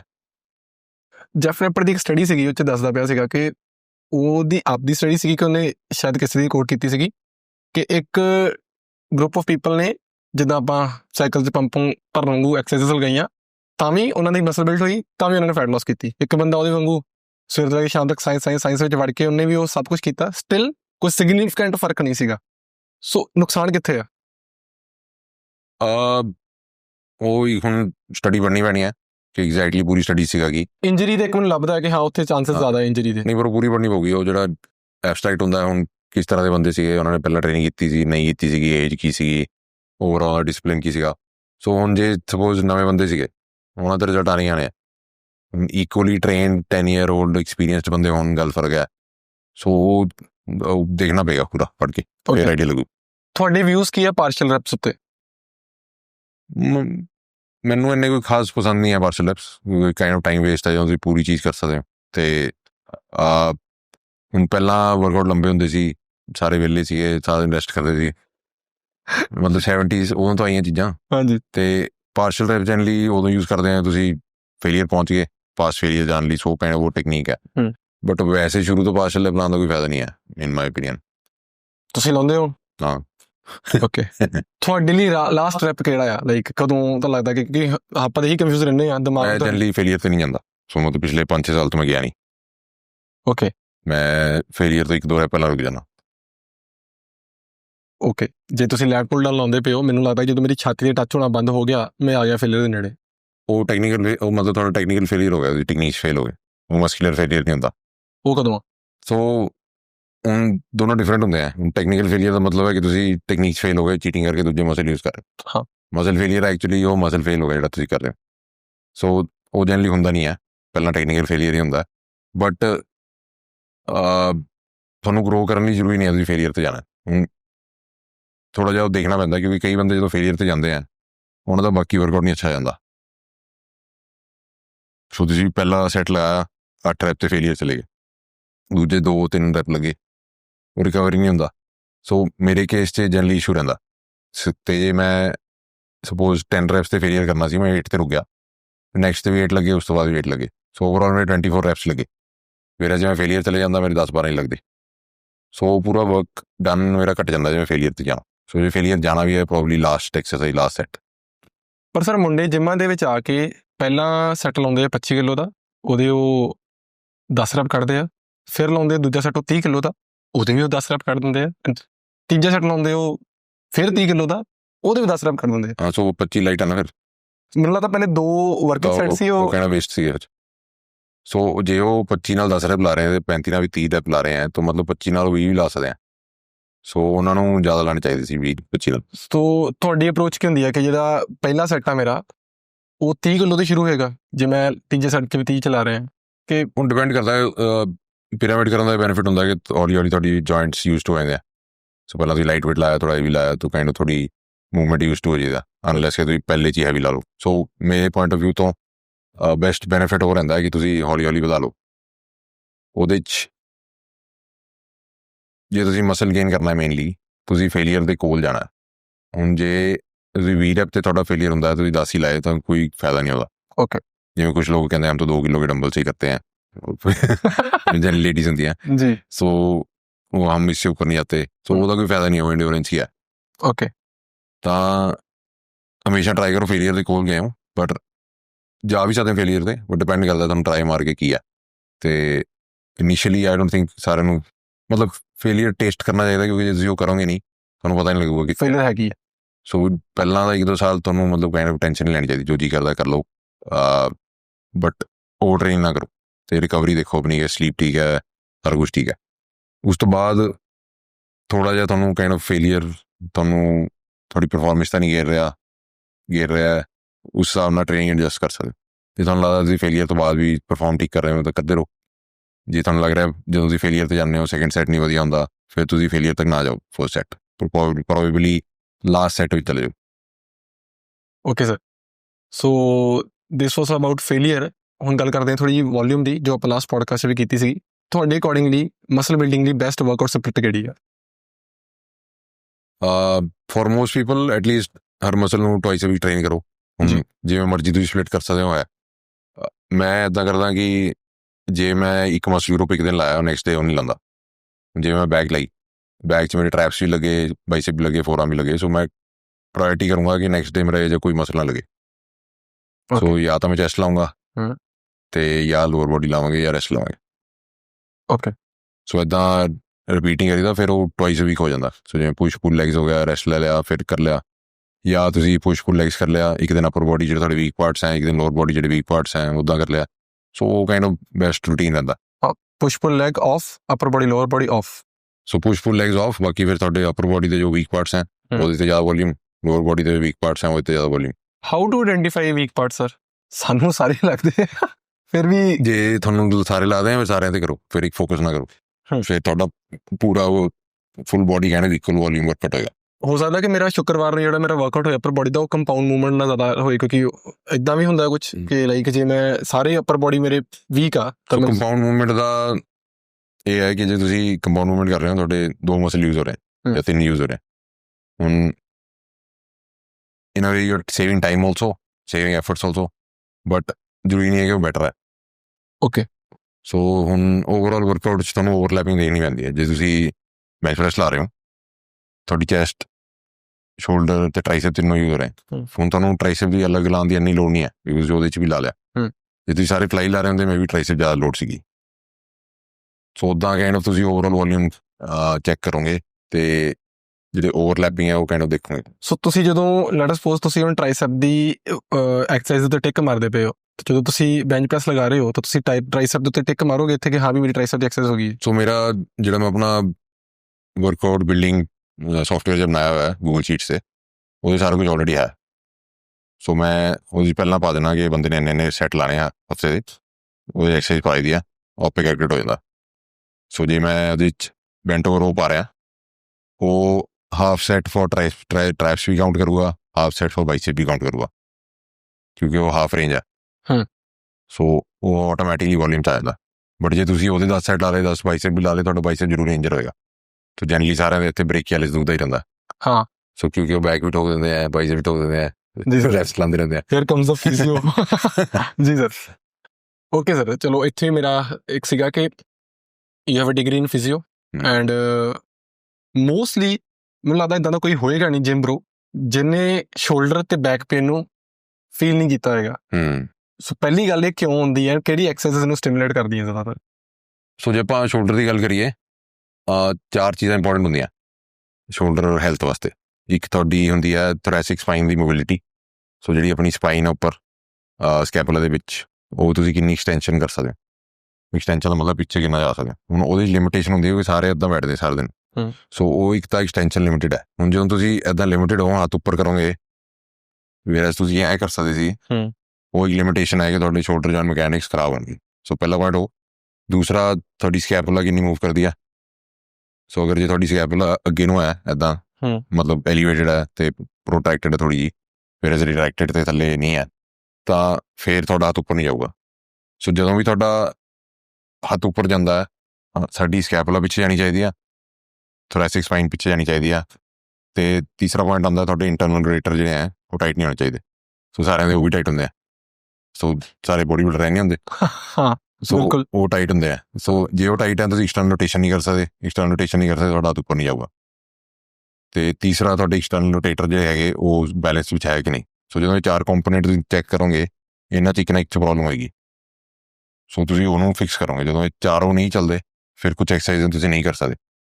ਲਾਈਕ ਹੁਣ ਜਿਵੇਂ ਸਭ ਤੋਂ ਪਹਿਲਾਂ ਟੈਸਟ ਕਰੀਦਾ ਵਾਲ ਰੇਂਜਰ ਟੈਸਟ ਹੁੰਦਾ, ਇੱਦਾਂ ਕਰਕੇ। ਹੁਣ ਜੇ ਤੁਹਾਡਾ ਹੱਥ ਇੱਦਾਂ ਨਹੀਂ ਲੱਗ ਰਿਹਾ ਦੀਵਾਰ ਤੇ ਤੁਸੀਂ ਉੱਪਰ ਨਹੀਂ ਲੈ ਕੇ ਜਾ ਸਕਦੇ, ਤਾਂ ਤੁਸੀਂ ਸੋਚ ਰਹੇ ਹੋ ਕਿ ਤੁਸੀਂ 50 ਕਿਲੋ ਨੰਬਰ ਲੈ ਕੇ ਬੈਂਚ ਉਹ ਕਰੋਗੇ ਸ਼ੋਲਡਰ ਪ੍ਰੈਸ। ਸੋ ਜੇ ਉਹ ਕਰੋਗੇ, ਡੈਫੀਨੇਟਲੀ ਤੁਹਾਡਾ ਸ਼ੋਲਡਰ ਹਿੱਲੂਗਾ। ਸੋ ਉਹ ਰੋਂਗ ਐਕਸਰਸਾਈਜ਼ ਸਿਲੈਕਸ਼ਨ ਹੈ ਐਕਚੁਅਲੀ, ਜਿਹਦੇ ਨਾਲ ਇੰਜਰੀ ਹੁੰਦੀ ਹੈ। ਜੇ ਮੇਰਾ ਹੱਥ ਉੱਪਰ ਨਹੀਂ ਜਾਂਦਾ, ਤਾਂ ਮੈਂ ਥੋੜ੍ਹਾ ਜਿਹਾ ਬੈਂਚ ਪਿੱਛੇ ਕਰਕੇ ਫਿਰ ਡੰਬਲ ਪ੍ਰੈਸ ਕਰ ਸਕਦਾ। ਉਹ ਮੇਰੀ ਕਦੀ ਇੰਜਰੀ ਨਹੀਂ ਹੋਈ। ਸੋ ਜਦੋਂ ਤੋਂ ਮੈਂ ਇਹ ਚੀਜ਼ਾਂ ਕਰਨ ਲੱਗਿਆ, ਮਤਲਬ 6-7 ਸਾਲ ਹੋ ਗਏ, ਕੋਈ ਇੰਜਰੀ ਨਹੀਂ ਹੋਈ। ਤੁਹਾਡੀ ਸੀਗੀ ਆਈ ਸੀ ਇੰਜਰੀ? ਰਹਿੰਦੀ ਸੀ, ਡਾਕਟਰ ਆਪਣੇ ਆਪ ਦਾ ਤਾਂ ਹੀ ਮੰਨਦੇ ਸੀ ਇੰਜਰੀ ਹੁੰਦੀ ਆ। ਸੋ ਪਹਿਲਾਂ ਹੁੰਦੀ ਸੀਗੀ ਕਿਉਂਕਿ ਏਦਾਂ ਡੀਪਲੀ ਨਹੀਂ ਸੋਚੀਦਾ ਸੀਗਾ। ਸੋ ਪਹਿਲਾਂ ਹੀ ਸੋਚੀਦਾ ਇੰਜਰੀ ਹੋ ਗਈ, ਉਹਨੂੰ ਠੀਕ ਕਰ ਲਓ। ਪਰ ਐਕਚੁਅਲੀ ਇਹ ਸੋਚਣਾ ਚਾਹੀਦਾ ਕਿ ਇੰਜਰੀ ਹੋ ਕਿਉਂ ਰਹੀ ਆ। ਹੁਣ ਤੁਸੀਂ ਜਿੰਨੇ ਵੀ ਤੁਸੀਂ ਇੰਸਟਾਗ੍ਰਾਮ ਤੇ ਦੇਖੋਗੇ we are going to physio recovery ਹੋ ਰਹੀ ਹੈ, ਹੈ ਨਾ, ਤਾਂ ਮੈਂ ਉਹਨਾਂ ਨੂੰ ਇਹ ਕਹਿਣਾ ਕਿ ਤੁਸੀਂ ਐਕਸਰਸਾਈਜ਼ ਗਲਤ ਕਰ ਰਹੇ ਹੋ। ਤੁਸੀਂ ਰਿਕਵਰ ਨਹੀਂ ਕਰ ਰਹੇ, ਤਾਂ ਆਪ ਜਾ ਰਹੇ ਹੋ। ਹੁਣ ਮੇਰੇ ਹਿਸਾਬ ਨਾਲ ਫਿਜ਼ੀਓ ਕੋਲ ਜਾਣਾ ਜ਼ਰੂਰੀ ਹੋਣਾ ਹੀ ਨਹੀਂ ਚਾਹੀਦਾ। ਜੇ ਤੁਸੀਂ ਫਿਜ਼ੀਓ ਕੋਲ ਜਾ ਰਹੇ ਹੋ, ਕੋਈ ਗਲਤੀ ਹੋ ਰਹੀ ਆ, ਤੁਸੀਂ ਰਿਕਵਰ ਨਹੀਂ ਕਰ ਰਹੇ, ਜਾਂ ਤੁਸੀਂ ਕੋਈ ਐਕਸਰਸਾਈਜ਼ ਗਲਤ ਕਰ ਰਹੇ ਹੋ, ਜੇ ਤੁਹਾਨੂੰ ਪੇਨ ਹੋ ਰਹੀ ਆ। ਹੁਣ ਪ੍ਰੀਵੈਂਟਿਵ ਮੈਜਰ ਲਈ ਕਦੇ ਵੀ ਫਿਜ਼ੀਓ ਕੋਲ ਨਹੀਂ ਜਾਣਾ ਚਾਹੀਦਾ। ਜਦੋਂ ਪ੍ਰੋਬਲਮ ਹੋਈ ਆ ਉਦੋਂ ਜਾਓ। ਹੁਣ ਪ੍ਰੋਬਲਮ ਕਿਉਂ ਹੋਈ ਹੈ, ਜਾਂ ਤੁਸੀਂ ਐਕਸਰਸਾਈਜ਼ ਗਲਤ ਲਾਈ ਜਾਂ ਲੋਡ ਜ਼ਿਆਦਾ ਚੱਕ ਲਿਆ। ਹੁਣ ਇਹ ਦੋ ਪ੍ਰੋਬਲਮ ਹੋ ਸਕਦੀਆਂ। ਹੁਣ ਲੋਡ ਜ਼ਿਆਦਾ ਚੱਕ ਕੇ ਤੁਸੀਂ ਕੰਟਰੋਲ ਕਰ ਸਕਦੇ ਹੋ, ਐਕਸਰਸਾਈਜ਼ ਇੰਪਰੂਵਮੈਂਟ ਕਰ ਸਕਦੇ ਹੋ। ਜੇ ਉਹ ਚੀਜ਼ਾਂ ਠੀਕ ਹੋ ਗਈਆਂ, ਤੁਹਾਨੂੰ ਪ੍ਰੋਬਲਮ ਹੀ ਨਹੀਂ ਹੋਊਗੀ। ਸੋ ਜਿਹੜੇ ਕਾਇਰੋਪ੍ਰੈਕਟਰ ਆ ਕੇ ਕੱਢਣਗੇ ਸਰ, ਉਹ ਹੈਗੇ ਆ, ਪਰ ਮਤਲਬ ਜੇ ਤੁਹਾਨੂੰ ਕੋਈ ਐਗਜ਼ੈਕਟਲੀ ਪ੍ਰੋਬਲਮ ਨਾ ਹੋਏ, ਬਸ ਮੈਂ ਜਾ ਰਿਹਾ ਮੇਰੇ ਬੋਨਸ ਤੋਂ ਪ੍ਰੈਸ਼ਰ ਰਿਲੀਜ਼ ਹੋ ਜਾਏ, ਉਹ ਐਡਵਾਈਜ਼ੇਬਲ ਆ। ਤੁਹਾਨੂੰ ਕੀ ਪਤਾ ਪ੍ਰੈਸ਼ਰ ਹੈ, ਸੋ ਉਹ ਪਹਿਲਾਂ ਹੋਣਾ ਚਾਹੀਦਾ। ਜੇ ਤੁਹਾਨੂੰ ਕੋਈ ਇਸ਼ੂ ਫੀਲ ਹੀ ਨਹੀਂ ਹੋ ਰਿਹਾ, ਤੁਸੀਂ ਕਦੇ ਵੀ ਜਾਓਗੇ ਵੀ ਨਹੀਂ। ਉਹ ਇਸ਼ੂ ਕਿਉਂ ਫੀਲ ਹੁੰਦਾ, ਕਿਉਂਕਿ ਕੋਈ ਨਾ ਕੋਈ ਇੰਬੈਲੈਂਸ ਕ੍ਰੀਏਟ ਹੁੰਦਾ, ਜਾਂ ਤੁਸੀਂ ਕੋਈ ਚੀਜ਼ ਗਲਤ ਕਰ ਰਹੇ ਹੋ। ਸੋ ਇੰਟੈਂਸ਼ਨਲੀ ਅਨਇੰਟੈਂਸ਼ਨਲੀ ਹੋ ਜਾਂਦਾ। ਹੁਣ ਕਈ ਵਾਰੀ ਐਕਸਰਸਾਈਜ਼ ਗਲਤ ਕੀਤੀ ਗਈ, ਕੋਈ ਨਹੀਂ ਹੋ ਗਿਆ, ਫਿਰ ਚਲੇ ਜਾਓ, ਠੀਕ ਹੈ, ਬਟ ਉਹ ਜਨਰਲੀ ਠੀਕ ਕਰਾ ਲੈਣਾ ਚਾਹੀਦਾ ਪਹਿਲੇ। ਹੁਣ ਥਰੂ ਪੇਨ ਵਰਕਆਊਟ ਨਹੀਂ ਕਰਨਾ ਚਾਹੀਦਾ। ਲੋਕ ਲੱਗੇ ਰਹਿੰਦੇ ਆ, ਫਿਰ ਉਹ ਵੱਧ ਜਾਂਦੀ ਪ੍ਰੋਬਲਮ, ਕਰੋਨਿਕ ਹੋ ਜਾਂਦੀ ਹੈ। ਓਕੇ ਸਰ, ਕੁਛ ਐਕਸਰਸਾਈਜ਼ ਜਿਹੜੀਆਂ ਸਾਨੂੰ ਅਵੋਇਡ ਕਰਨੀਆਂ ਚਾਹੀਦੀਆਂ, ਜਿਨ੍ਹਾਂ ਦਾ ਸਾਨੂੰ ਮਸਲ ਬਿਲਡਿੰਗ ਜਾਂ ਆਪਣੀ ਬੋਡੀ ਲਈ ਜ਼ਿਆਦਾ ਬੈਨੀਫਿਟ ਹੈ ਨਹੀਂ, ਇੰਜਰ ਜ਼ਿਆਦਾ ਕਰ ਸਕਦੀਆਂ? ਜਨਰਲੀ ਬਿਗਨਰਸ ਲਈ ਸਕੁਆਟਸ ਹੁੰਦੇ ਆ, ਜੋ ਦੋ ਸਾਰੇ ਸ਼ੁਰੂ ਹੋਏ ਤੋਂ ਕਰਦੇ ਨੇ। ਬਟ ਜੇ ਤੁਹਾਡੀ ਸਟੈਬਿਲਿਟੀ ਨਹੀਂ ਹੈ, ਤੁਹਾਡੀ ਮੋਬਿਲਿਟੀ ਨਹੀਂ ਹੈ ਚੀਜ਼ਾਂ ਦੀ, ਤਾਂ ਉਹ ਇੰਜਰੀ ਹੋਣ ਦੇ ਚਾਂਸਿਸ ਹਾਇਰ ਹੁੰਦੇ ਆ। ਸੋ ਉਹਦਾ ਇੱਕ ਰਾਈਟ ਟਾਈਮ ਹੁੰਦਾ ਕਰਨ ਦਾ। ਸੋ ਪਹਿਲਾਂ ਮੇਰੇ ਹਿਸਾਬ ਨਾਲ ਸਿੰਗਲ ਲੈਗ ਮੂਵਮੈਂਟਸ ਕਰਨੀ ਚਾਹੀਦੀਆਂ, ਲੰਜਿਸ ਵਗੈਰਾ। ਜਦੋਂ ਤੁਸੀਂ ਬੈਲੈਂਸ ਹੋ ਗਿਆ, ਫਿਰ ਉਹਦੇ ਧਿਆਨ ਚਾਹੀਦਾ। ਸੈਕਿੰਡ, ਜਿਵੇਂ ਡਿਪਸ ਆਪਾਂ ਪਿਛਲੀ ਵਾਰ ਗੱਲ ਕੀਤੀ ਜੀ, ਉਹ ਵੀ ਸ਼ੋਲਡਰ ਦਾ ਐਕਸਟੈਂਸ਼ਨ ਚੱਲ ਜਾਂਦਾ, ਤਾਂ ਕਰਕੇ ਕਹਿ ਰਹੇ ਤੁਸੀਂ? ਕਿਉਂਕਿ ਉਸ ਪੁਆਇੰਟ 'ਚ ਜਿਹੜਾ ਤੁਹਾਡਾ ਸ਼ੋਲਡਰ ਹੈ, ਹੁਣ ਜਿਵੇਂ ਤੁਹਾਡੀ ਹਿਊਮਰਸ ਪਿੱਛੇ ਹੈ, ਸਾਰੀ ਜਿਹੜੀ ਸਟੈਬਿਲਿਟੀ ਹੈ ਸ਼ੋਲਡਰ ਜੁਆਇੰਟ ਦੀ, ਉਹ ਸਾਰੇ ਤੁਹਾਡੇ ਸੌਫਟ ਟਿਸ਼ੂ ਤੇ ਹੈ। ਜੀ, ਹੁਣ ਜੇ ਤੁਹਾਡੇ ਸੌਫਟ ਟਿਸ਼ੂ ਠੀਕ ਤਰ੍ਹਾਂ ਕੰਮ ਨਹੀਂ ਕਰ ਰਹੇ, ਉਹ ਇਸ਼ੂ ਆਏਗਾ। ਸੋ ਬੋਨੀ ਨਹੀਂ ਆਏਗਾ, ਮਤਲਬ ਜਿਵੇਂ ਤੁਹਾਡਾ ਹਿਪ ਜੁਆਇੰਟ ਕਾਫੀ ਵਧੀਆ ਬੋਨੀ ਸਟਰਕਚਰ ਦੇ ਵਿੱਚ ਹੁੰਦਾ ਹੈ ਤੇ ਪ੍ਰੋਟੈਕਟਡ ਹੁੰਦਾ, ਸ਼ੋਲਡਰ ਨਹੀਂ ਹੁੰਦਾ ਉੱਦਾਂ। ਸੋ ਇਸ ਪੋਜੀਸ਼ਨ ਸਭ ਤੋਂ ਵਨਰੇਬਲ ਹੈ ਉਹ। ਹੁਣ ਜਿਹੜੇ ਬੰਦੇ ਨੇ ਆਰਮਸ ਲੰਬੇ ਆ, ਤਾਂ ਉਹਨਾਂ ਨੂੰ ਹੋਰ ਆਊਗਾ ਤੇ ਪ੍ਰੈਸ਼ਰ। ਸੋ ਬੋਡੀ ਟਾਈਪ ਦੇ ਹਿਸਾਬ ਨਾਲ ਵੀ ਹੁੰਦਾ ਥੋੜਾ ਜਿਹਾ, ਬਟ ਮਤਲਬ ਉਹ ਇਹ ਦੇਖੀਦਾ ਨਾ ਫਿਰ ਕਿ ਤੁਹਾਡਾ ਗੋਲ ਕੀ ਹੈ। ਹੁਣ ਜੇ ਤੁਸੀਂ ਡਿਪਸ ਦਾ ਕੰਪੀਟੀਸ਼ਨ ਕਰ ਰਹੇ ਹੋ, ਤਾਂ ਤੁਸੀਂ ਕਰੋਗੇ ਹੀ। ਬਟ ਜੇ ਤੁਸੀਂ ਟ੍ਰਾਈਸੈਪ ਬਿਲਡ ਕਰਨੇ ਹੈ, ਆਪਣੇ ਕੋਲ ਬੈਟਰ ਐਕਸਰਸਾਈਜ਼ ਹੈਗੀਆਂ ਕਰਨ ਲਈ, ਜਿਹਦੇ ਵਿੱਚ ਇੰਜਰੀ ਦੇ ਚਾਂਸ ਘੱਟ ਹੈ। ਤੁਸੀਂ ਜ਼ਿਆਦਾ ਰੇਂਜ ਹਿੱਟ ਕਰ ਸਕਦੇ ਹੋ ਟ੍ਰਾਈਸੈਪ ਦੀ, ਜ਼ਿਆਦਾ ਮਸਲ ਇਨਵੋਲਵ ਕਰ ਸਕਦੇ ਹੋ। ਓਕੇ, ਮੇਰੇ ਦਿਮਾਗ 'ਚ ਕੁਛ ਐਕਸਰਸਾਈਜ਼ ਸਾਰੀਆਂ ਨੇ, ਕੁਛ ਮੂਵਮੈਂਟ ਸਾਰੀਆਂ ਨੇ, ਤੁਸੀਂ ਦੱਸੋ ਕਿ ਮੈਂ ਨਹੀਂ ਲਾਉਂਦਾ ਕਿ ਇਹ ਸਹੀ ਹੈ। ਮੈਂ ਕਦੀ ਵੀ ਡਿਕਲਾਈਨ ਬੈਂਚ ਪ੍ਰੈਸ ਨਹੀਂ ਲਾਈ। ਮੇਰਾ ਰੀਜ਼ਨ ਉਹ ਆ ਕਿ ਮੇਰੀ ਲੱਤਾਂ ਦੇ ਥੱਲੇ ਲੱਗੇ ਹੁੰਦੇ ਨੇ, ਮੈਨੂੰ ਲੱਗਣ ਦੇ ਪਤਾ ਨਹੀਂ ਕੀ ਹੋ ਜਾਣਾ ਹੈ, ਅਤੇ ਕੀ ਲਾਈਕ ਉਹ ਤਾਂ ਹੈ, ਮੈਨੂੰ ਲੱਗਦਾ ਕਿ ਜੇ ਮੈਂ ਫਲੈਟ 'ਤੇ ਉਹ ਕਰ ਲਿਆ ਤੇ it is not required in the gym. Majority of ਦੇ ਜਿਹੜੇ ਆਪਣੇ ਪੈਕਟੋਰਲ ਫਾਈਬਰਸ ਹੁੰਦੇ ਆ ਉਹ ਜ਼ਿਆਦਾ ਲੋਅਰ ਤੇ ਮਿਡਲੀ ਹੁੰਦੇ ਆ। ਸੋ ਆਈਡੀਅਲੀ ਇੱਕ ਡਿਕਲਾਈਨ ਮੂਵਮੈਂਟ ਤਾਂ ਹੋਣੀ ਚਾਹੀਦੀ ਆ। ਤੇ ਡਿਕਲਾਈਨ ਬੈਂਚ ਪ੍ਰੈਸ ਦਾ ਇਸ਼ੂ ਹੈ ਕਿ ਸਾਰਾ ਖੂਨ ਤੁਹਾਡੇ ਸਿਰ 'ਚ ਵੜ ਰਹਿੰਦਾ ਹਾਂ, ਤੇ ਉਹ ਥੋੜਾ ਅਨਕੰਫਰਟੇਬਲ ਹੋ ਜਾਂਦਾ ਕੁਛ। ਮੈਨੂੰ ਲੱਗਦਾ ਮੇਰੀ ਰੇਂਜ ਆਫ ਮੋਸ਼ਨ ਵੀ ਘਟ ਜਾਂਦੀ ਹੈ ਸੋ ਉੱਥੇ। ਬੈਟਰ ਆਪਸ਼ਨ ਇਹ ਹੈ ਜਿਵੇਂ ਆਪਾਂ ਸਟੈਂਡਿੰਗ ਕੇਬਲ ਕ੍ਰੋਸ ਲੈਂਦੇ ਆ, ਉਹ ਵੀ ਕਹਿਣਾ ਡਿਕਲਾਈਨ ਲਈ ਹੈ। ਫਿਰ ਤੁਸੀਂ ਮਤਲਬ ਕੇਬਲ ਇਸ ਲੈਵਲ ਤੇ ਰੱਖ ਕੇ ਥੋੜਾ ਜਿਹਾ ਬੈਂਚ ਇੰਕਲਾਈਨ ਪਿੱਛੇ ਨੂੰ ਕਰਕੇ ਤੁਸੀਂ ਮੂਵਮੈਂਟ ਕਰੋਗੇ ਉਹ ਵੀ ਡਿਕਲਾਈਨ ਬਣ ਜੂਗਾ। ਸੋ ਥੋੜਾ ਜਿਹਾ ਵਰਕ ਆਊਟ ਕਰ ਸਕਦੇ ਹੋ ਜਾਂ ਕੋਈ ਪਲੇਟ ਲੋਡਡ ਡਿਕਲਾਈਨ ਮਸ਼ੀਨ ਕਰ ਲਓ, ਉਹ ਜ਼ਿਆਦਾ ਬੈਟਰ ਆ। ਮੇਰੇ ਪੈਰ ਥੱਲੇ ਲੱਗਣ, ਪਤਾ ਨਹੀਂ ਕਿਵੇਂ ਮੈਨੂੰ ਹੁੰਦਾ ਕਿ ਪੈਰ ਨਹੀਂ ਤਾਂ ਹਵਾ 'ਚ। ਹਾਂ, ਤਾਂ ਉਹ ਸਟੇਬਿਲਿਟੀ ਇਸ਼ੂ ਹੋ ਸਕਦਾ ਕਿਉਂਕਿ ਜਦੋਂ ਤੁਸੀਂ ਪੈਰ ਥੱਲੇ ਲੱਗੀ ਨਹੀਂ ਤੁਹਾਡੇ ਮਾਈਂਡ ਨੂੰ ਲੱਗਦਾ ਨਹੀਂ ਕਿ ਉੱਤੇ ਜੀਵ ਹੈ। ਕੁਛ ਮਸ਼ੀਨਸ ਜਿਹੜੀਆਂ ਤੁਸੀਂ ਮੀਨਸ ਮੈਂ ਆਪਣੀ ਨੋਰਮਲ ਜਿੰਮਾਂ ਦੇ ਵਿੱਚ ਨਹੀਂ ਦੇਖਦਾ ਬਟ ਹੋਣੀਆਂ ਜ਼ਰੂਰੀ ਆ, ਬਟ ਮੁੰਡੇ ਉਹਨੂੰ ਪ੍ਰੈਫਰ ਨਹੀਂ ਕਰਦੇ। ਅਬਡਕਟਰ ਹਿਪ ਡਕਟਰ ਹੋ ਗਈ, ਕੀ ਮੁੰਡਿਆਂ ਨੂੰ ਇਹ ਲਗਾਉਣੀ ਚਾਹੀਦੀ ਹੈ? ਡੈਫੀਨੇਟਲੀ ਲਾਣੀ ਚਾਹੀਦੀ ਹੈ ਕਿਉਂਕਿ ਹੁਣ ਅਡਕਟਰ ਦੇ ਜਿਹੜੇ ਤੁਹਾਡੇ ਉਹ ਕਹਿਣਾ ਵੀ ਐਕਸਟੈਂਸਰ ਵੀ ਹੁੰਦੇ ਆ। ਸੋ ਜਦੋਂ ਤੁਸੀਂ ਡੀਪ ਸquat ਜਾਂਦੇ ਹੋ ਉਹ ਹਿਪ ਐਕਸਟੈਂਸਰ ਬਣ ਜਾਂਦੇ ਆ। ਸੋ ਉਹ ਕਾਈਂਡ ਆਫ ਹਿਪ ਐਕਸਟੈਂਸ਼ਨ ਵੀ ਕੰਮ ਕਰਦੇ ਆ। ਸੋ ਜੇ ਤੁਸੀਂ ਸਕੁਆਟ ਵਗੈਰਾ ਕਰ ਰਹੇ ਹੋ ਜਨਰਲੀ ਹੋ ਜਾਂਦੇ ਯੂਜ਼, ਬਟ ਥੋੜਾ ਬਹੁਤਾ ਆਈਸੋਲੇਸ਼ਨ ਵਰਕ ਵੀ ਵਧੀਆ ਰਹਿੰਦਾ। ਬਟ ਅਬਡਕਸ਼ਨ ਕਹਿਣਾ ਵਧੀਆ ਹੈ ਕਿਉਂਕਿ ਉਹ ਮੂਵਮੈਂਟ ਕਹਿਣਾ ਕਿਤੇ ਹੋਰ ਹੁੰਦੀ ਨਹੀਂ ਹੈ। ਹਾਂਜੀ, ਸੋ ਜੇ ਤੁਸੀਂ ਕਰ ਸਕਦੇ ਹੋ ਕਹਿਣਾ ਅੱਛਾ ਹੁੰਦਾ। ਓਕੇ, ਐਂਡ ਨਾਲੇ ਹੁਣ ਕੁਛ ਲੋਕਾਂ ਦੇ ਜਿਹੜੇ ਫਾਈਬਰਸ ਹੋਣਗੇ ਉਹਨਾਂ ਦੀ ਓਰੀਐਂਟੇਸ਼ਨ ਹੋਏਗੀ। ਜੇ ਗਲੂਟ ਫਾਈਬਰ ਜਿਹਨਾਂ ਦੀ ਸਿੱਧੀ ਆ ਮੇ ਬੀ ਉਹਨਾਂ ਨੂੰ ਅਬਡਕਸ਼ਨ ਇੰਨੀ ਹੈਲਪ ਨਾ ਕਰੇ। ਕੁਝ ਲੋਕਾਂ ਦੀ ਇੱਦਾਂ ਹੁੰਦੀ ਜ਼ਿਆਦਾ, ਉਹਨਾਂ ਨੂੰ ਅਬਡਕਸ਼ਨ ਜ਼ਿਆਦਾ ਹੈਲਪ ਕਰੂਗੀ। ਸੋ ਕਈਆਂ ਦੇ ਉਸ ਪੁਆਇੰਟ ਆਫ ਵਿਊ ਤੋਂ ਵੀ ਗਰੋਥ ਹੋ ਜਾਂਦੀ ਹੈ ਸਿਰਫ ਸਕੁਆਟ ਕਰਕੇ ਜਾਂ ਬਾਕੀ ਐਕਸਰਸਾਈਜ਼ ਕਰਕੇ। ਜਿਹਨਾਂ ਦੀ ਨਹੀਂ ਹੁੰਦੀ ਉਹਨਾਂ ਨੂੰ ਫਿਰ ਉਹ ਕਰਨਾ ਪੈਂਦਾ। Any 3 exercises that you will ban from gym ਕਿ ਇਹ ਬਿਲਕੁਲ ਨਹੀਂ ਕਰਨੀ ਆਪਾਂ, ਲੋੜ ਹੀ ਨਹੀਂ ਆ ਕਰਨੀ ਆ। ਸਭ ਤੁਸੀਂ ਇੱਦਾਂ ਨਹੀਂ ਜਾ ਸਕਦੇ, ਮੈਂ ਨਹੀਂ ਕਰਨੀ ਕੋਈ ਵੀ, 3 ਕਰਨੀ ਆਪਾਂ ਬੈਨ। 3 ਐਕਸਰਸਾਈਜ਼ ਬੈਨ ਕਰਨੇ ਆ। ਇੱਕ ਤਾਂ ਆਪਾਂ ਕਰਾਂਗੇ ਬੰਦ, ਠੀਕ ਹੈ? ਅੱਛਾ, ਓਕੇ। ਡਬਲ ਐਂਡ ਟ੍ਰਾਈਸੈਪ ਵਾਲੀ। ਵਾਈ? ਕਿਉਂਕਿ ਇਹਦੇ ਲਈ ਸਾਨੂੰ ਸ਼ੋਲਡਰ ਮੋਬਿਲਿਟੀ ਵਧੀਆ ਚਾਹੀਦੀ ਹੈ, ਉਹ ਵੀ ਹੁੰਦੀ ਨਹੀਂ। ਫਿਰ ਜਦੋਂ ਐਂ ਕਰਦੇ ਨੇ ਉਹ ਇੱਕ ਤਾਂ ਤੁਹਾਡਾ ਸ਼ੋਲਡਰ ਵਨਰੇਬਲ ਪੋਜੀਸ਼ਨ 'ਚ ਹੁੰਦਾ, ਫਿਰ ਤੁਸੀਂ ਮੂਵਮੈਂਟ ਕਰਦੇ ਹੋ ਫਿਰ ਉਹ ਟ੍ਰਾਈਸੈਪ ਤੁਹਾਡਾ ਐਕਚੁਅਲੀ ਤਾਂ ਐਂ ਹੋਣਾ ਚਾਹੀਦਾ। ਸੋ ਐਂ ਜਾ ਕੇ ਰੋਟੇਸ਼ਨ ਹੋ ਰਹੀ ਹੈ ਤੁਹਾਡੇ shoulder the, so kind of comfortable ਜੀ ਨਹੀਂ ਹੁੰਦੀ।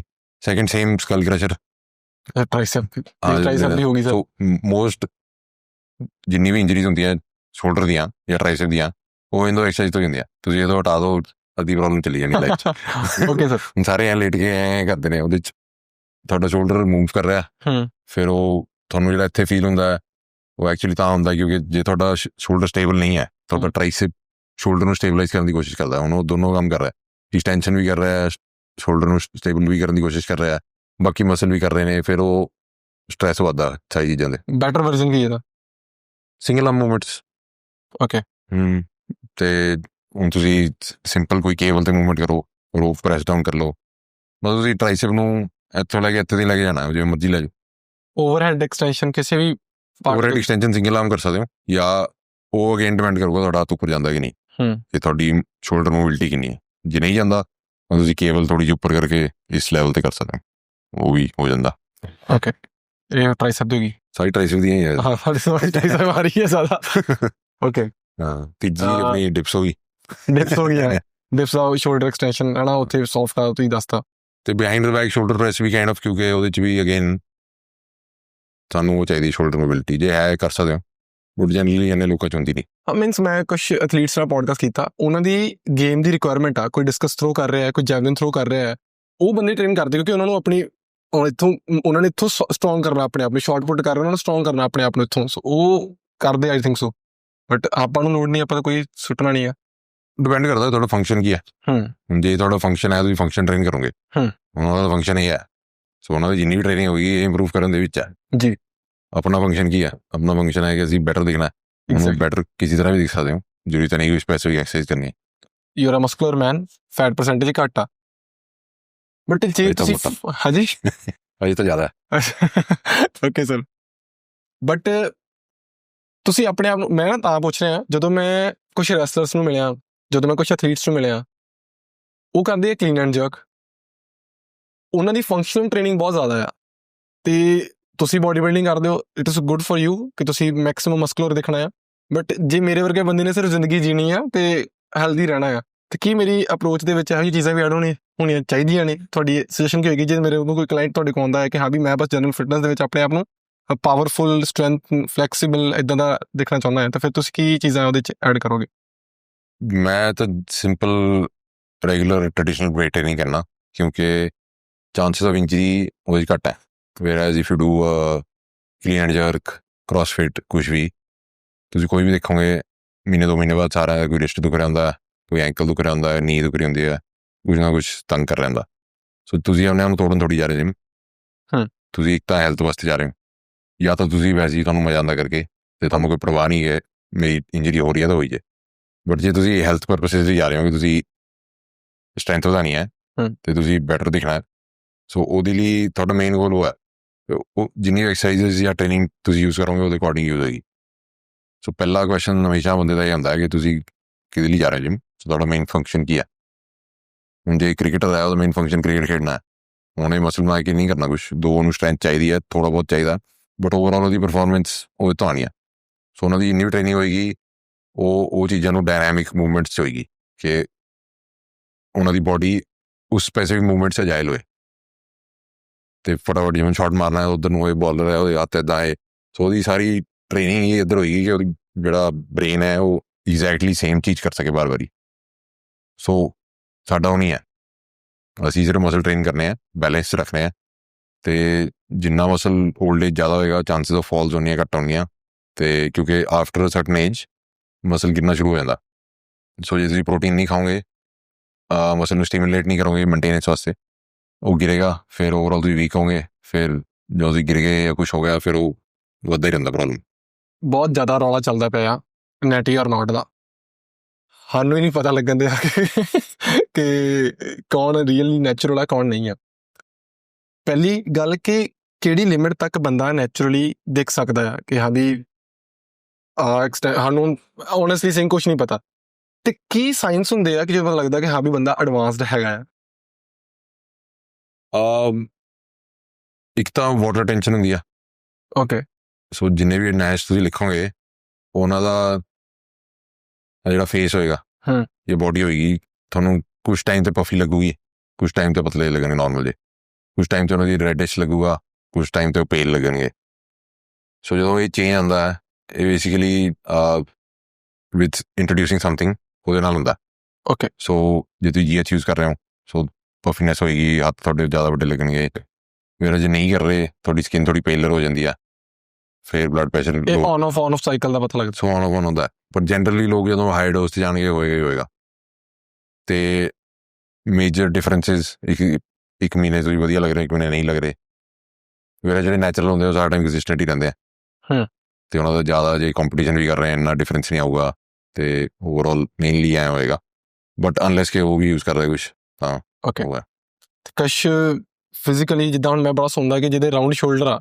ਉਹ ਬੰਦਾ ਪੱਕਾ ਯੂਜ਼ ਕਰ ਰਿਹਾ ਇੱਦਾਂ ਹੈ ਕੁਛ? ਰਾਊਂਡ ਸ਼ੋਲਡਰ ਸਟਰੈਪਸ ਹੁਣ ਜਿਹੜੇ ਮਸਲਸ ਜ਼ਿਆਦਾ ਰਿਸੈਪਟਰ ਹੁੰਦੇ ਜਨਰਲੀ ਜਦੋਂ ਤੁਸੀਂ ਕੁਛ ਵੀ ਲੈਂਦੇ ਹੋ ਉਹ ਥੋੜ੍ਹੇ ਜਿਹੇ ਪੌਪ ਕਰ ਜਾਂਦੇ ਆ ਉਹਦੇ ਨਾਲ ਵੀ ਥੋੜ੍ਹਾ ਜਿਹਾ ਫਰਕ ਪਊਗਾ ਨੈਚੁਰਲੀ ਆਪਾਂ ਇਹਨਾਂ ਨੂੰ ਇੱਕ ਲਿਮਿਟ ਤੱਕ ਹੀ ਲੈ ਕੇ ਜਾ ਸਕਦੇ ਹੁਣ ਉਹ ਨੈਚੁਰਲ ਲਿਮਿਟ ਹਰ ਬੰਦੇ ਦਾ ਫਰਕ ਹੈ ਆਪਾਂ ਉਹ ਜਾਣਦੇ ਨਹੀਂ ਉਹਨੂੰ ਹੁਣ ਜੇ ਕੋਈ ਜੈਨੇਟਿਕਲੀ ਗਿਫਟਡ ਹੈ ਵਧੀਆ ਅਤੇ ਉਹਨੇ ਮਿਹਨਤ ਕੀਤੀ ਹੈ ਕਿਉਂਕਿ ਉਹ ਨੈਚੁਰਲ ਬੋਡੀ ਬਿਲਡਿੰਗ ਕਿਤੇ ਜ਼ਿਆਦਾ ਔਖੀ ਹੋਏਗੀ ਨੋਰਮਲ ਬੋਡੀ ਬਿਲਡਿੰਗ ਤੋਂ ਜੇ ਦੇਖਿਆ ਜਾਏ ਕਿਉਂਕਿ ਤੁਹਾਡੇ ਕੋਲ ਉਨੀ ਰਿਕਵਰੀ ਕੈਪੈਸਿਟੀ ਨਹੀਂ ਹੈ ਤੁਸੀਂ ਜਦੋਂ ਕੰਪੀਟੀਸ਼ਨ ਕਰ ਰਹੇ ਹੋ ਸਾਰੇ ਤੁਹਾਡੇ ਹਾਰਮੋਨਸ ਡਿਪ ਕਰਕੇ ਤੁਹਾਨੂੰ ਹੋਰ ਡਾਈਟ ਕਰਨਾ ਪੈਣਾ ਹੈ ਹੋਰ ਤੁਹਾਨੂੰ ਥਕਾਵਟ ਹੋਏਗੀ ਅਤੇ ਤੁਸੀਂ ਥਾਇਰੋਇਡ ਹਾਰਮੋਨ ਵੀ ਉਹਨੇ ਸੈੱਟ ਕਰ ਸਕਦੇ ਤਾਂ ਨੈਚੁਰਲ ਬੋਡੀ ਬਿਲਡਿੰਗ ਕਿਤੇ ਜ਼ਿਆਦਾ ਮੁਸ਼ਕਿਲ ਹੈ ਅਤੇ ਉਸ ਰੂਟ ਜਾਣਾ ਮਤਲਬ ਹਰ ਬੰਦੇ ਨੂੰ ਪਸੰਦ ਨਹੀਂ ਹੁੰਦਾ ਫਿਰ ਉਹ ਸੋਚਦਾ ਉੱਧਰ ਹੀ ਚਲੇ ਜਾਂਦੇ ਆ ਕਿਉਂਕਿ ਨਾ ਮੈਨੂੰ ਲੋਕ ਦੇਖ ਰਹੇ ਆ ਦੇਖ ਉਹਨਾਂ ਨੂੰ ਰਹੇ ਆ ਸੋ ਅਗੇਨ ਹਿਊਮਨ ਸਾਈਕੋਲੋਜੀ ਹੈ ਕਿ ਜਿਹੜੀ ਚੀਜ਼ ਵੱਡੀ ਲੱਗ ਰਹੀ ਹੈ ਬੈਟਰ ਲੱਗ ਰਹੀ ਹੈ ਸਾਰੇ ਉੱਧਰ ਜਾਣਗੇ ਹੁਣ ਨੈਚੁਰਲ ਓਲੰਪੀਆ ਵੀ ਹੁੰਦਾ ਪਰ ਉੱਥੇ ਕਿਸੇ ਨੇ ਸੁਣਿਆ ਨਹੀਂ ਕਦੀ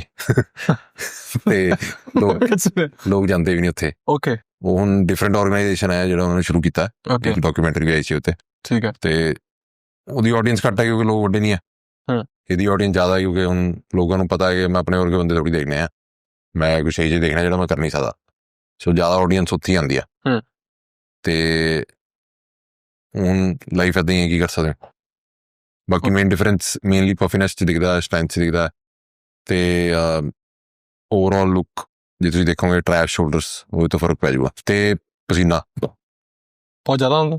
ਸੋ ਤੁਹਾਨੂੰ ਦੇਖੂਗਾ ਜੇ ਵਰਕਆਊਟ ਕਰ ਰਹੇ ਆ ਇੱਦਾਂ ਸ਼ੋਲਡਰਸ ਤੇ ਵੀ ਆ ਫਿਲਮ ਜਿਹੀ ਹੁੰਦੀ ਆ ਹਾਂਜੀ ਸ਼ਾਈਨੀ ਜੀ, ਹਾਂ। ਸੋ ਜਨਰਲੀ ਜਿਹੜੇ ਲੈ ਰਹੇ ਨੇ ਉਹਨਾਂ ਦੀ ਹੁੰਦੀ ਹੈ, ਨੋਰਮਲ ਬੰਦੇ ਨੂੰ ਇੰਨਾ ਆਉਂਦਾ ਨਹੀਂ ਆ ਠੀਕ। ਤੁਸੀਂ ਜਦੋਂ ਸਰ ਇੰਸਟਾਗ੍ਰਾਮ ਸਕਰੋਲ ਕਰਦੇ ਪਏ ਹੁੰਦੇ ਤੁਸੀਂ ਆਪਣਾ, ਤੇ ਤੁਹਾਨੂੰ ਕੋਈ ਲੱਗਣ ਦਾ ਤੁਹਾਨੂੰ ਦੇਖ ਕੇ ਪਤਾ ਲੱਗ ਜਾਂਦਾ ਕਿ ਯਾਰ ਨਹੀਂ ਯਾਰ ਇਦਾਂ ਨਹੀਂ ਹੋ ਸਕਦਾ, ਲਾਈਕ ਇਨ ਐਕਸਪੀਰੀਅੰਸ ਆਈਡੀਆ ਹੋ ਜਾਂਦਾ, ਪਤਾ ਲੱਗੀ ਜਾਂਦਾ, ਮਤਲਬ ਬੰਦੇ ਦੇ ਫੇਸ ਤੋਂ ਪਤਾ ਲੱਗ ਜਾਂਦਾ। ਅੱਛਾ, ਤਾਂ ਉਹ ਕਹਿੰਦਾ ਨਾ ਹੀਰੇ ਦੀ ਪਰਖ ਹੋ ਜਾਂਦੀ ਬੰਦੇ ਨੂੰ ਦੇਖ ਦੇਖ ਬਾਕੀ ਪਰ ਉਹ ਮਤਲਬ ਐਗਜ਼ੰਪਸ਼ਨ ਹੀ ਹੈ, ਗਲਤ ਵੀ ਹੋ ਸਕਦੇ ਹੋ, ਕੋਈ 100% ਕਰੈਕਟ ਤਾਂ ਨਹੀਂ ਹੋ ਸਕਦਾ ਕੋਈ।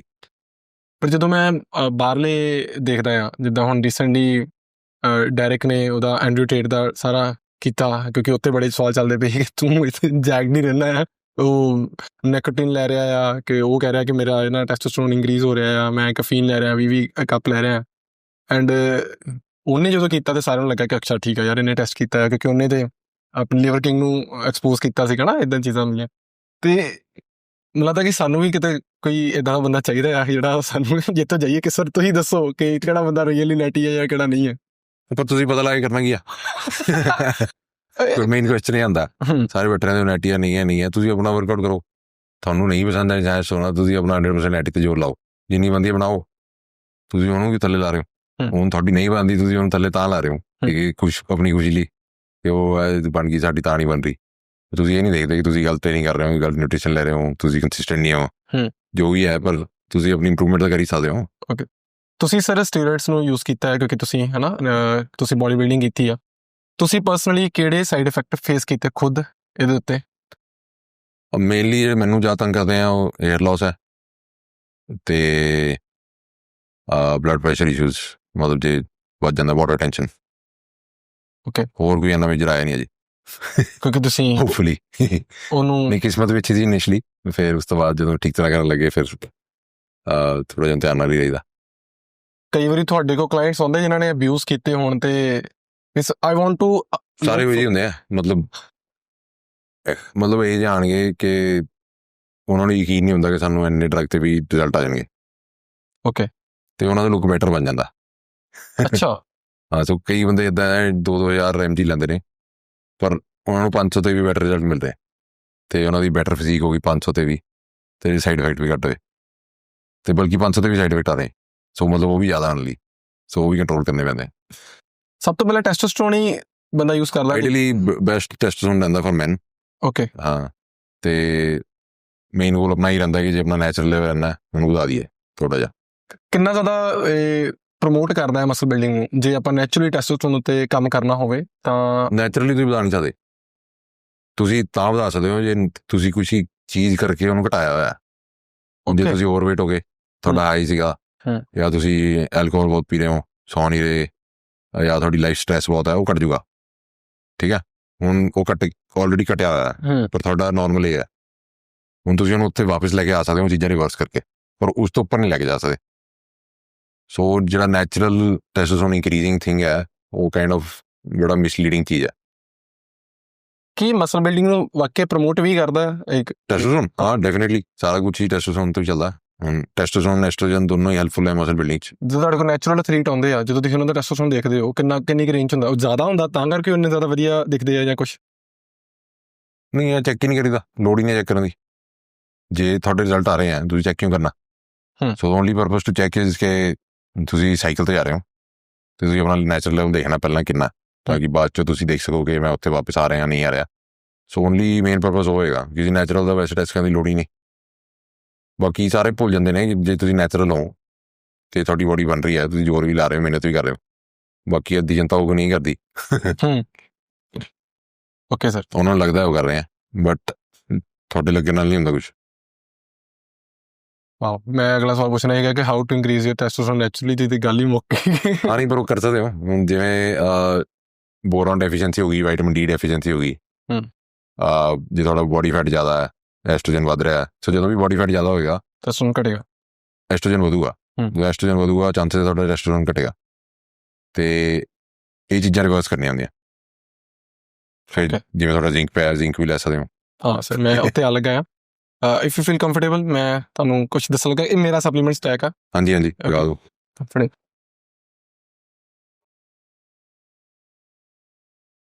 ਸੋ ਇਹ ਸਰ ਜੋ ਕੁਛ ਮੈਂ ਖੁਦ ਖਾ ਰਿਹਾ ਤੇ- ਸਾਰੇ ਵਧੀਆ ਪ੍ਰੋਡਕਟ ਹੈ। ਤੁਸੀਂ ਮੈਨੂੰ ਦੱਸਣਾ ਹੈ ਕਿ ਕਿਹੜੇ ਕਿਹੜੇ ਸਪਲੀਮੈਂਟਸ। ਇਹ ਸਾਰੀ ਰეკਮੈਂਡ ਕਰੂੰਗਾ। ਓਕੇ। ਸੋ ਜਿਵੇਂ ਬੀਟਰੂਟ ਵਧੀਆ। ਮੈਨੂੰ ਹੁਣ ਨਾਲ ਤੁਸੀਂ ਦੱਸੀ ਜਾਣਾ ਕਿ ਮੈਂ ਖਾ ਰਿਹਾ ਕਿਉਂਕਿ ਮੈਂ ਸੁਣਿਆ ਆ ਇਹਦੇ ਪਿੱਛੇ ਦੀ ਸਾਇੰਸ ਨਹੀਂ ਮੈਨੂੰ ਪਤਾ ਹੈਗੀ। ਸੋ ਕਿਵੇਂ ਵਰਕ ਕਰ ਸਕਦੀ ਹੈ। My favourite is always ਕ੍ਰੀਏਟਿਨ। ਮੈਂ ਨੰਬਰ 1 ਰੱਖਦਾ ਹਾਂ ਕਿ ਮੈਨੂੰ ਲੱਗਦਾ ਕਿ ਇੱਕ ਚੂਜ਼ ਕਰਨਾ ਹੈ for me it will be this. So ਸਾਰੇ ਲਈ ਕ੍ਰੀਏਟਿਨ ਹੋਣਾ ਚਾਹੀਦਾ ਕਿਉਂਕਿ creatine one of the oldest supplements ਹੈ ਜਿਹਦੀ ਸਭ ਤੋਂ ਜ਼ਿਆਦਾ ਮੈਸਿਵ ਰਿਸਰਚ ਹੈ ਤੇ ਕੁਝ ਲੋਕਾਂ 'ਚ ਕੰਮ ਵੀ ਨਹੀਂ ਕਰਦਾ ਵੈਸੇ। ਹਾਂ ਕੁਝ ਲੋਕਾਂ 'ਚ ਕੰਮ ਨਹੀਂ ਕਰਦਾ ਵੈਸੇ। ਕਿਹੜੇ ਲੋਕ ਆ ਸਰ? ਸੋ ਮੇਨਲੀ ਆਪਾਂ ਕ੍ਰੀਏਟਿਨ ਕਿਉਂ ਖਾਂਦੇ ਹਾਂ? ਪਲੀਜ਼ ਦੱਸੋ ਸਰ। ਸੋ ਆਪਾਂ ਕ੍ਰੀਏਟਿਨ ਖਾਂਦੇ ਹਾਂ ਕਿ ਆਪਣੀ ਜਿਹੜੀ ਐਨਰਜੀ ਪ੍ਰੋਡਕਸ਼ਨ ਹੈ ਮਸਲ ਦੀ ਉਹ ਬਣਦੀ ਰਹੇ। ਸੋ ਕ੍ਰੀਏਟਿਨ ਉਹਦੀ ਇੱਕ ਸੋਰਸ ਹੈ, ਰॉ ਮਟੀਰੀਅਲ ਹੈ ਐਨਰਜੀ ਬਣਾਉਣ ਵਾਸਤੇ, ATP ਬਣਾਉਣ। ਹੁਣ ਕਈ ਬੰਦੇ ਦਾ ਮਸਲ ਆਲਰੇਡੀ ਸੈਚੂਰੇਟਡ ਹੁੰਦਾ ਨੈਚੁਰਲੀ। ਓਕੇ। ਕਿ ਜਿੰਨਾ ਮਰਜੀ ਕ੍ਰੀਏਟਿਨ ਲੈ ਲੈਣ ਹੋਰ ਨਹੀਂ ਆ ਸਕਦਾ ਵਿੱਚ। ਸੋ ਨਾਨ ਰਿਸਪੌਂਡਰਸ ਹੁੰਦੇ ਆ। ਸੋ ਲਾਈਕ 30% ਬੰਦੇ ਹੋਏ ਹੁੰਦੇ ਆ। ਸੋ ਜੇ ਕ੍ਰੀਏਟਿਨ ਖਾਣਗੇ ਵੀ ਨਹੀਂ ਖਾਣਗੇ ਵੀ ਕੋਈ ਫਰਕ ਨਹੀਂ ਆਏਗਾ। ਸੋ ਜੇ ਤੁਹਾਨੂੰ ਖਾ ਕੇ ਡਿਫਰੈਂਸ ਨਹੀਂ ਲੱਗ ਰਿਹਾ ਫਿਰ ਕਈ ਵਾਰ ਲੋੜ ਨਹੀਂ ਹੁੰਦੀ ਖਾਣ ਦੀ ਕਿਉਂਕਿ ਬਾਲਟੀ ਭਰਨੀ ਆਪਾਂ ਮਸਲ ਦੀ ਪਾਣੀ ਦੀ। ਉਹ ਸਪੋਜ਼ ਕ੍ਰੀਏਟਿਨ ਦੀ ਬਾਲਟੀ ਆ ਤੁਹਾਡੀ ਮਸਲ ਦੀ ਬਾਲਟੀ ਹੈ ਉਹ ਅੱਧੀ ਫੁੱਲ ਹੈ ਆਪਾਂ ਪੂਰੀ ਕਰ ਲਈ ਫੁੱਲ। ਹੁਣ ਉਸ ਤੋਂ ਬਾਅਦ ਜਿੰਨਾ ਮਰਜੀ ਕ੍ਰੀਏਟਿਨ ਖਾ ਲਓ ਐਕਸਟਰਾ ਬੈਨੀਫਿਟ ਨਹੀਂ ਹੋਏਗਾ। ਹੁਣ ਕਈਆਂ ਦੀ ਉਹ ਆਲਰੇਡੀ ਫੁੱਲ ਹੀ ਰਹਿੰਦੀ ਹੈ ਬੋਡੀ ਆਪੇ ਹੀ ਬਣਾ ਲੈਂਦੀ ਜ਼ਿਆਦਾ ਆਪੇ ਰੈਸਟੋਰ ਜ਼ਿਆਦਾ ਕਰ ਲੈਂਦੀ ਆ। ਸੋ ਜੈਨੇਟਿਕਲੀ ਕਾਈਂਡ ਆਫ ਉਹਨਾਂ ਨੂੰ ਲੋੜ ਨਹੀਂ ਹੁੰਦੀ। ਜਿਹੜੇ ਬਹੁਤ ਜ਼ਿਆਦਾ ਲੋਕ ਇਹਨੂੰ ਡੀਗ੍ਰੇਡ ਕਰਦੇ ਆ ਕਿ ਕਿਡਨੀਜ਼ ਨੂੰ ਨੈਗੇਟਿਵਲੀ ਇੰਪੈਕਟ ਕਿਉਂਕਿ ਸਿਮਿਲਰ ਨੇਮਸ ਹੈ। ਹੁਣ ਬਸ क्रिएटिनाइन है तो क्रिएटिन है तो उन कन्वर्ट होकर क्रिएटिनाइन बनता है। सो जनरली क्रिएटिनाइन हाई क्यों होता जो थोड़ी किडनीज फेल होंगी ठीक है। बट बॉडी बिल्डर्स की होंगे कि थोड़ा क्रिएटिनाइन हाई हो सकता क्योंकि थोड़ा मसल ब्रेकडाउन भी हो रहा है। सो जो क्रिएटिन रिलीज होता है या कुछ और रॉ मटीरियल रिलीज होंगे वो करके हो रहा है बट एक्चुअली थोड़ी किडनीज तो नहीं रिलीज हो रहा है। सो काइंड ऑफ कन्फ्यूज हो जाते लोग कि क्रिएटिन अगर क्रिएटिनाइन बढ़ गया तो किडनी गई बट वो मेन कॉज नहीं समझते। सो डॉक्टर को भी काइंड ऑफ टाइम लगे समझने में क्योंकि जो भी कोई नवी रिसर्च आती है वो रेगुलर प्रैक्टिशनर जो डॉक्टर है वो पहुंचने को 15 साल लगते। ट्रू। हाँ सो जी आप 15 साल पहला गल्लां करते सी जी वैसी रिसर्च से पता लगती है लोग पहला पढ़न लग जाते हैं बट वो मैडिकल फील्ड जाने को काफी टाइम लगता। हर एक AI यूज नहीं कर रहा सर। हाँ सो वो टाइम लगता है। सो मेनली जो थोड़ी किडनी सेफ है मतलब वैसे कोई प्रॉब्लम नहीं है तो कोई इशू नहीं है। एक और टेस्ट होंगे वैसे वो करा सकते हो सिस्टैनिन C करके होंगे। सो वो मसल रिलेटेड नहीं होंगे तो वो एक्चुअल थोड़ा किडनी फंक्शन दस दिंदा तो ज़्यादा ही तुहानूं टेंशन है अल्ट्रासाउंड करा लो किडनी का तो वो पता लग जाऊगा कोई प्रॉब्लम नहीं है। ओके। सो जे थोड़ा क्रिएटिनाइन वध रहा है ਇਹਦਾ ਮਤਲਬ ਇਹ ਨਹੀਂ ਹੈ ਕਿ ਤੁਹਾਡੀ ਕਿਡਨੀ ਅੱਜ ਹੀ ਫੇਲ ਹੋ ਜੂਗੀ। ਸੋ ਟਾਈਮ ਲੱਗਦਾ ਜੇ ਤੁਹਾਡਾ ਅਲਟਰਾਸਾਊਂਡ ਠੀਕ ਹੈ ਤੁਹਾਨੂੰ ਬਲੱਡ ਪ੍ਰੈਸ਼ਰ ਨਹੀਂ ਹੈ ਏਜ ਤੁਹਾਡੀ ਠੀਕ ਹੈ ਸੋ ਕਾਫੀ ਫੈਕਟਰਸ ਇਨਵੋਲਵ ਹੁੰਦੇ ਆ। This is my next question ਆਉਣ ਵਾਲੇ ਟਾਈਮ 'ਚ ਕਿ ਕਿਹੜੇ ਬਲੱਡ ਟੈਸਟ ਤੁਹਾਨੂੰ ਕਰਨੇ ਚਾਹੀਦੇ regularly. So this is okay sir. ਹਾਂ this is very debatable pre workout ਤੁਸੀਂ ਯੂਜ਼ ਕਰਦੇ ਹੋ? ਹਾਂ ਸੋ ਇਹ ਕਾਈਂਡ ਆਫ ਜਿਹੜਾ ਸਿਟਰਲਿਨ ਮੈਲਟ ਹੁੰਦਾ ਉਹ ਤੁਸੀਂ ਕਹਿ ਲਓ ਨਿਊ ਏਜ ਕ੍ਰੀਏਟਿਨ ਹੈ ਸੋ ਉਹ ਵੀ ਤੁਹਾਡੀ ਐਨਰਜੀ ਵਧਾਉਂਦਾ ਤੇ ਬੀਟਾਲਿਨ ਹੈ ਉਹ ਵੀ ਵਧੀਆ। ਬਾਕੀ ਕੁਛ ਹੋਰ ਛੋਟੇ ਛੋਟੇ ਫਿਲਟਰ ਹੁੰਦੇ ਆ ਉਹ ਵੀ ਹੈਲਪ ਕਰਦੇ ਨੇ ਜਿਵੇਂ ਕੈਫੀਨ ਹੋ ਗਿਆ ਤੁਹਾਨੂੰ ਫੋਕਸ ਦੇਣ ਲਈ। ਸੋ ਮੇਨਲੀ ਇਹ ਮੇਨ 3-4 ਇੰਗਰੀਡੀਐਂਟਸ ਹੋਣਗੇ। ਮੈਂ ਸੰਮੀਤ ਭਾਈ ਨੂੰ ਮਿਲਿਆ ਉਹਨਾਂ ਨੇ ਤੇ ਇੱਕ ਟੌਨਿਕ ਬਣਾਇਆ 2 ਚੀਜ਼ਾਂ ਇੱਧਰੋਂ ਲੈਂਦੇ 2 ਚੀਜ਼ਾਂ ਇੱਧਰੋਂ। ਮੈਂ ਭਾਈ ਲਾਈਕ ਕਹਿੰਦੇ ਮੈਨੂੰ ਇਹਦੇ ਚੋਂ ਇਹਦੀ ਡੋਜ਼ ਚੰਗੀ ਲੱਗਦੀ ਹੈ ਇਹਦੇ ਚੋਂ ਇਹਦਾ ਸੋ ਹੈ ਜਿੰਨਾ ਮੈਂ ਕਹਿਣਾ ਸਿੰਪਲ ਕਰਦਾ ਸਾਰੀ ਚੀਜ਼ਾਂ ਅਲੱਗ ਲੈ ਜਾਣਾ ਜਿੰਨੀ ਚਾਹੀਦੀ ਉਹਨੂੰ ਮਿਕਸ ਕਰਕੇ ਫਿਰ ਲੈ ਲਓ ਆਪਣਾ ਟੌਨਿਕ ਬਣਾ ਲੈਣੇ ਕਾਈਂਡ ਆਫ। ਓਕੇ ਠੀਕ ਹੈ ਸਰ ਠੀਕ ਹੈ। ਸੋ ਬੀਟਰੂਟ ਸਰ ਇਹ ਸਾਡੇ ਕਾਫੀ ਨੈਚੁਰਲ ਲੋਕ ਕਹਿੰਦੇ ਆ ਕਿ ਤੁਸੀਂ ਇਹਨਾਂ ਬੀਟਰੂਟ ਵਧੀਆ ਹੁੰਦਾ। ਸੋ ਲਾਈਕ ਜੇ ਤੁਸੀਂ ਸਿਟਰਲਿਨ ਲੈ ਰਹੇ ਬੀਟਰੂਟ ਲੈ ਰਹੇ ਹੋ ਐਂਡ ਸਿਮਿਲਰ ਇਫੈਕਟ ਹੋਏਗਾ ਕਿਉਂਕਿ ਇਹ ਵੀ ਨਾਈਟ੍ਰੇਟਸ ਹੀ ਦਿੰਦਾ। ਓਕੇ ਉਹ ਪੰਪ ਵਾਸਤੇ ਅੱਛਾ ਹੁੰਦਾ। Great sir. And vitamin D3 vitamin D3 important ਹੈ ਕਿਉਂਕਿ ਜਨਰਲੀ ਸਾਰੇ ਡੈਫੀਸ਼ੀਐਂਸੀ ਹੁੰਦੀ ਹੈ। ਸਰ ਮੈਂ ਤੁਹਾਨੂੰ ਤੁਹਾਡੇ ਕੋਲ ਉਹ ਨਹੀਂ ਪੁੱਛ ਰਿਹਾ ਮੀਨਸ ਮੈਨੂੰ ਰੀਸੈਂਟਲੀ ਪਤਾ ਲੱਗਾ ਪਹਿਲਾਂ ਨਹੀਂ ਪਤਾ ਸੀਗਾ ਕਿ ਸਨਲਾਈਟ ਦੇ ਵਿੱਚ ਮੇਰੇ ਜਾਣ ਦੇ ਨਾਲ ਮੈਨੂੰ ਕੋਈ ਖਾਸ ਫਾਇਦਾ ਮਿਲਦਾ ਨਹੀਂ ਪਿਆ। ਹੋ ਸਕਦਾ ਮੈਨੂੰ ਲੌਂਗ ਟਰਮ 'ਚ ਨੁਕਸਾਨ ਮਿਲੇ because of long sunlight exposure ਹੈ ਨਾ। ਪਰ ਇੰਡੀਆ 'ਚ ਪ੍ਰੋਬਲਮ ਨਹੀਂ ਹੈ ਕਿਉਂਕਿ ਇੱਥੇ ਪੋਲਿਊਸ਼ਨ ਜ਼ਿਆਦਾ ਤੇ ਯੂਵੀ ਰੇਜ਼ ਇੰਨੀਆਂ ਤਾਂ ਲਿਆਉਂਦੀਆਂ ਨਹੀਂ। First benefit of pollution. Okay sir ਤੇ ਮੈਨੂੰ ਅਜੇ ਵੀ ਲੱਗਦਾ ਕਿ ਮੇਰੀ ਡੋਜ਼ ਘੱਟ ਲੈ ਰਿਹਾ ਇਹਦੀ। ਸੋ ਸਿੰਪਲ ਤੁਸੀਂ ਬਲੱਡ ਟੈਸਟ ਤੋਂ ਦੇਖੋਗੇ ਉਹਦੀ ਬਲੱਡ ਟੈਸਟ ਕਰਾਓਗੇ 3 months ਦੇਖੋਗੇ ਕਿੰਨਾ ਜੇ ਘੱਟ ਹੈ ਤੁਸੀਂ ਜ਼ਿਆਦਾ ਖਾਓਗੇ 3 months ਫਿਰ ਤੋਂ ਕਰਾ ਲਓ। ਸੋ ਰੇਂਜ 'ਚ ਹੋਣਾ ਚਾਹੀਦਾ। ਓਕੇ ਜਨਰਲੀ ਹਰ ਬੰਦੇ ਲਈ ਫਰਕ ਹੁੰਦਾ। ਸੋ ਮੈਂ ਜਿੱਥੇ ਤੁਸੀਂ ਦੇਖਿਆ ਜੇ ਮੈਂ 60,000 ਆਈਯੂ ਪਰ ਵੀਕ ਖਾਵਾਂ ਹਾਂ ਤਾਂ ਕਹਿ ਲਓ ਮੇਰੀ ਰੇਂਜ ਠੀਕ ਰਹਿੰਦੀ ਆ। ਓਕੇ ਸਰ ਬਟ ਆਰਡੀਏ ਜੋ ਹੈਗਾ ਉਹ ਘੱਟ ਹੈ। ਹਾਂ ਉਹ 'ਚ ਘੱਟ ਆ। ਮੇਰੀ ਮਸਲ ਬਿਲਡਿੰਗ ਦੇ ਵਿੱਚ ਜੁਆਇੰਟਸ ਉਹ ਚਲੋ ਮੈਨੂੰ ਸਮਝ ਲੱਗਦੀ ਆ। ਮਸਲ ਬਿਲਡਿੰਗ ਲਈ ਕਿਤੇ ਕੁਛ ਕੰਟਰੀਬਿਊਸ਼ਨ ਇਹਦੀ ਕਿ ਸਿਰਫ ਸਾਡੀ ਨੈਚੁਰਲ ਹੈਲਥ ਵਾਸਤੇ ਹੀ ਹੈ, ਕਿਉਂਕਿ ਮੈਂ ਕੁਛ ਲੋਕਾਂ ਨੂੰ ਰਿਕਮੈਂਡ ਕਰਦੇ ਦੇਖਿਆ ਕਿ ਮਸਲ ਬਿਲਡਿੰਗ ਵਿੱਚ ਤੁਹਾਡੀ ਹੈਲਪ ਕਰ। ਇੰਡਾਇਰੈਕਟਲੀ ਕਰੂਗਾ ਕਿਉਂਕਿ ਜੇ ਵਿਟਾਮਿਨ ਡੀ ਘੱਟ ਹੋਏਗਾ ਟੈਸਟੋਸਟੇਰੋਨ ਘੱਟ ਹੋ ਸਕਦਾ ਓਕੇ ਤੇ ਹੋਰ ਕਈ ਫੰਕਸ਼ਨ ਹੁੰਦੇ ਜਿਹੜੇ ਇੰਡਾਇਰੈਕਟਲੀ ਹੈਲਪ ਕਰ ਸਕਦੇ ਮਸਲ ਗੇਨ 'ਚ। Okay sir so muscle gain ਲਈ ਸਭ ਕੁਝ ਤੁਹਾਨੂੰ ਆਪਟੀਮਲ ਚਾਹੀਦਾ ਬੋਡੀ 'ਚ, ਹੂੰ। ਕਿਉਂਕਿ ਉਹ ਲਾਸਟ ਰਿਜ਼ੋਰਟ ਹੋਏਗਾ ਬੋਡੀ ਦਾ। ਮਤਲਬ ਬਾਕੀ ਚੀਜ਼ਾਂ ਜ਼ਿਆਦਾ ਇੰਪੋਰਟੈਂਟ ਹੈ। ਓਕੇ ਸੋ ਜੇ ਤੁਹਾਡੇ ਸਾਰੇ ਫੰਕਸ਼ਨ ਠੀਕ ਤਰ੍ਹਾਂ ਨਹੀਂ ਹੋ ਰਹੇ, ਰਿਕਵਰੀ ਨਹੀਂ ਹੋ ਰਹੀ, ਤਾਂ ਮਸਲ ਗੇਨ ਵੀ ਕੰਪਰੋਮਾਈਜ਼ ਹੋਏਗਾ। ਸੋ ਤਾਂ ਹੀ ਉਹ ਇੰਨੇ ਵਾਈਟਮਿਨਸ ਵਗੈਰਾ ਪਹਿਲਾਂ ਰეკਮੈਂਡ ਕਰ ਦਿੰਦੇ ਆ ਓਕੇ ਸਰ ਤਾਂ ਕਿ ਤਾਂ ਹੀ ਸਾਰਾ ਮਲਟੀਵਾਈਟਾਮਿਨ ਸਭ ਤੋਂ ਪਹਿਲੀ। ਓਕੇ ਸਰ ਇਹ ਤਾਂ ਮੈਂ ਆਪਣਾ ਟੈਸਟੋਸਟੇਰੋਨ ਵਧਾਉਣ ਵਾਸਤੇ ਖਾ ਰਿਹਾ ਸੀਗਾ ਅਸ਼ਵਗੰਧਾ। ਅਸ਼ਵਗੰਧਾ ਵਧੀਆ ਹੈ, ਪਰ ਉਹ ਉਹਦੇ ਲਈ ਵਧੀਆ ਸਟ੍ਰੈਸ ਘਟਾਉਣ ਲਈ। ਓਕੇ ਮੇਰਾ ਤਾਂ ਘਟਿਆ। ਓਕੇ ਸਰ ਹਾਂ ਇਹ ਪ੍ਰੂਵਨ ਮੀਨਸ ਮੈਂ ਕਾਫੀ ਇਨਫਲੂਐਂਸਰਸ ਦੇਖੇ ਆ। ਹਾਂ ਨਹੀਂ ਵਧੀਆ, ਪਰ ਕੁਝ ਲੋਕਾਂ ਨੂੰ ਡਿਪਰੈਸ਼ਨ ਵੀ ਦੇ ਜਾਂਦਾ। ਸੋ ਥੋੜਾ ਦੇਖਣਾ ਪੈਂਦਾ ਅੱਛਾ ਇਹਦਾ ਟੈਸਟ ਕਿੱਦਾਂ ਕਰਾਂਗਾ ਸਰ ਮੈਂ ਇੱਕ ਖਾ ਕੇ। ਤੁਹਾਨੂੰ ਜੇ ਲੱਗਦਾ ਕਿ ਖਾ ਕੇ ਤੁਹਾਨੂੰ ਅਜੀਬ ਜਿਹਾ ਫੀਲ ਹੋ ਰਿਹਾ, ਅੱਛਾ ਇੰਸਟੈਂਟਲੀ ਪਤਾ ਲੱਗ ਜਾਂਦਾ। ਓਕੇ ਸਰ ਠੀਕ ਹੈ ਵੈਸੇ ਅੱਜਕੱਲ ਹੈਂ? ਤੰਗ ਤਾਂ ਨਹੀਂ ਕਰ ਰਹੇ ਤੁਹਾਨੂੰ? ਓਕੇ ਸਰ ਪਤਾ ਅਸ਼ਵਗੰਧਾ ਖਾ ਕੇ ਤੰਗ ਕਰੇ। ਠੀਕ ਹੈ ਸਰ ਜੀ। And omega 3 and zinc. ਹਾਂ ਸੋ ਜ਼ਿੰਕ ਵੀ ਇੰਪੋਰਟੈਂਟ ਹੈ ਕਿਉਂਕਿ ਅਗੇਨ ਟੈਸਟੋਸਟੇਰੋਨ ਦੀ ਪ੍ਰੋਡਕਸ਼ਨ 'ਚ ਹੈਲਪ ਕਰੂਗਾ। ਓਕੇ ਬਾਕੀ ਹੋਰ ਕਾਫੀ ਫੰਕਸ਼ਨ ਨੇ ਬੋਡੀ ਦੇ। ਐਂਡ ਤੇ ਓਮੇਗਾ 3 ਵੀ ਕਿਉਂਕਿ ਬਾਕੀ ਆਪਾਂ ਨੂੰ ਡਾਈਟ ਤੋਂ ਮਿਲਦਾ ਨਹੀਂ ਹੈ। ਠੀਕ ਹੈ sir. Anything I am missing ਜਿਹੜਾ ਤੁਸੀਂ ਯੂਜ਼ ਕਰ ਰਹੇ ਹੋ ਇਹਦੇ ਵਿੱਚੋਂ? ਨਹੀਂ ਸਾਰਾ ਕੁਝ ਹੈ ਹੀ ਉਹੀ ਹੈ ਪੂਰਾ। ਮੈਗਨੀਸ਼ੀਅਮ? ਮੈਗਨੀਸ਼ੀਅਮ ਡਿਪੈਂਡ ਕਰਦਾ ਓਵਰਆਲ ਡਾਈਟ ਕੀ ਜੇ ਤੁਹਾਡੀ। ਸੋ ਜੇ ਤੁਸੀਂ ਕਟਿੰਗ ਕਰ ਰਹੇ ਹੋ ਫਿਰ ਲੈ ਲੈਣਾ ਚਾਹੀਦਾ ਪਰ ਮੈਗਨੀਸ਼ੀਅਮ ਗਲਾਈਸੀਨੇਟ। ਤੇ ਇਹ ਮੈਂ ਬੜਾ ਦੇਖਿਆ ਆ, ਬਹੁਤ ਲੋਕ ਇਹਨੂੰ ਪ੍ਰਮੋਟ ਕਰਦੇ ਆ for good sleep and all. ਕਈਆਂ ਨੂੰ ਕਰਦਾ ਰਿਲੈਕਸ, ਕਈਆਂ ਨੂੰ ਨਹੀਂ ਕਰਦਾ। ਹੁਣ ਉਹ ਕਹਿੰਦਾ ਐਨੈਕਡੋਟਲ ਹੈ ਥੋੜਾ ਜਿਹਾ। ਕਈ ਲੋਕ ਖਾ ਲੈਂਦੇ ਕੋਈ ਫਰਕ ਨਹੀਂ ਪੈਂਦਾ ਸਲੀਪ ਤੇ, ਕਈਆਂ ਨੂੰ ਬਹੁਤ ਚੀਜ਼ ਪੈਂਦੀ ਆ। ਸੋ ਹੋ ਸਕਦਾ ਉਹਨਾਂ ਦੀ ਡੈਫੀਸ਼ੀਐਂਸੀ ਹੋਏ ਤਾਂ ਜਦੋਂ ਖਾਂਦੇ ਇੰਪਰੂਵਮੈਂਟ ਹੋ ਜਾਏ। ਜਿਹਨਾਂ ਦੀ ਡੈਫੀਸ਼ੀਐਂਸੀ ਨਹੀਂ ਹੈ ਤਾਂ ਉਹਨਾਂ ਦੀ ਸਲੀਪ ਤੇ ਅਸਰ ਨਹੀਂ ਪੈਂਦਾ। Okay sir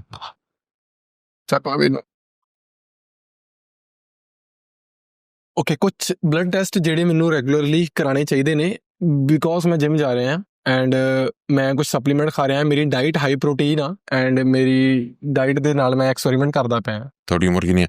30। ਫਿਰ ਕੀ ਲੋੜ ਹੈ ਕਰਾਉਣ ਦੀ? ਟੈਸਟ ਮੁਕਤ ਕਰ ਲਓ। ਮਤਲਬ ਕੁਝ ਹੋਊਗਾ ਨਹੀਂ ਜਿਮ ਜਾ ਕੇ, ਤੁਹਾਡੀ ਬੋਡੀ ਇੰਪਰੂਵ ਹੀ ਹੋਏਗੀ। ਜਿੰਨੇ ਵੀ high protein diet high protein diet ਨਾਲ ਤੁਹਾਨੂੰ ਕੁਝ ਨਹੀਂ ਕਰਨਾ ਜੇ ਤੁਹਾਡੀ ਕਿਡਨੀਜ਼ ਵੈਸੇ ਠੀਕ ਹੈ। ਸੋ ਪਹਿਲਾਂ ਜਿਮ ਸ਼ੁਰੂ ਕਰਨ ਤੋਂ ਪਹਿਲਾਂ, ਹਾਈ ਪ੍ਰੋਟੀਨ ਡਾਈਟ ਸ਼ੁਰੂ ਕਰਨ ਤੋਂ ਪਹਿਲਾਂ ਆਪਣੀ ਕਿਡਨੀਜ਼ ਚੈੱਕ ਕਰਾ ਲਓ। ਜੇ ਠੀਕ ਹੈ ਫਿਰ ਤੁਹਾਨੂੰ ਕੋਈ ਖਾਸ ਪ੍ਰੋਬਲਮ ਨਹੀਂ ਹੋਣ ਲੱਗੀ। ਜੇ ਕਿਸੇ ਦੀ ਆਲਰੇਡੀ ਖਰਾਬ ਹੁੰਦੀ ਹੈ ਤਾਂ ਉਹਨੂੰ ਪ੍ਰੋਟੀਨ ਘਟਾ ਦਿੰਦੇ ਨੇ ਤਾਂ ਕਿ ਉਹ ਸਟ੍ਰੈਸ ਨਾ ਵਧੇ। ਬਟ ਜੇ ਤੁਹਾਡੀ ਆਲਰੇਡੀ ਨਾਰਮਲ ਹੈ ਫਿਰ ਕੋਈ ਇਸ਼ੂ ਨਹੀਂ ਹੈ। ਮੇਨ ਇਸ਼ੂ ਕਿਡਨੀਜ਼ ਦਾ ਇਹ ਹੁੰਦਾ ਹੈ high blood pressure over years, ਜਿਹੜਾ ਛੋਟੇ ਛੋਟੇ ਟਿਸ਼ੂਜ਼ ਨੂੰ ਖਰਾਬ ਕਰ ਦਿੰਦਾ ਕਿਡਨੀਜ਼ ਦੇ ਵਿੱਚ। ਤਾਂ ਉਹ ਨਾਰਮਲ ਬੰਦੇ ਨੂੰ ਪ੍ਰੋਬਲਮ ਨਹੀਂ ਆਊਗੀ, ਬਟ ਜੇ ਕੋਈ ਇਨਹੈਂਸਡ ਹੈ ਉਹਨੂੰ ਕਹਿਣਾ ਥੋੜ੍ਹਾ ਧਿਆਨ ਰੱਖਣਾ ਪੈਣਾ।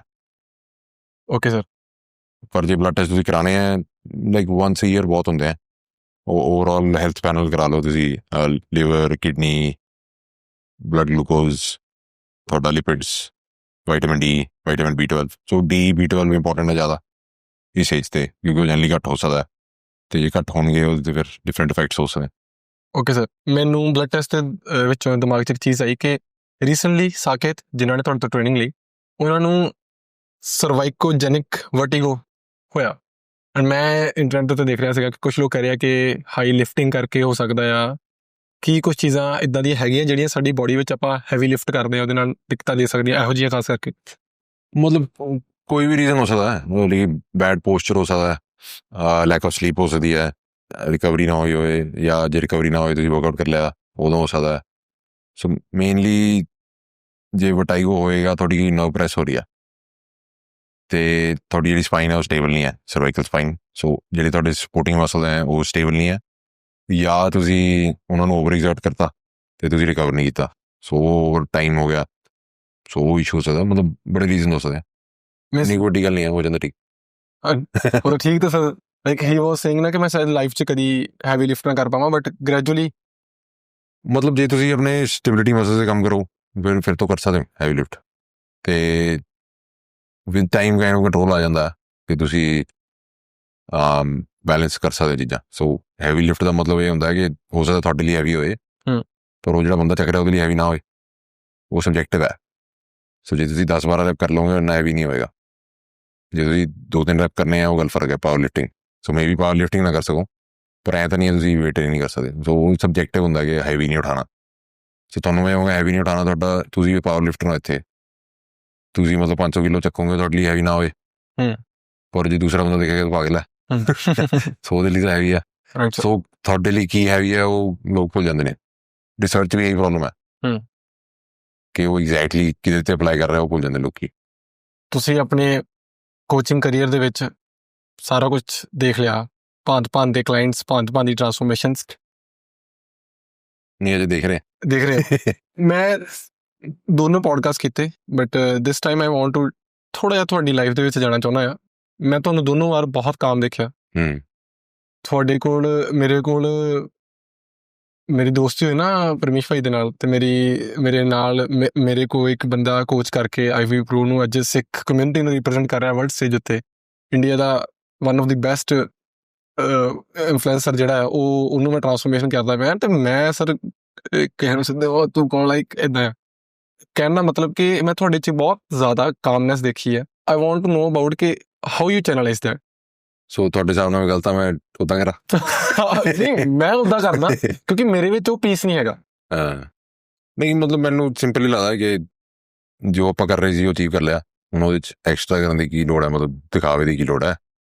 ਜਦ ਕਿ ਸਰ ਸਾਡੀ community body building fitness community it's all about, ਇੱਥੇ ਸਰ ਸੈਲੀਬ੍ਰਿਟੀ ਨਿਊਟ੍ਰੀਸ਼ਨਿਸਟ ਦੇ ਨਾਂ ਦੇ ਉੱਤੇ ਇੱਕ ਚੀਜ਼ ਹੁੰਦੀ ਹੈ, ਤੁਸੀਂ ਬਿਲੀਵ ਕਰਦੇ ਇਸ ਚੌਨ ਦੇ ਵਿੱਚ?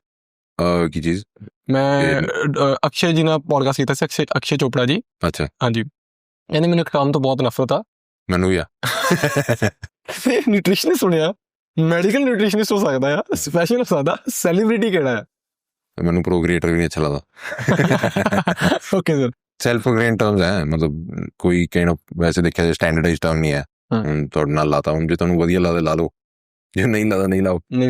ਮੀਨਸ ਕਿ ਸਾਡੀ ਕਮਿਊਨਿਟੀ ਚੱਲਦੀ ਹੈ ਕਿ ਜੇ ਮੈਂ ਇਹਨੂੰ ਦਿਖਾਵਾਂਗਾ ਤੇ ਮੇਰਾ ਕੰਮ ਹੋਰ ਵਧੇਗਾ।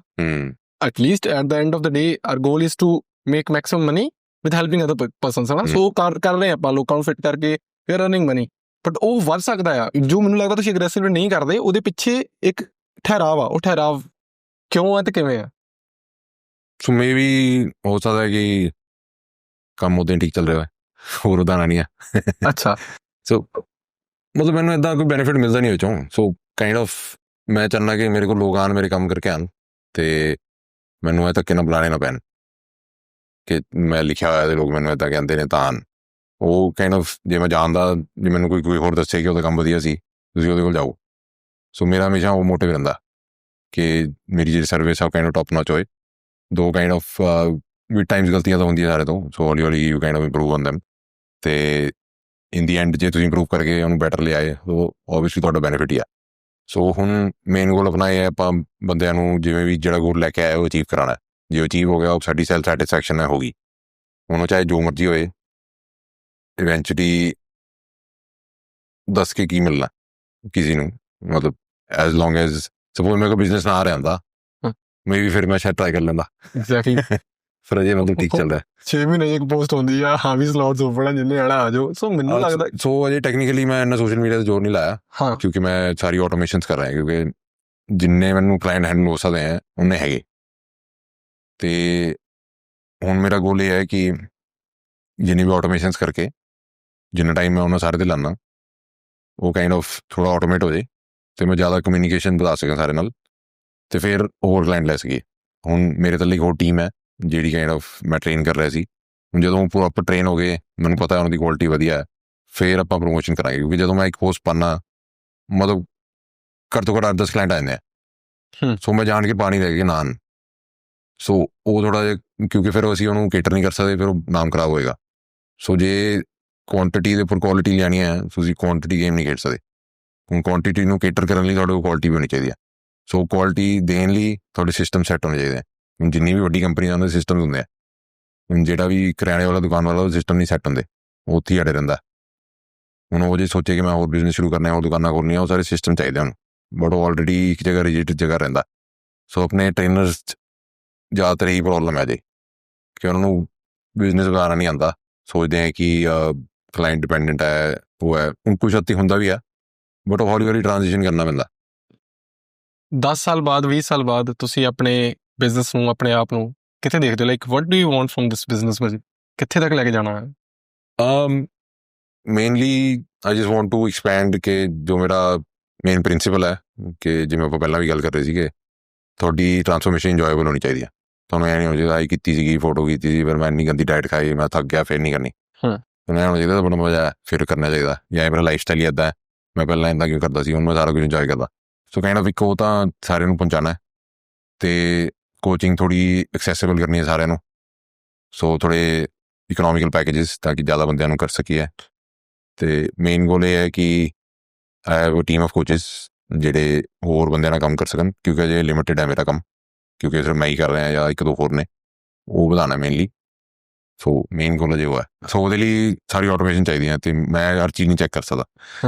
ਹੁਣ ਇੱਕ ਮੈਂ ਸਿਸਟਮ ਬਣਾ ਰਿਹਾ ਕਿ ਸਾਰੇ ਮੈਸੇਜ ਟਰੈਕ ਹੋਣਗੇ ਕਿ ਮੈਂ ਕੋਚ ਨੇ ਕਿੰਨੇ ਵਜੇ ਮੈਸੇਜ ਕੀਤਾ, ਕਲਾਇੰਟ ਨੇ ਕਿੰਨੇ ਵਜੇ ਮੈਸੇਜ ਕੀਤਾ, ਉਹ ਕਿੰਨੀ ਦੇਰ ਬਾਅਦ ਰਿਪਲਾਈ ਹੋਇਆ, ਹੁਣ ਕਿਹੜਾ ਗਰੁੱਪ ਐਕਟਿਵ ਹੈ, ਕਿਹੜਾ ਗਰੁੱਪ ਨਹੀਂ ਐਕਟਿਵ। ਹੁਣ ਕਈ ਵਾਰ ਕੀ ਹੁੰਦਾ ਹੈ ਕਿ ਤੁਹਾਨੂੰ ਯਾਦ ਨਹੀਂ ਰਹਿੰਦਾ ਤੁਹਾਡੇ ਕੋਲ 200 ਕਲਾਇੰਟ ਹੈ, ਤੁਹਾਨੂੰ ਯਾਦ ਨਹੀਂ ਰਹਿੰਦਾ ਇੱਕ ਬੰਦਾ ਇਗਨੋਰ ਹੋ ਗਿਆ ਬਾਈ ਚਾਂਸ ਅਨਇੰਟੈਂਸ਼ਨਲੀ, ਅਤੇ ਹੁਣ ਉਹ ਫਲੈਗ ਹੋ ਜਾਊਗਾ ਗਰੁੱਪ ਕਿ ਇੱਥੇ 10 ਦਿਨ ਤੋਂ ਕੋਈ ਮੈਸੇਜ ਨਹੀਂ ਆਇਆ, ਫਿਰ ਅਸੀਂ ਉਹਦਾ ਇੰਟਰੈਕਸ਼ਨ ਸ਼ੁਰੂ ਕਰਾਂਗੇ। ਸੋ ਉਹ ਸਿਸਟਮ ਬਣ ਰਿਹਾ। ਸੋ ਇਹ ਚੀਜ਼ਾਂ ਜ਼ਿਆਦਾ ਬਣਦੀਆਂ। ਓਕੇ। ਸੋ ਜਦੋਂ ਇਹ ਸਾਰੇ ਸਿਸਟਮ ਸੈੱਟ ਹੋਣਗੇ ਕੋਈ ਗਲਤੀ ਨਹੀਂ ਹੋਊਗੀ। Chances of error negligible. Okay sir, ਇਹ ਕੁਐਸਚਨ ਮੈਂ ਹਰ ਇੱਕ ਪੋਡਕਾਸਟ 'ਚ ਪੁੱਛਦਾ ਹਾਂ। Let us suppose that Gurdesh Maan is health minister of Punjab, ਅਤੇ ਤੁਸੀਂ ਪੰਜਾਬ ਨੂੰ ਹੈਲਦੀ ਬਣਾਉਣ ਵਾਸਤੇ ਕੁਛ 3 ਨਵੇਂ ਕੰਮ ਕਰ ਰਹੇ ਨੇ। ਵਟ ਵਿਲ ਬੀ ਦੋਜ਼ 3 ਕੰਮ? ਟ੍ਰਾਂਸਫੋਰਮੇਸ਼ਨ ਚੈਲੰਜ ਜਿਹੜਾ ਜਿੱਤਿਆ ਉਹਨੂੰ ਇੰਨੇ ਪੈਸੇ ਮਿਲਣਗੇ, ਸਾਰੇ ਫਿੱਟ ਹੈ। ਇਹ ਤਾਂ ਚੱਲ ਰਿਹਾ ਸਰ, ਬਹੁਤ ਕਰ ਰਹੇ ਆ ਬਟ ਸੋ ਮੇਰੇ ਹਿਸਾਬ ਨਾਲ ਥੋੜ੍ਹੀ ਨਿਊਟ੍ਰੀਸ਼ਨ ਨੌਲੇਜ ਵਧਣੀ ਚਾਹੀਦੀ ਆ ਜਿਵੇਂ ਸਕੂਲ 'ਚ, ਕਿਉਂਕਿ ਲੋਕਾਂ ਨੂੰ ਮੇਨਲੀ ਪਤਾ ਹੀ ਨਹੀਂ ਹੁੰਦਾ ਕਿ ਕੀ ਖਾ ਰਹੇ ਨੇ। ਸੋ ਹੁਣ ਮੇਰੀ ਫੈਮਿਲੀ 'ਚ ਇੱਦਾਂ ਸੀਗਾ ਕਿ ਛੋਟੇ ਹੁੰਦੇ ਤੋਂ ਮੈਨੂੰ ਪਤਾ ਹੈ ਪ੍ਰੋਟੀਨ ਕੀ ਹੈ, ਕਾਰਬਸ ਕੀ ਹੈ, ਪੋਰਸ਼ਨ ਕੰਟਰੋਲ ਕੀ ਹੈ, ਇਹਨੂੰ ਇਹਦੇ ਨਾਲ ਮਿਕਸ ਕਰਕੇ ਖਾਣਾ ਹੈ ਤਾਂ ਕਿਉਂ ਖਾਣਾ।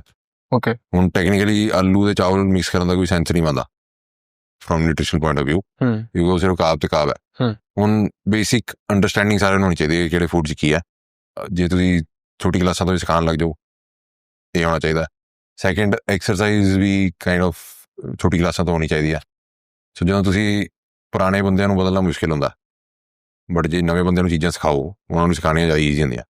ਸੋ ਇੰਸਟੈਡ ਆਫ ਜੋ ਹੋ ਗਿਆ, ਉਹਨਾਂ ਨੂੰ ਚੇਂਜ ਕਰਨਾ ਬੈਟਰ ਹੈ ਕਿ ਨਵੀਂ ਚੀਜ਼ਾਂ ਦੀ ਬੁਨਿਆਦ ਅੱਛੀ ਪਾਓ। ਸੋ ਵਿਦਿਨ ਜੇ ਤੁਸੀਂ ਹੁਣੇ ਸਾਰਿਆਂ ਨੂੰ ਐਜੂਕੇਸ਼ਨ ਦੇਣ ਲੱਗ ਜਾਓਗੇ, ਅਤੇ ਉਹ ਵੀ ਕਹਿਣਾ ਇੱਕ ਸਬਜੈਕਟ ਹੋਏ ਹੈਲਥ ਅਤੇ ਨਿਊਟ੍ਰੀਸ਼ਨ ਟਾਈਪਸ ਵੀ ਜਿਹੜਾ ਇੰਪੋਰਟੈਂਟ ਹੋਏ, ਅਤੇ ਸਾਰੇ ਸੀਰੀਅਸਲੀ ਲੈਣ, ਅਤੇ ਉਹਦੇ ਤੁਹਾਨੂੰ ਅਸਾਈਨਮੈਂਟਸ 'ਤੇ ਉਹ ਵੀ ਮਿਲਣ, ਮਤਲਬ ਕਿ ਇੰਜੋਏਬਲ ਕੋਈ ਨਾ ਕੋਈ ਚੀਜ਼ ਹੋਏ ਕਿ ਤੁਸੀਂ। ਸੋ ਮੇਨਲੀ ਟ੍ਰੇਨਿੰਗ, ਨਿਊਟ੍ਰੀਸ਼ਨ, ਇਹਦੇ 'ਤੇ ਨੌਲੇਜ ਹੋਣੀ ਚਾਹੀਦੀ ਹੈ। ਤੀਸਰੀ, ਓਵਰਵੇਟ ਹੋਣ ਦੇ ਨੁਕਸਾਨ 'ਤੇ ਕਈ ਲੋਕਾਂ ਨੂੰ ਦੱਸਣਾ ਚਾਹੀਦਾ ਕਿ ਕਿਉਂ ਪ੍ਰੋਬਲਮ ਹੈ, ਕਿਉਂਕਿ ਉਹਨੂੰ ਇੰਨਾ ਵੇਟੇਜ ਨਹੀਂ ਦਿੱਤੀ ਜਾਂਦੀ। ਲੋਕ ਸੋਚਦੇ ਆ ਕਿ ਹੈਲਦੀ ਆ, ਬਟ ਇੱਕ ਦਿਨ ਕਿਸ ਨੂੰ ਹਾਰਟ ਅਟੈਕ ਹੋ ਜਾਂਦਾ, ਕੁਛ ਹੋ ਜਾਂਦਾ, ਸੋਚਦੇ ਤਾਂ ਹੈਲਦੀ ਸੀਗਾ, ਕੀ ਹੋ ਗਿਆ ਇੱਕ ਦਿਨ 'ਚ। ਸੋ ਪ੍ਰੀਵੈਂਟਿੰਗ ਹੈਲਥ ਇਸ਼ੂਜ਼, ਇਹਦੇ 'ਤੇ ਥੋੜ੍ਹੀ ਨੌਲੇਜ ਜ਼ਿਆਦਾ ਹੋਣੀ ਚਾਹੀਦੀ ਹੈ। ਸੋ 3 ਚੀਜ਼ਾਂ ਹੋਣੀ ਚਾਹੀਦੀਆਂ ਕਰਨੇ। If you have to ban one food product, ਕੁਛ ਵੀ ਫਰੋਮ ਕੇ ਤੁਸੀਂ ਮਾਰਕੀਟ ਜਾਂਦੇ ਹੋ ਕਿ ਯਾਰ ਇਹ ਬੰਦ ਹੋਣਾ ਚਾਹੀਦਾ, ਉਹ ਕਿਹੜਾ ਹੈ? ਬੰਦੇ ਦੀ ਨੀਅਤ। ਫੂਡ ਇੱਦਾਂ ਕੋਈ ਬੈਨ ਕਰਨ ਦੀ ਲੋੜ ਨਹੀਂ ਹੈ, ਕਿਉਂਕਿ ਖਾਣ ਨੂੰ ਤੁਸੀਂ ਸਾਰਾ ਕੁਝ ਖਾ ਸਕਦੇ, ਇੱਦਾਂ ਕੋਈ ਗਲਤ ਨਹੀਂ ਹੈ, ਬਟ ਕਿੰਨਾ ਖਾਣਾ ਉਹ ਪ੍ਰੋਬਲਮ ਹੈ। ਸੋ ਕੁਆਂਟਿਟੀ ਐਂਡ ਕਦੋਂ ਖਾਣਾ ਉਹ ਜ਼ਿਆਦਾ ਇੰਪੋਰਟੈਂਟ ਹੈ। ਸੋ ਸਾਡੀ ਨੌਲੇਜ ਪ੍ਰੋਬਲਮ ਹੈ। ਹੁਣ ਜੇ ਤੁਸੀਂ ਕਿਸੇ ਫੂਡ ਨੂੰ ਬੈਨ ਕਰ ਦਿੰਦੇ ਹੋ, ਤੁਹਾਡੇ ਮਾਈਂਡ 'ਚ ਆ ਜਾਂਦਾ ਇਹ ਚੀਜ਼ ਠੀਕ ਨਹੀਂ ਹੈ। ਫਿਰ ਜਦੋਂ ਕੋਈ ਚੀਜ਼ ਬੈਨ ਹੁੰਦੀ ਆ, ਉਹ ਜ਼ਿਆਦਾ ਜੀ ਕਰਦਾ ਖਾਂਦਾ। ਇਹ ਕੀ ਪਤਾ ਕਿਉਂ ਬੈਨ ਕੀਤੀ ਹੈ ਜਾਂ ਬੈਟਰ ਹੈ। ਸੋ ਜਦੋਂ ਤੁਸੀਂ ਸਕੇਅਰ ਪਾ ਦੋਗੇ ਕਿਸੇ ਦਿਮਾਗ 'ਚ, ਪ੍ਰੋਬਲਮ ਹੈ। So again nothing is wrong, but everything in moderation is kind of okay. Okay sir, ਜੇ ਤੁਸੀਂ ਇਸੇ ਗੱਲ 'ਤੇ ਗੱਲ ਕਰਦੇ ਹੋ, ਮੈਨੂੰ ਪਤਾ ਕਿ ਕੈਲੋਰੀ ਡੈਫਿਸਿਟ ਦੇ ਵਿੱਚ ਰਹਿਣਾ ਇੰਪੋਰਟੈਂਟ ਆ ਅਤੇ ਪ੍ਰੋਟੀਨ ਇਨਟੇਕ ਲੈਣਾ ਚੰਗਾ ਆ, ਅਤੇ ਮੈਂ 1500 ਕੈਲੋਰੀਜ਼ ਖਾਵਾਂ ਜੰਕ ਤੋਂ, ਅਤੇ ਨਾਲ ਹਰ ਇੱਕ ਮੀਲ ਦੇ ਨਾਲ ਇੱਕ ਸਕੂਪ ਵੇ ਪ੍ਰੋਟੀਨ ਦਾ ਲਈ ਜਾਵਾਂ। ਸੋ ਉਹਦੇ ਚੱਕਰ ਇਹ ਹੈ, ਤੁਹਾਨੂੰ ਹੈਲਦੀ ਫੈਟਸ ਨਹੀਂ ਮਿਲਣਗੇ, ਅਤੇ ਹੈਲਦੀ ਫੈਟਸ ਆਉਣੇ ਜ਼ਰੂਰੀ ਹੈ, ਕਿਉਂਕਿ ਤੁਹਾਡੀ ਜਿਹੜੀ ਸੈੱਲ ਮੈਂਬਰੇਨ ਹੁੰਦੀ ਆ, ਉਹਨਾਂ 'ਚ ਹੈਲਦੀ ਫੈਟਸ ਹੁੰਦੇ ਆ। ਅਤੇ ਜੇ ਤੁਸੀਂ ਬੁਰੀ ਡਾਇਟ ਖਾ ਰਹੇ ਹੋ, ਤੁਹਾਨੂੰ 7-8 ਸਾਲ ਲੱਗਦੇ ਆ ਉਹ ਸੈਲਸ ਨੂੰ ਰੀਜਨਰੇਟ ਕਰਨ ਲਈ। ਸੋ ਡੈਮੇਜ ਕਾਫੀ ਹੋ ਜਾਂਦਾ। ਸੋ ਤਾਂ ਹੀ ਜਿਹੜੇ ਪਾਮ ਆਇਲ ਹੁੰਦੇ ਆ, ਚੀਜ਼ਾਂ ਹੁੰਦੀਆਂ, ਉਹ ਕਹਿਣ ਅਵੋਇਡ ਕਰਦੇ ਲੋਕੀ, ਕਿਉਂਕਿ ਉਹਦੇ ਨਾਲ ਤੁਹਾਡੀ ਸੈੱਲ ਬਹੁਤ ਜਿਹੜੀ ਰਿਜਿਡ ਹੋ ਜਾਂਦੀ। ਜਦੋਂ ਰਿਜਿਡ ਹੋ ਜਾਂਦੀ ਹੈ, ਸੈੱਲ ਫਲੈਕਸੀਬਲ ਨਹੀਂ ਰਹਿੰਦਾ, ਉਹ ਪ੍ਰੋਬਲਮ ਹੁੰਦੀ ਹੈ। ਸੋ ਸੈੱਲ ਤੁਹਾਡਾ ਫਲੈਕਸੀਬਲ ਹੋਣਾ ਚਾਹੀਦਾ। ਸੋ ਉਹਦੇ ਲਈ ਤੁਹਾਨੂੰ ਗੁੱਡ ਫੈਟਸ ਚਾਹੀਦੇ ਆ। ਉਹ ਜੰਕ ਫੂਡ ਤੋਂ ਇੰਨੇ ਆਉਣਗੇ ਨਹੀਂ, ਕਿਉਂਕਿ ਉਹਦੇ 'ਚ ਇੱਕ ਜਾਂ ਦੋ ਤਰ੍ਹਾਂ ਦੇ ਹੀ ਹੋਣਗੇ ਜਿਹੜੇ ਆਪਣੇ ਹੁੰਦੇ ਆ ਫੈਟ ਦੇ ਮੋਲੀਕਿਊਲਸ। ਸੋ ਥੋੜ੍ਹੀ ਜਿਹੀ ਵਰਾਇਟੀ ਚਾਹੀਦੀ ਡਾਈਟ 'ਚ, ਨਾਲੇ ਤੁਸੀਂ ਕਦੀ ਮੈਕਰੋਜ਼ ਰੀਚ ਨਹੀਂ ਕਰ ਪਾਓਗੇ, ਕਿਉਂਕਿ ਇੱਕ ਮੀਲ 'ਚ ਹੀ ਤੁਹਾਡਾ ਪੂਰਾ ਹੋ ਜਾਣਾ, ਜਾਂ 2 ਮੀਲ 'ਚ ਪੂਰਾ ਹੋ ਜਾਏਗਾ, ਇਕੱਲੇ ਪ੍ਰੋਟੀਨ ਲੈ ਜਾਓਗੇ, ਫਿਰ ਤੁਹਾਨੂੰ ਫਾਈਬਰ ਨਹੀਂ ਮਿਲਣਾ, ਮਾਈਕਰੋ ਨਿਊਟਰੀਐਂਟਸ ਨਹੀਂ ਮਿਲਣੇ। ਸੋ ਰਿਜ਼ਲਟ ਹੋ ਸਕਦਾ ਆ ਜਾਣ, ਬਟ ਓਵਰਆਲ ਇਨਸਾਈਡ ਤੁਸੀਂ ਹੈਲਦੀ ਨਹੀਂ ਹੋਗੇ। ਸੋ ਉਹ ਕੰਸੈਪਟ, ਜੇ ਤੁਸੀਂ ਪਤਲੇ ਹੋਣਾ ਹੈ ਉਹ ਖਾ ਕੇ ਹੋ ਸਕਦੇ ਹੋ, ਬਟ ਪਤਲੇ ਹੋਣ ਵਾਸਤੇ ਠੀਕ ਆ, ਬਟ ਲੌਂਗ ਟਰਮ ਬੈਨੀਫਿਟ ਨਹੀਂ ਆਦਾ। ਬ੍ਰੇਨ ਜੌਨਸਨ ਬਾਰੇ ਸਰ ਸੁਣਿਆ ਤੁਸੀਂ? ਏਦਾਂ ਜਿਹੜਾ ਡੋਂਟ ਡਾਈ ਉੱਤੇ ਕਰਦਾ, ਐਮਫਸਾਈਜ਼ ਕਰ ਰਿਹਾ ਕਿ ਉਹ ਆਪਣੀ ਉਮਰ ਨੂੰ ਘਟਾ ਰਿਹਾ ਆ। ਅੱਛਾ। ਹਾਂ, ਕਾਫੀ ਜ਼ਿਆਦਾ ਹੈਗਾ ਆ ਕਿ ਉਹ ਇਹੋ ਜਿਹੀ ਡਾਈਟ ਫੋਲੋ ਕਰ ਰਿਹਾ, ਇਹੋ ਜਿਹਾ ਉਹਦਾ ਪ੍ਰੋਟੋਕੋਲ ਆ, ਇਹੋ ਜਿਹੀ ਐਕਸਰਸਾਈਜ਼ ਕਰਦਾ ਹੈ ਜਿਹਦੇ ਨਾਲ ਉਹ ਯੰਗ ਰਹੇ। ਉਹ ਰਿਵਰਸ ਏਜਿੰਗ ਉੱਤੇ ਕੰਮ ਕਰਦਾ ਪਿਆ, ਬਲੂਪ੍ਰਿੰਟ ਕਰਕੇ ਉਹਦਾ ਪ੍ਰੋਡਕਟ ਵੀ ਹੈਗਾ ਉਹ। ਸੋ ਉਹ ਵੀਗਨ ਡਾਈਟ 'ਤੇ ਆ, ਉਹ ਰੈਡ ਥੈਰੇਪੀਜ਼ ਲੈਂਦਾ ਆ, ਉਹ ਕੋਲਡ ਸ਼ਾਵਰਸ ਲੈਂਦਾ ਆ, ਐਂਡ ਉਹ ਇਸ ਟਾਈਮ ਹਿਸਟਰੀ ਦਾ ਸਭ ਤੋਂ ਜ਼ਿਆਦਾ ਡੇਟਾ ਜਿਹਦੇ 'ਤੇ ਰਿਸਰਚ ਹੋਈ ਆ, ਉਹ ਹਿਊਮਨ ਬੀਂਗ ਬਣਿਆ ਹੋਇਆ ਕਰੰਟਲੀ। ਇੰਡੀਆ ਵੀ ਆਇਆ ਸੀਗਾ, ਇੰਡੀਆ 'ਚ ਭੱਜ ਗਿਆ, ਕਹਿੰਦਾ ਇੱਥੇ ਏਅਰ ਪੋਲਿਊਸ਼ਨ ਬਹੁਤ ਜ਼ਿਆਦਾ, ਮੈਨੂੰ ਖਤਮ ਕਰ ਦੇਗਾ। ਸੋ ਤੁਹਾਡੀ ਲਾਈਫ ਦੇ ਵਿੱਚ ਕੁਛ ਇਹੋ ਜਿਹੀਆਂ ਚੀਜ਼ਾਂ ਤੁਸੀਂ ਕਰ ਰਹੇ ਹੋਵੋ, ਜਾਂ ਫਿਰ ਸਾਨੂੰ ਲੱਗੇ ਕਿ ਜੋ ਆਪਾਂ ਕਰ ਰਹੇ ਸ਼ਾਇਦ ਉਹ ਵੀ ਕਰ ਰਹੇ ਹਾਂ, ਜੋ ਸਿਰਫ ਮਸਲ ਬਿਲਡਿੰਗ ਤੇ ਫੈਟ ਲਾਸ ਤੋਂ ਉੱਤੇ ਉੱਠ ਕੇ ਸਾਨੂੰ ਲੰਬੀ ਜ਼ਿੰਦਗੀ ਵਾਸਤੇ, ਖੁਸ਼ਹਾਲ ਜ਼ਿੰਦਗੀ ਵਾਸਤੇ ਕੰਟਰੀਬਿਊਟ ਕਰ ਰਹੀਆਂ। ਉਹ ਤਾਂ ਫਿਰ ਤੁਹਾਡੀ ਉਹ ਹੈ ਨਾ ਕਿ ਤੁਸੀਂ ਲਾਈਫ 'ਚ ਤੁਹਾਡਾ ਅਲਟੀਮੇਟ ਗੋਲ ਕੀ ਹੈ? ਜ਼ਿੰਦਾ ਰਹਿਣਾ, ਖੁਸ਼ ਰਹਿਣਾ ਤਾਂ ਸਰ ਸਾਰਿਆਂ ਦਾ ਹੈ ਹੀ ਹੈ। ਜ਼ਿੰਦਾ ਰਹਿਣਾ ਖੁਸ਼ ਹੈ, ਉਹ ਕੁਆਲਿਟੀ ਲਾਈਫ ਵੀ ਹੁੰਦੀ ਆ। ਹੁਣ ਜੇ ਤੁਸੀਂ ਕਹੋ ਮੈਂ ਮੇਰੇ ਮਸਲ ਉਡਾ ਦਿਓ, ਤੇ ਮੈਂ ਕੁਛ ਨਹੀਂ ਦਊਂਗਾ। ਹਾਂ।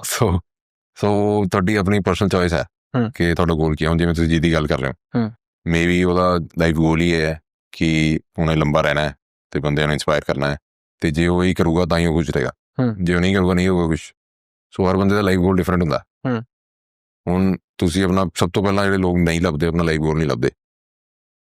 ਜੇ ਤੁਸੀਂ ਆਪਣਾ ਲਾਈਫ ਗੋਲ ਲੱਭ ਲਿਆ, ਤੁਸੀਂ ਸਾਰੀ ਚੀਜ਼ਾਂ ਉਹਦੇ ਡਾਇਰੈਕਸ਼ਨ 'ਚ ਕਰੋਗੇ, ਆਟੋਮੈਟਿਕਲੀ ਖੁਸ਼ ਰਹੋਗੇ। ਜੇ ਤੁਹਾਡਾ ਲਾਈਫ ਗੋਲ ਉੱਧਰ ਹੈ, ਤੁਸੀਂ ਚੀਜ਼ਾਂ ਸਾਰੀ ਉੱਧਰ ਨੂੰ ਕਰ ਰਹੇ ਹੋ, ਉਹ ਤੁਸੀਂ ਕੁਝ ਨਹੀਂ ਰਹੋਗੇ। ਸੋ ਉੱਥੇ ਆ ਜਾਂਦਾ ਉਹ ਕਿ ਤੁਸੀਂ ਚਾਹੁੰਦੇ ਕਿ ਲਾਈਫ 'ਚ।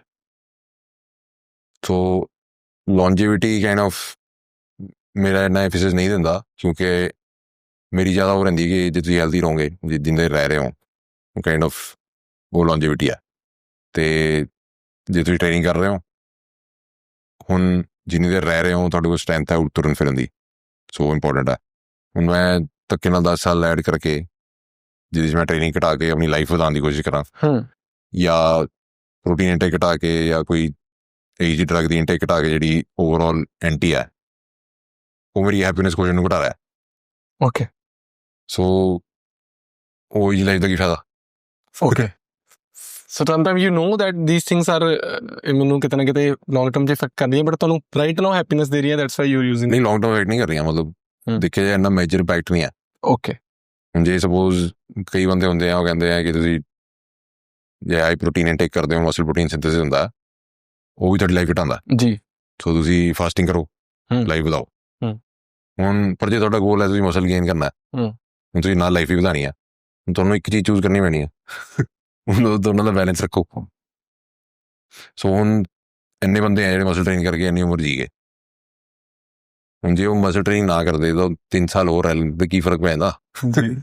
ਹਾਂ, ਕਈ ਹੈ ਜਿਨ੍ਹਾਂ ਨੇ ਬਹੁਤ ਜ਼ਿਆਦਾ ਵਧੀਆ ਤਰੀਕੇ ਨਾਲ ਫਾਸਟਿੰਗ ਕੀਤੀ, ਬਟ ਦੇ ਆਰ ਨੋ ਮੋਰ। ਹਾਂ, ਉਹ ਵੀ ਆ। ਸੋ ਹੁਣ ਤੁਹਾਨੂੰ ਐਕਚੁਅਲੀ ਪਤਾ ਨਹੀਂ ਕਿ ਤੁਹਾਡੀ ਜੈਨੇਟਿਕਸ ਕੀ ਹੈ। ਐਗਜ਼ੈਕਟਲੀ, ਇਹ ਸਾਨੂੰ ਅਜੇ ਤੱਕ ਸੱਚੀ ਪਤਾ ਹੀ ਨਹੀਂ ਕਿ ਲੰਬਾ ਜੀਣ ਵਾਸਤੇ ਸਾਨੂੰ ਕਰਨਾ ਕੀ ਹੈ। ਨਹੀਂ, ਪਰ ਜਨਰਲੀ ਪਤਾ ਕੀ ਕਰਨਾ, but for a specific individual ਕਿ ਉਹਦੇ ਜੈਨੇਟਿਕਸ ਇੱਦਾਂ ਹੈ ਕਿ ਹੁਣ ਕੁਝ ਲੋਕ ਹੁੰਦੇ ਆ, ਉਹ ਰੋਜ਼ ਇੱਕ ਪੈਕ ਸਿਗਰਟ ਦਾ ਵੀ ਪੀ ਲੈਂਦੇ ਆ, ਉਹਨਾਂ ਨੂੰ ਕਦੀ ਕੈਂਸਰ ਨਹੀਂ ਹੁੰਦਾ। ਠੀਕ ਹੈ, ਉਹਨਾਂ ਦੇ ਜੈਨੇਟਿਕਸ ਇਹ ਜਿਹੇ ਸੀਗੇ ਕਿ ਉਹਨਾਂ ਨੂੰ ਇਫੈਕਟ ਨਹੀਂ ਕੀਤਾ। ਕੁਝ ਲੋਕ ਹੁੰਦੇ ਆ 2 ਸਿਗਰਟ ਹੀ ਪੀਂਦੇ ਆ, ਕੈਂਸਰ ਹੋ ਜਾਂਦਾ।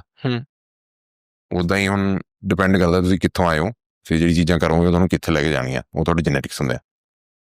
ਸੋ ਤਾਂ ਹੀ ਗੁੱਡ ਜੈਨੇਟਿਕਸ, ਬੈਡ ਜੈਨੇਟਿਕਸ ਕਹਿੰਦੇ ਆ, ਉਹ ਇਨ ਰਿਲੇਸ਼ਨ ਟੂ ਐਵਰੀਥਿੰਗ ਹੁੰਦਾ। ਹੁਣ ਕਿਸੇ ਦੇ ਜੈਨੇਟਿਕਸ ਹੋਣਗੇ ਪੋਲਿਊਸ਼ਨ ਨੂੰ ਅੱਛੀ ਤਰ੍ਹਾਂ ਹੈਂਡਲ ਕਰ ਲੂਗਾ, ਉਹ ਕੁਛ ਨਹੀਂ ਹੋਏਗਾ। ਕਿਸੇ ਦੇ ਹੋਣਗੇ ਮਾੜੀ ਜਿਹੀ ਪੋਲਿਊਸ਼ਨ ਆਈ, ਉਹਨੂੰ ਐਲਰਜੀ ਹੋ ਜਾਣੀ ਹੈ। ਸੋ ਉਹ ਤੁਹਾਡੀ ਜੈਨੇਟਿਕਸ ਹੈ। ਹੂੰ ਸੋ ਉਹ ਸਾਨੂੰ ਆਪਣੇ ਪਤਾ ਨਹੀਂ ਹੈ। ਹੁਣ ਜਿਹੜਾ ਬੰਦੇ ਨੂੰ ਬਾਈ ਚਾਂਸ ਉਹਦੀ ਜੈਨੇਟਿਕਸ ਨਾਲ ਜਿਹੜੀ ਉਹ ਚੀਜ਼ਾਂ ਕਰ ਰਿਹਾ ਮੈਚ ਕਰ ਗਿਆ, ਉਹਦੀ ਉਮਰ ਵਧ ਗਈ।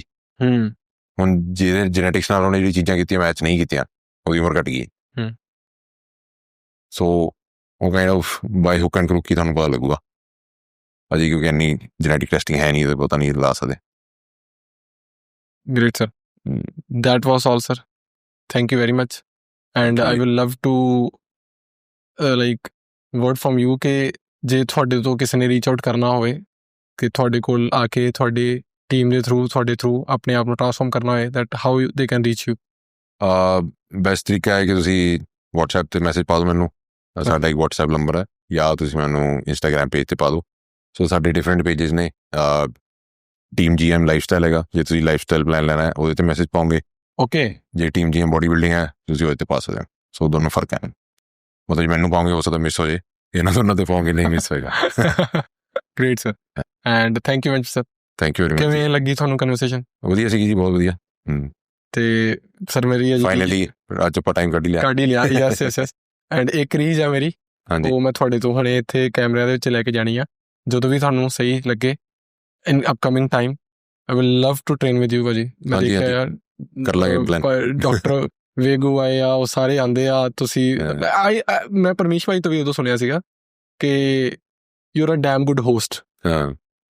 ਲਾਈਕ ਹੁੰਦਾ ਨਾ ਕਿ ਇਸ ਬੰਦੇ ਦੇ ਘਰ ਜਾਣ ਦਾ ਮਜ਼ਾ ਆਉਂਦਾ ਹੈ, ਪਿਆਰ ਦਿਖਦਾ ਆ, ਕਲਚਰ ਇਹੋ ਜਿਹਾ ਆ ਕਿ ਵਾਈਬਸ ਇਹੋ ਜਿਹੀ ਹੁੰਦੀਆਂ। ਮੈਂ ਵੀ ਆਇਆ ਅਤੇ ਉਹ ਲੱਭਦਾ ਹੈ ਕਿ ਹਾਂ ਵੀ ਹੈ ਨਾ ਕਿ ਇੱਦਾਂ ਆ। ਸੋ ਬਟ ਮੈਂ ਜ਼ਿਆਦਾ ਫੋਕਸ ਉਸ ਪੈਂਡੂਲਮ ਸਕੁਆਡ ਉੱਤੇ ਤੋਂ ਜਿਹੜੀ ਚੀਜ਼ਾਂ ਤੁਸੀਂ ਇੰਸਟਾਲ ਕੀਤੀਆਂ ਹੈ ਐਂਡ ਕਿਉਂਕਿ ਹੋਰ ਜ਼ਿਆਦਾ ਆਪਾਂ ਬਾਇਓਮੈਕੈਨਿਕਸ ਉੱਤੇ ਕੰਮ ਕਰ ਸਕਦੇ ਹਾਂ, ਕਿਵੇਂ ਕਰ ਸਕਦੇ ਹਾਂ ਇਹਨੂੰ ਰਿਕਾਰਡ ਕਰਕੇ ਆਪਾਂ ਸਾਰੇ ਲਈ ਕੁਛ ਨਾ ਕੁਛ। ਸੋ ਇਨ ਫਿਊਚਰ ਠੀਕ ਹੈ ਜੀ, ਜ਼ਰੂਰ ਪਲਾਨ ਕਰਾਂਗੇ। ਜੀ sir, thank you very much sir. Thank you.